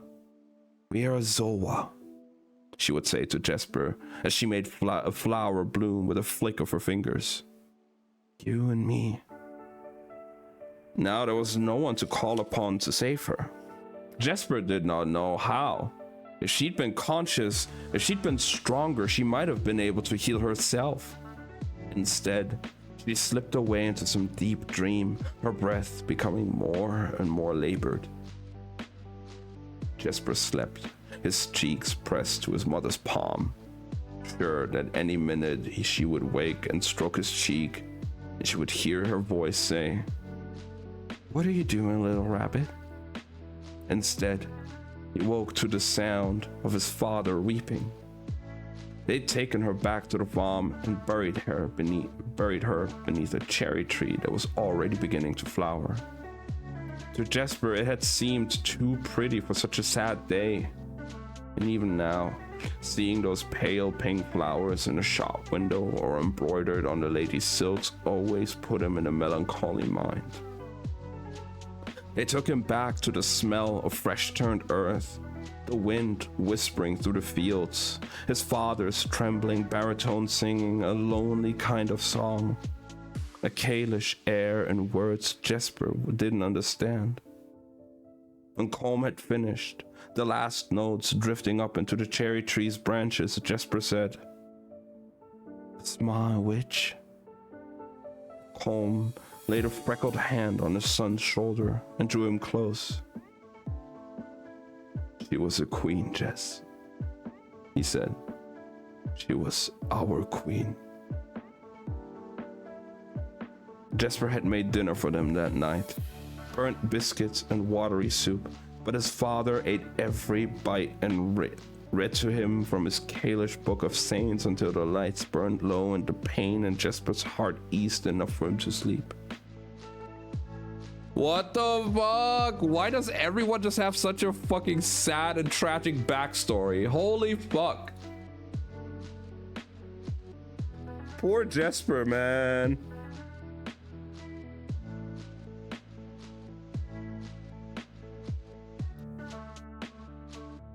First Wyland finding out his dad is a fucking asshole, his mother is still alive, now Jesper.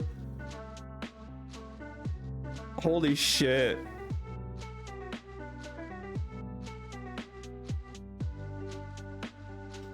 Jesper,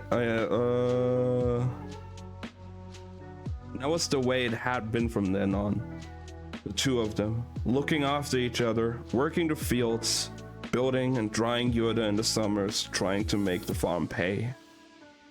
Why hadn't it been enough? But even as Jesper had the thought, he knew it could never be enough. He could never go back to that life.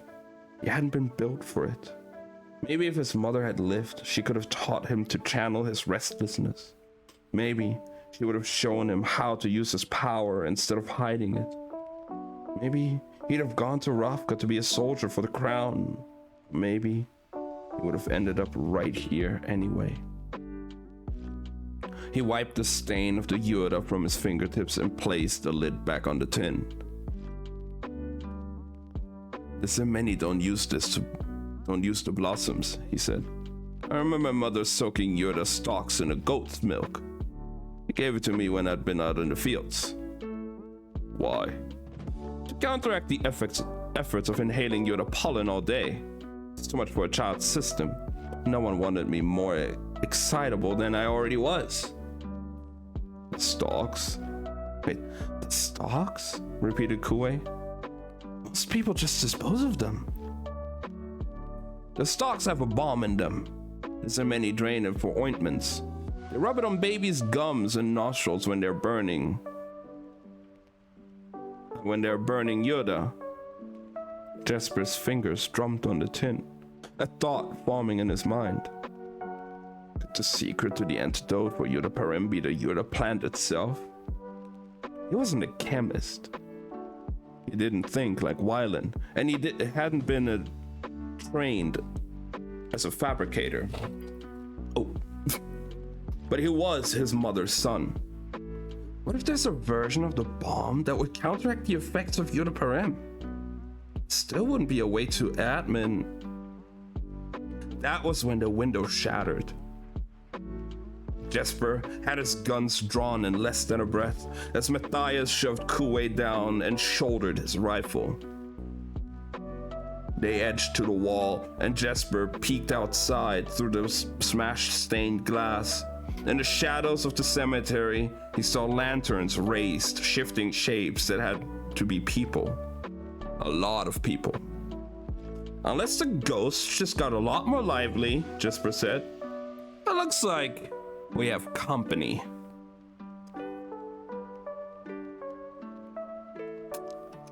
Wow. That's the end of chapter, I think it was 16 or 17. 16. And end of part 3. Now it's time for part 4. The Unexpected Visitor. Damn. What? This book has been doing these freaking cliffhangers so many times now. Holy shit. Okay, so Jesper, Wylan, and Matthias are getting attacked at their hideout, so I guess the hideout is no longer a secret. But we're jumping to the perspective of the other people. Especially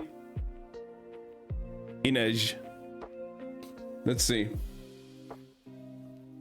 They're doing the whole plan thing here right now. At night, the warehouse district felt like it had shed its skin and taken on a new form. The shanty towns at its eastern edges crackled with life, while the streets of the district itself became a no man's land, occupied only by guards at their posts and a stopwatch grunts walking their beats. Inej and Nina moored their boat into a wide central canal that ran up the center of the district and made their way down to the silent quay. Keeping close to the warehouses and away from the street lamps that lined the water's edge. They passed barges loaded with lumber and vast throws piled high with coal. Every so often, they would glimpse men working by lantern light, hefting barrels of rum or bales of cotton. Such valued cargo could not be left unattended overnight. When they had almost reached the Sweet Reef, they saw two men unloading something from a large wagon parked by the side of the canal, lit by a single blue-tinged lamp. Corpse light, whispered Inesh, and Nina shuddered. Bone lights made from the crushed skeletons of deep-sea fishes glowed green, but the corpse lights burned some other fuel. A blue warning that allowed people to identify the float boats of the bodymen, whose cargo was the dead. What are the bodymen doing in a warehouse district? People don't like to see corpses on the streets or canals. The warehouse district is nearly deserted at night, so this is where they bring the bodies. Once the sun goes down, the bodymen collect the dead and bring them here. They work in shifts, neighborhood by neighborhood. They'll be gone by dawn, and so will their cargo. Out to the Reaper's barge for burning. Why don't you just build a real cemetery? Nina said. No room. I know there was some talk of reopening Black Veil a long time ago, but that all stopped when the Queen's Lady Plague struck. People are too afraid of contagion. If your family can afford it, they send you to a cemetery or graveyard outside Caradum. And if they can't, no mourners, Nina said. No mourners, no funerals. Another way of saying good luck, but it was something more. A dark wink to the fact that there would be no expensive burials for people like them. No marble markers to remember their names. No wreaths to Myrtle and Rose. Inesh took the lead as they approached Sweet Reef. The silos themselves were daunting. Vast as sentinel guards, monuments to industry emblazoned with the Van Eck red laurel. Soon, everyone would know what that emblem stood for: cowardice and deceit. The circular cluster of Van Eck silos was surrounded by a high metal fence. Razor wire, Nina noted. It won't be a problem. It had been invented to keep livestock in their pens. It would present no challenge for the Wraith. They took up a watch beside the sturdy red brick wall of a warehouse and held their position, confirming that the guards' routine hadn't changed, just as Kaz had said. The guards took almost 12 minutes exactly to circle the fence that surrounded the silos. When the patrols were on the eastern side of the perimeter, Inesh would have roughly 6 minutes to cross the wire. Once they passed to the west side, it would be too easy for them to spot her on the wire between the silos, but she'd be almost impossible to see on the roof. During those 6 minutes, Inesh would deal with depositing the weevil in the silo hatch and then detach the line. If it took her longer than 6 minutes, she'd simply have to wait for the guards to come back around. She'd be unable to see them, but Nina had a powerful bone light in hand. She would signal Inesh with a brief flash of green light when she was cleared to make the crossing. 10 silos, Inesh said. 9 crossings. Oh my god. They're a lot taller up close, Nina said. Are you ready for this? Inesh couldn't deny they were intimidating. No matter the height of the mountain, climbing is the same. That's not technically true. You need robes, picks. Don't be Matthias. Nina covered her mouth in horror. I'm going to eat twice as much cake to make up for it. Inesh nodded wisely. Sound policy. The patrol was setting out from the guardhouse again. Inesh, Nina said haltingly. You should know, my power hasn't been the same since the Parem. If we get into a scuffle... No scuffles tonight. We pass through like ghosts. She gave Nina's shoulders a squeeze. And I know no fiercer warrior, powers or not. But... Nina, the guards. The patrol had disappeared from view. If they didn't act now, they would have to wait for the next cycle and it would have put them behind schedule. On it, Nina said and strolled toward the guardhouse. In a few steps it took her to cross the space from their warehouse. From the warehouse lookout to the pool of lamplight bathing the guardhouse, Nina's whole demeanor changed. Inej couldn't quite explain it, but her steps grew more tentative, her shoulders dropped slightly. She almost seemed to shrink. She was no longer a trained Grisha, but a young, nervous immigrant hoping for a shred of kindness.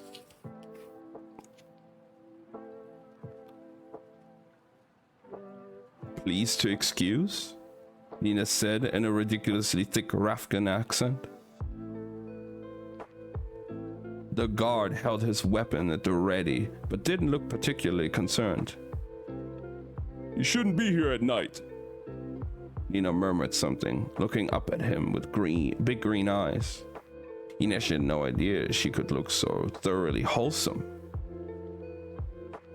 What was that? Said the guard, stepping closer. Inej made her move. She lit the long fuse on the low-grade flash bomb Wylan had given them, then loped for the fence, keeping well away from the pool of light, climbing silently. She was almost directly behind the guard and Nina, then above them. She could hear their voices as she slipped easily between the coils of razor wire. I come for a job, yes? Nina said. To make sugar. We don't make it here, just store it. You want to go to one of the processing plants. But I need job. Oh, hey now, don't cry. There. Inej restrained a snort and dropped soundlessly to the ground on the other side of the fence. Through it, she could see the sandbags Kaz had mentioned stacked against the back wall of the guardhouse. In a corner must be the net he'd planned to use for her. You're a fella looking for work too? The guard was asking. I have no, how you say, fella. The gate beside the guardhouse didn't lock from the inside, so Inej pushed it open, leaving it just barely ajar for Nina, and hurried to the shadows at the base of the nearest silo. She heard Nina say her goodbyes and walk off in the direction opposite their lookout, and then Inej waited. The minutes passed, and just as she became convinced the bomb was defective, a loud pop sounded and a bright flash of light crackled from the warehouse they'd used to spy on the guards. The guard emerged again, rifle raised, and took a few paces toward the warehouse. Hello, he shouted. Nina slipped from the shadows behind him and was inside the gate in a matter of moments. She closed it securely and headed for the second silo, disappearing into the dark. From there, she would be able to signal Inej as the guards made their rounds. The guard returned to his post, walking backward in case some threat still waited in the warehouse beyond. Finally, he turned and gave the gate a shake to make sure it was locked, then headed inside the guardhouse. Inej waited for the signal from Nina, and then scampered up the rungs welded to the side of the silo. 1 story, 2 stories, 10. At the carnival, her uncle would have kept the audience entertained during her ascent. No trick like this has ever been attempted before, and certainly never by one so young. Above you, behold the terrifying high wire. A spotlight would come on, lighting the wires so that it looked like the frailest skein of cobwebs strung across the tent. Gentlemen, take your ladies in your hand in yours. See how slender her fingers are? Now imagine, if you will, trying to walk across something so slender, so fragile as that. Would you dare such a thing? Who would dare to defy death itself? Then Inej would stand at the top of the pole and, hands on hips, shout, I will. And the crowd would gasp. But wait, no, this can't be right, her uncle would say. A little girl? At this point, the crowd would always go wild. Women would swoon. Sometimes one of the men would try to stop the show. There was no crowd tonight, only the wind, the cold metal beneath her fingers, and the bright face of the moon. Ines reached the top of the silo and looked out over the city below. Catterdam gleamed with golden light, lanterns moving slowly across the canals, candles left burning in windows. Shops and taverns were still shining bright for the evening's business. She could make out the glittering spangle of the lid, the colorful lanterns, and showy cascade bulbs of the stave. In just a few days, Vanek's fortunes would be ruined and she would be free of her contract with Père Haskell. Free to live as she wished, to seek forgiveness for her sins, to pursue her purpose. Would she miss this place, this crowded mess of a city she'd come to know so well, that had somehow become her home? She felt certain she would. So tonight, she would perform for her city, for the citizens of Catterdam, even if they did not know to applaud. Though it took a bit of muscle, she managed to loosen the wheel of the silo hatch and wrench it open. She reached into her pocket and took out the capped vial of the chemical weevil. Following Wyland's instructions, she gave it a firm shake, then spilled the contents into the silo. A low hiss filled the air as she watched. And as she watched, the sugar moved as if something was alive beneath its surface. She shivered. She'd heard of workers dying in silos, getting caught inside when the grain of corn or sugar gave way beneath their feet, being slowly suffocated to death. She closed the hatch and sealed it tight. Then she reached down to the first rung of the metal ladder and attached the magnetized clamp Wyland had given her. It certainly felt like a solid grip. With the press of a button, 2 magnetized guide wires sprang free and attached to the silo with a soft clang. She removed the crossbow and the heavy coil of wire from her pack, then looped one of the wires through the clamp, secured it tightly, and then attached the guide wires. The other end was fastened to a magnetized clamp loaded into a crossbow. She released the trigger. The first shot went astray, and she had to wind the wire back. The second shot hooked to the wrong rung, but the third shot latched properly in place on the next silo. She twisted the clamp until the tension in the line felt right. They'd used similar gear before, but never on a distance so wide or a climb so high. It didn't matter. The distance, the danger would be transformed upon the wire. And she would be transformed too. On the high wire, she was beholden to no one, a creature without past or present, suspended between earth and sky. It was time. You could learn the swings, but you had to be born to the wire. Inez's mother had told her that gifted wirewalkers were descended people from people of the air. That they'd once had wings, and that in the right light, those wings could still be glimpsed on the humans to whom they showed favor. After that, Inez was perpetually twisting this way and that in front of mirrors and checking her shadow, ignoring the laughter of her cousins to see if perhaps her own wings might be showing. When her father grew tired of pestering him every day, he allowed her to begin her education on the low ropes, barefoot, so that she could get a feel for walking forward and backward, keeping her center balanced. She'd been bored senseless, but she'd dutifully gone through the exercises each day, testing her strength. Trying to feel of leather shoes that would allow her to grip the stiffer, less friendly wire. If her father got distracted, she would flip into a handstand so that when he turned back to her, she was traversing the rope on her hands. He agreed to raise the rope a few inches, let her try a proper wire, and at each level, Inez mastered one skill after another. Cartwheels, flips, keeping a pitcher of water perched on her head, She familiarized herself with the slender, flexible pole that would allow her to keep her balance at greater heights. One afternoon, her uncle and cousins had been setting up a new act.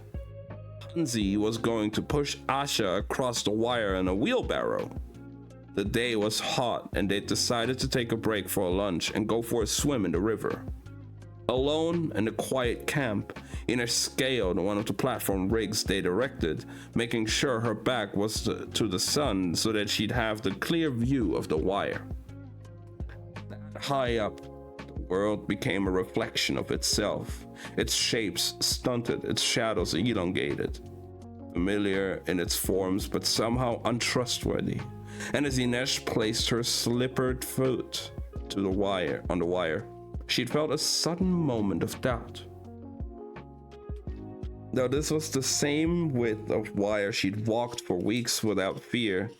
It seemed far thinner now, as if in this mirror world, the wire obeyed different rules. When fear arrives, something is about to happen. Inesh breathed deeply, tucked her lips beneath her navel, and took her first steps tucked her hips beneath her navel, and took her first steps on the air. Beneath her, the grass was an undulting sea. She felt her weight shift, listed left, felt the pull of the earth, gravity ready to unite her with her shadow far below. Her muscles flexed, she bent her knees. The moment passed, and then there was only her and the wire. She was already halfway across when she realized she was being watched. She let her vision expand, but kept her focus. Inesh would never forget the look on her father's face as he returned from the river with her uncle and cousins, his head tilted up at her, mouth a startled black O, her mother emerging from the wagon and pressing a hand over her heart. They had stayed silent, afraid to break her concentration. Her first audience on the wire, mute with terror that felt like her adulation. It felt to her like adulation. Once she'd climbed down, her mother had spent the better part of an hour alternating between hugging her and shrieking at her. Father had been stern, but hadn't missed the pride in his gaze or the grudging admiration in her cousin's eyes. When one of them had taken her aside later and said, "How do you walk so fearlessly?" She'd simply shrugged and said, "It's just walking." But that wasn't true. It was better than walking. When others walked the wire, they fought it. The wind, the height, the distance. When Inesh was on the high wire, it became her world. She could feel its tilt and pull. It was a planet, and she was its moon. There was a simplicity to it that she never felt on the swings, where she was carried away by momentum. She loved the stillness she could find in the wire, and it was something no one else understood. She had fallen only once, and she still blamed it to the net. They'd strung it up because Hansi was adding a unicycle to this act. One moment Inesh was walking, and the next she was falling. She barely had the time to register before she hit the net and bounced right out of it onto the ground. Inesh felt somewhat startled to discover how very hot the earth was, and that it should not soften or bend for her. She broke 2 ribs and had a lump on her head the size of a fat goose egg. "Good that it's so large," her father murmured over it. "That means the blood is not inside her brain." As soon as Inesh's bandages came off, she was back on the wire. She never worked with a net again. She knew it had made her careless. But looking down now, she could admit she wouldn't have minded a little insurance. Far below, the moonlight caught the curves of the cobblestones, making them look like black seeds of some exotic fruit. But the net stashed behind the guardhouse was useless with only Nina there to hold it. And regardless of what Kaz had originally intended, the new plan hadn't been built around someone in plain sight holding a net. So Inesh would walk as she had always done, with nothing to catch her borne aloft by her invisible wings.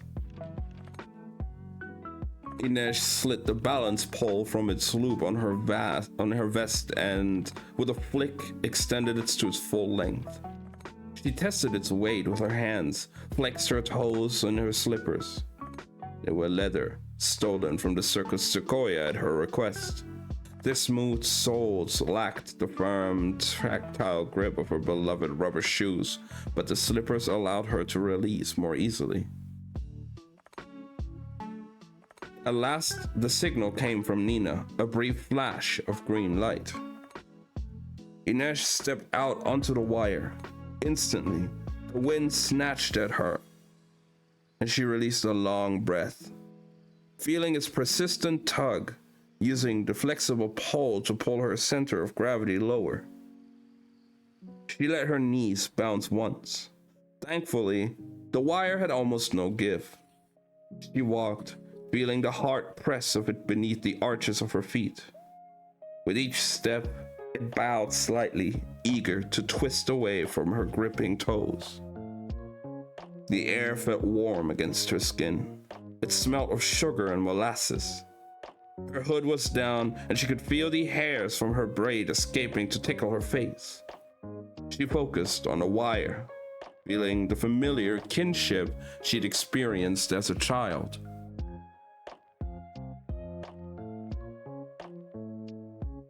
As if the wire were clinging to her as closely as she clung to it, welcoming her into that mirror world, a secret place occupied by her alone. In moments, she'd reached the rooftop of the second silo. She stepped onto it, retracting the balance pole and returning it to its sling.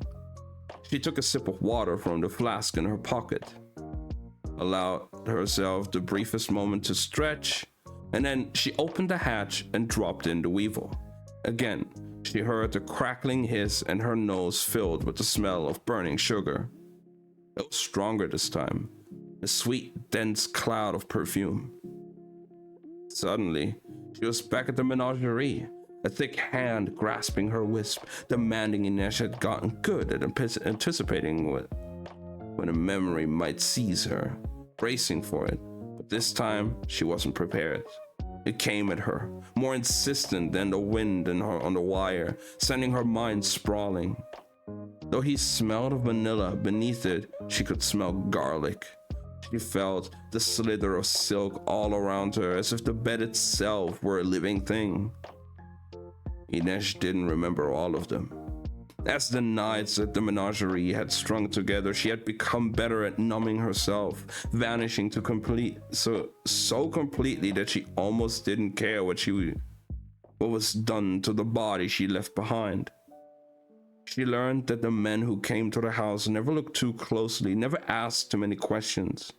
They wanted an illusion, and they were willing to ignore anything to preserve that illusion. Tears, of course, were forbidden. She had cried the first night.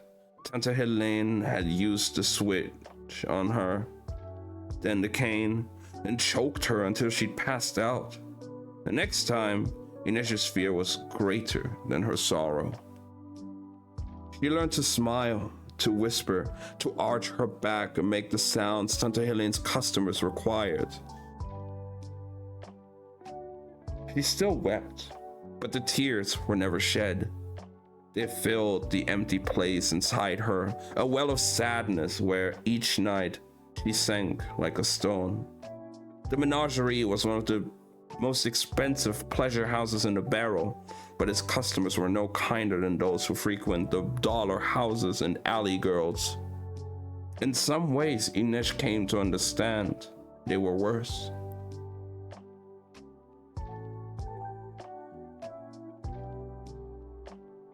Holy fuck. Inej. Poor Inej, man. They're still teenagers as well. And she was just fucking captured by slavers and sold to a pleasure house and forced to work there.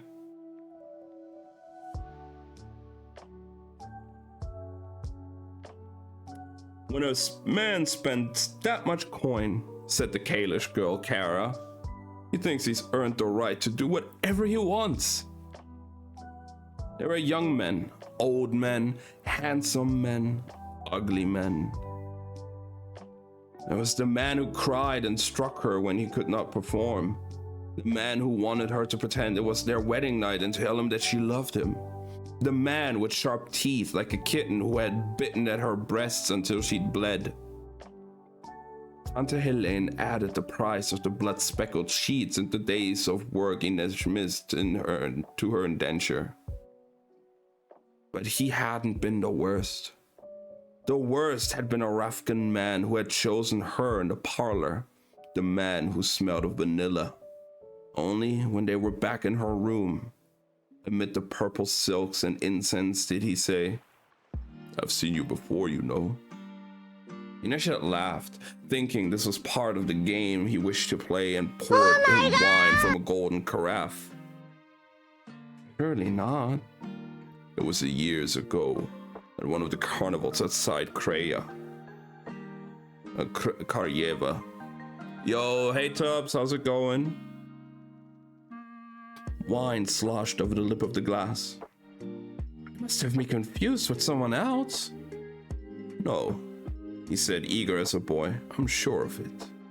I saw your family perform there. I was on military leave. Couldn't have been more than 10. The barest slip of a girl.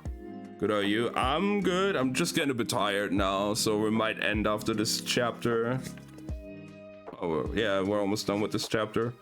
Ending with the book. I might do a bit of Genshin and stuff after this.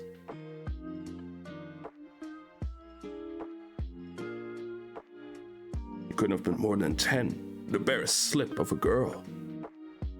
Walking the high wire without fear. You wore a headdress covered in roses.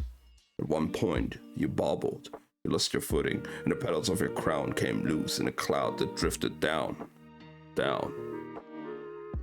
He fluttered his fingers through the air as if miming a snowfall.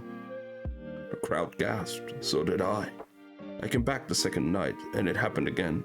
Even though I knew it was all part of the act. I still felt my heart ache and clench as you pretended to regain your balance. Inez tried to steady her shaking hands. The rose headdress had been her mother's idea. You make it look too easy, Meha. Scampering around like a squirrel on a branch. You must believe you're in danger even if you're not. That had been Inez's worst night at the menagerie, because when the man who smelled of vanilla had begun to kiss her neck and peel away her silks, she hadn't been able to leave her body behind. Somehow, this memory of her had tied her past and present together, pinned her there beneath him. She had cried, but he hadn't seemed to mind. Inez could hear the hissing of the sugar as the weevil did its work. She forced herself to focus on the sound, to breathe past the constriction in her throat. I will have you without armor. Those were the words she'd said to Cass aboard the Fairland, desperate for some sign that he might open himself to her. And they would be more than two wary creatures united by the distrust of the world.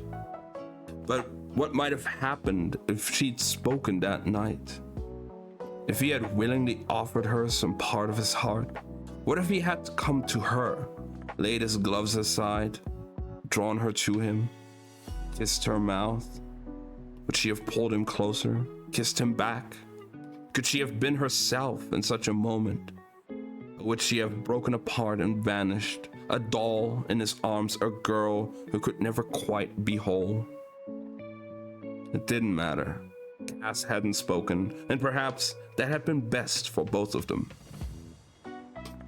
They could continue on with their armor intact. She would have her ship, and he would have his city. Inez reached out to close the hatch and took a deep breath of coal-tinged air, coughing the sweetness of the ruined sugar from her lungs. Then she stumbled as she felt a hand grab the back of her neck and shove her forward. She felt her center of gravity shift as she was sucked into the yawning mouth of the silo. And that's the end of chapter 17. Okay. What the fuck? My question is, how do they know of their plan? How do the people know of their plan? What the fuck? And I feel like that's a solid point to end here, you know? Another super amazing, totally not annoying cliffhanger, you know? Just what is now happening to Matthias, Jesper, and Wylan at the grave, and what is happening to Inej at the silos? Also, you know, there's also the fact that maybe they also have Nina.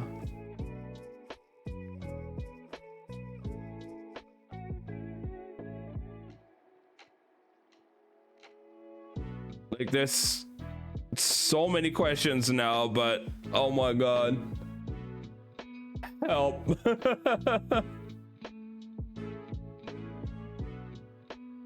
I don't know. But it's so good. Okay, but like I said, I think at least for the book, we're done for today. I'm gonna do a bit of Genshin because there is the new event. There's a new event that I still need to do, and Abyss Reset.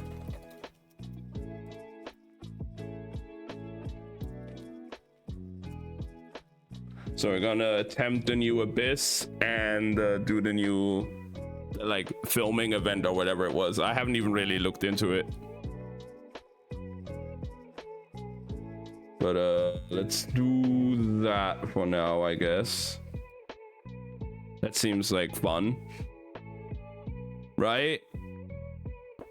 And then I might actually end a bit early today because I am actually getting somewhat tired.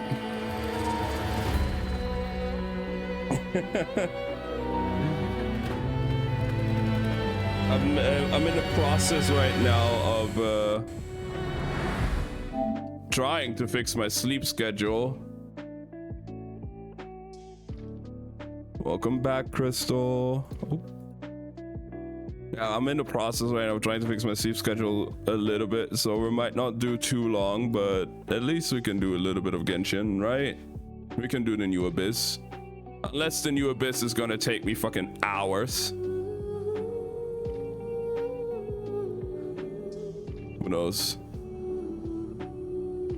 I thought Farina as a support. Why didn't you tell me? She does so much damage by herself.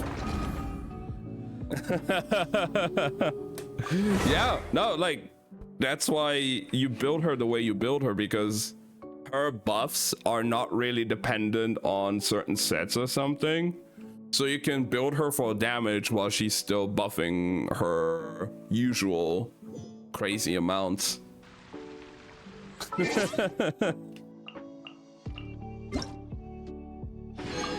That's why you build Golden Troop on her. You know, she's strong. So we have to do this one, Real Adventure. Whatever this event is about, I haven't looked into it at all. And then we need to do the new Abyss.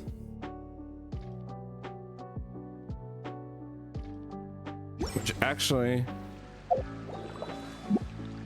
they ever rehash old events? They've made a new take on older events before. We're like, oh yeah, it's like a similar game mode, but it has new mechanics to it, or it works a bit different. The Sarai Storm Chasers quest, it was easier than I thought it would be, and then it threw me into a quest that made me question my sanity. Oh god, what was the other quest? Because the Storm Chasers one wasn't too bad in my opinion as well. Of course it's a plunging abyss. Of course it's a plunging abyss because of Veressa coming out during this cycle. The Foggy Island. Oh god, the Foggy Island. Yeah, I get that. I get that. When a character's plunging attack hits opponents, a shockwave will be unleashed at the character's position, dealing true damage to nearby opponents. Yay! Let's just grab the Primos. Plunge is your thing. It is for one side of the team at least. Like I can do my Gaming plunge. So I'm not gonna be in that much trouble, I guess. Depending on the enemies. I'm not gonna look at the enemy roster for 12 yet until I get there. But you know, it's definitely towards Veressa Janssen. But also, we're there. Gotta open these. Well, these 4 I can just don't care. These 2. Let's see what we get.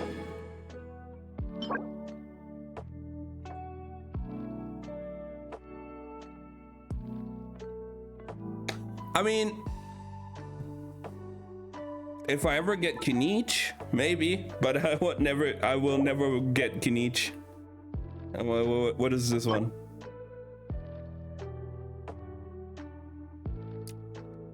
Wrong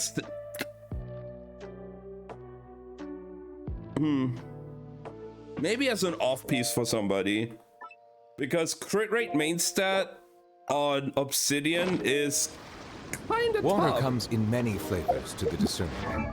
I'm gonna roll that piece, but crit rate main stat on Obsidian is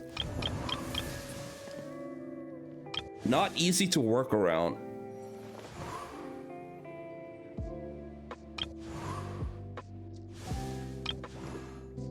That's for sure. There's my traveler.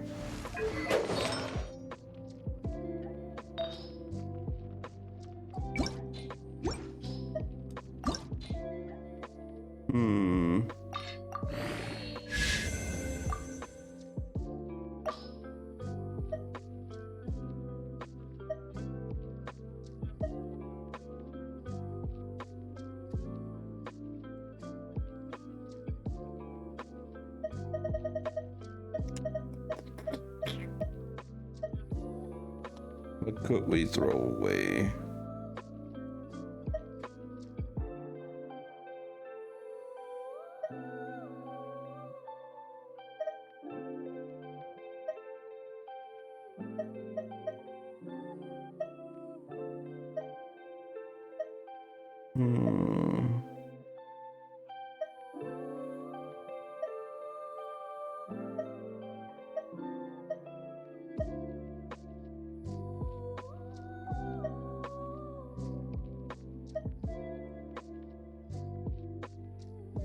So you're good at plunging? I would say so, yeah.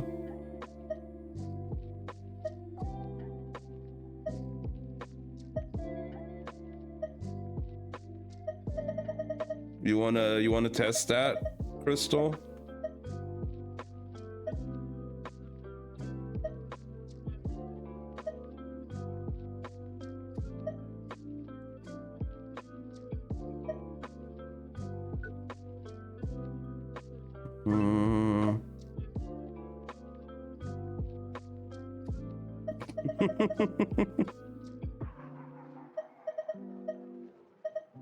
How could I not?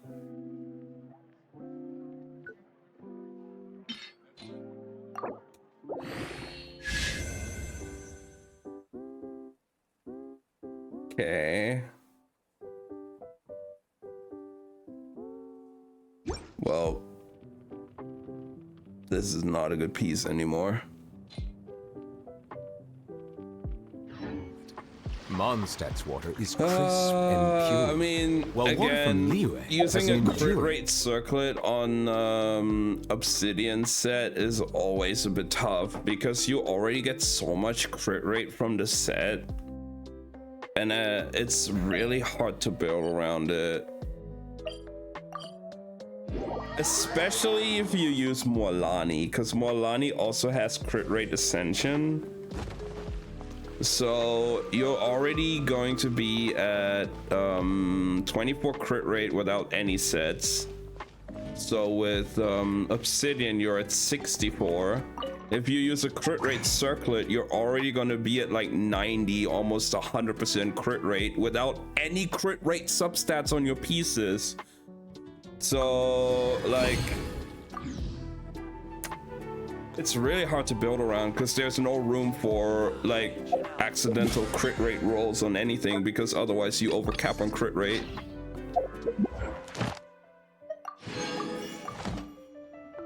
You redo to a lot of my Kazuha artifacts. How's that going for you, Crystal? Ad Astra. Thank you for completing to. But Ad yeah, Astra. like crit rate, You have already claimed to. man. Crit Ad rate main Astra. stat circlet on Obsidian is very hard to build around. Forgot about it then, so I haven't started. Okay, fair. Fair. Yo, what if I do a 10 pull on Farina's banner to hopefully get a Charlotte? Because I still actually don't own Charlotte. That's my, yeah. Like, I would have to do a 10 pull. Watch me get C2 Farina. How much pity do I have? 20, 30, 40, 50.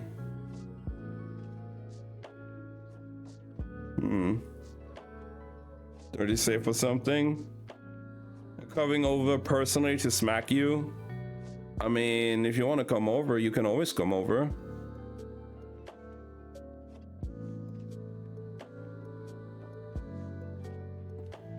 Yeah, I am saving for Shenyun C2. I'm like 50 pity. Fuck. I'm almost at a guaranteed 5-star on a 50-50. But I don't have Charlotte, you know? I kind of want to have Charlotte. God damn it. Kind of want to have a Charlotte just so I have her. What's C2 Farina? I think it makes it easier to build up her stacks, and her stacks also give her max HP. Which in that case, you're actually better off switching from an HP goblet to a Hydro damage goblet, because you'll have enough HP through that C2. And that's why I don't want to go for her C2, because I'm too lazy to switch her builds. I'd have to get an HP, I would have to get a Hydro damage goblet instead of an HP goblet.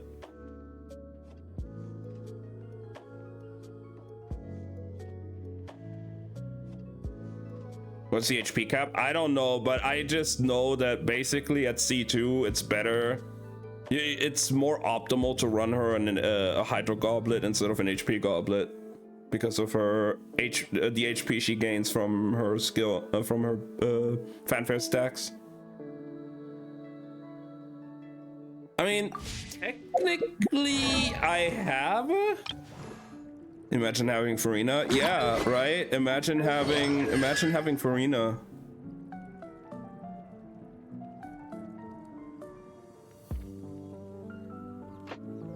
I could never.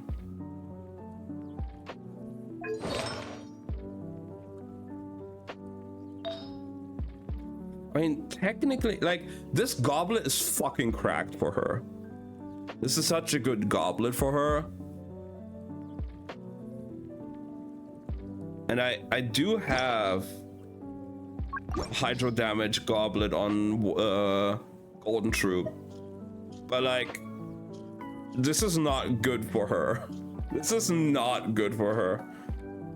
This would be a Mualani piece. This just screams Mualani. Oh, you guys can't see the main stat, but trust me. There, it is hydro damage. This piece just screams Mualani with 100 basic, with 100 EM on it and crit damage. That's just Mualani. This would not be too good on Farina. I would lose out on 10 crit rate and 2 crit damage. And I'm already like, I'm at 67 crit rate, but I do have Festering Desire on her, which gives her 12 crit rate on her skill. So that is 79 crit rate. Suddenly remembering, I have no idea what's on my Mualani.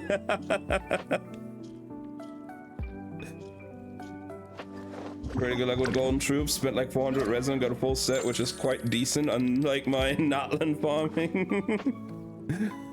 I mean, the thing for Farina is like, you want to try and get like a good crit ratio for her. You go for HP or ER Sands. I think I'm on an ER Sands, or am I on HP Sands? Oh, I'm on HP. Yeah, you want to go either HP or ER here. You want to go HP Goblet on her C2. You want to switch to Hydro and then crit Circlet. I have a crit damage Circlet on her right now, because it also gives me 21% ER. And you want to try and get around 180 to 200 ER on her. So this is mine. 193 ER, 67 over 181.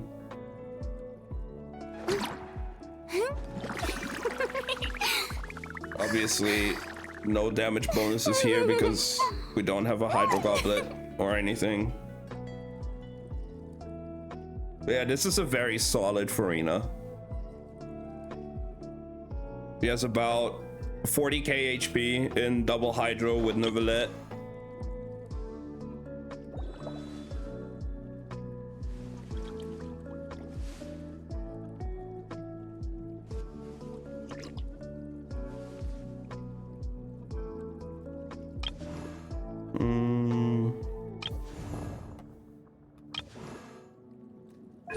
Yeah, for Neuvillette, I want to try and get his weapon.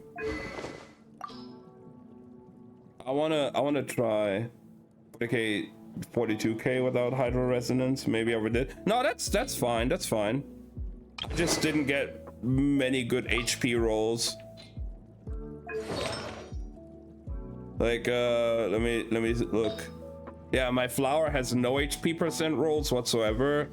And my Feather doesn't have any either. So I'm missing out on some HP rolls on there, but I have HP main stat, Sands, and Goblet. With some flat HP on the Circlet. So I could have more if I had some HP percent rolls. High crit rate, but rather low crit damage, I think. That's okay. What weapon are you using on her?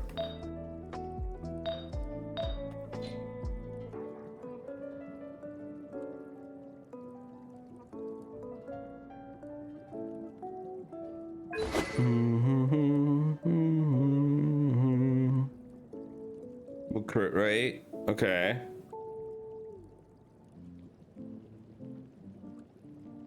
I mean, obviously you cannot have this weapon, but I would say her best options are either, well, if you have this weapon, Festering Desire is one of her best free-to-play options. Other than that, Favonius is really good,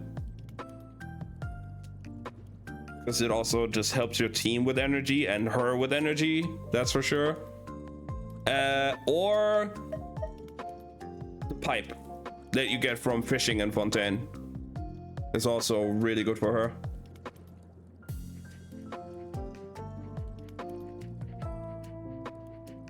I wonder if I can run CCC and get it together. Oh god, good luck. But yeah, I would say Favonius or Pipe might be her better options.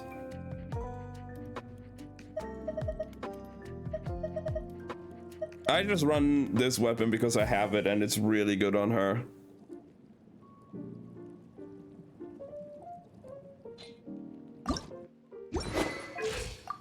Here are the stats. I gotta be right back real quick anyway, so take your time.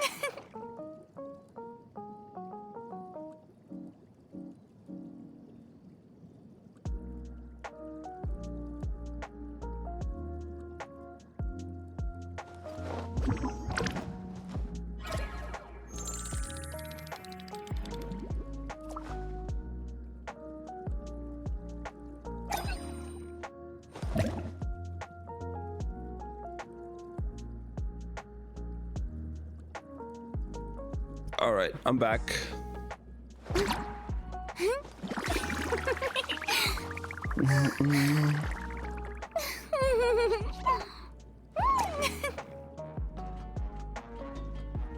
Okay.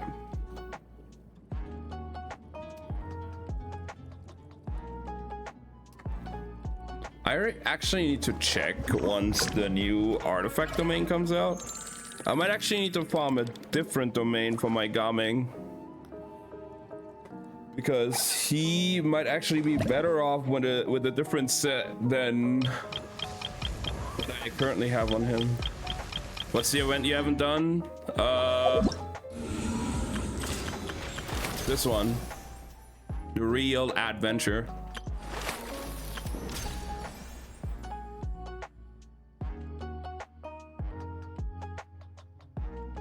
I still need to do that. Haven't done that yet. And then the new Abyss. I did that today. It's super fun and really easy. Okay. 47 crit, 130 ER, which I feel is okay to have her burst ready when needed. But my crit damage is bad, like half of yours. Some rolls wasted into defense and attack. Hey, no, that's fine. The thing is, her ER really depends on the team, but you kind of want to have the burst ready with every rotation you do of your skills, because it just adds so much damage to your team. And in most teams, you're pretty comfortable having around like 180 to 200 ER.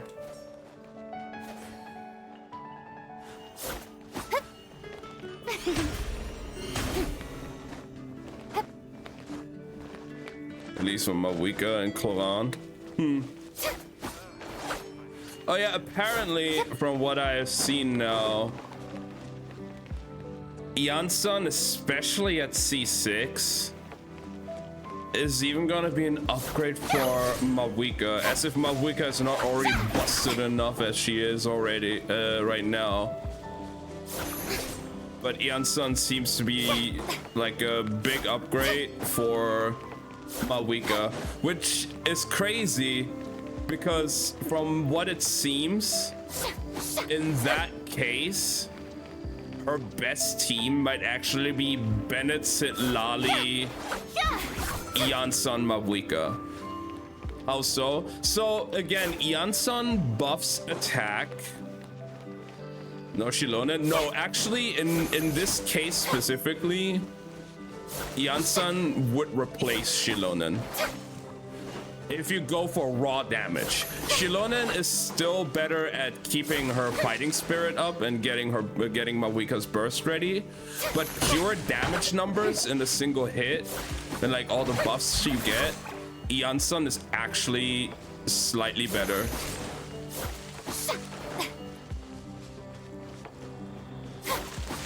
Because so the way Yansan works is basically you C6, that's a bit unfair. I mean, yeah. But even at C0, she's already pretty fucking decent. Yo, Dark, what's up? But so what she does is basically you gain an attack buff. Like her burst gives you an attack buff. If she has a total, I think, of 54 Night Soul points. If you are between 54 and 42, the attack buff is based on Yansan's full attack, not the brace attack like Bennett, her max attack, plus her Night Soul points. If you are below 42 Night Soul points, it's just her attack. So the way you gain Night Soul points back on Yansan is by moving with your character. You know, the more you move, the more distance you travel, the more Night Soul points you regain on Yansan while her burst is active, keeping up that buff for both attack and her Night Soul points. The crazy thing is, it's with one of her Ascension talents, it's even better if you use a Natlan character, because Natlan characters give her even more Night Soul points back, so Mavuika would qualify for that. And then secondly, all of Mavuika's burst counts as a lot of travel distance, and her charged attack, her donuts, count as constant movement as well. So she will actually charge up Yansan's Night Soul points to the point it overflows more than she needs. And she has specific parts in her kit, especially with constellations, that when she overflows on Night Soul points, she gives even more attack and damage buff. And since Mavuika's donuts count as movement for her, you just gain super fast Night Soul points for Yansan back all the time. So she's constantly on full Night Soul, giving you her full buff easily, plus all the extra things. Like, I think you get like 20% damage bonus and 30% more attack through like constellations and Ascension passives. Plus the, at C0, 690 flat attack bonus you get. And then you might run Yansan on Soul of, like Scroll of Cinder City, which means that's another 40% damage buff.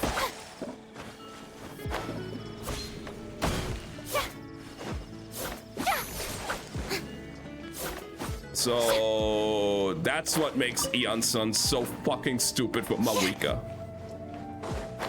Because it's not just like distance traveled vertically, horizontally, like a dash or like Cloran's dashes and movement. The reason she's also good with characters like Gaming, Xiao, Veressa is because it also counts movement traveled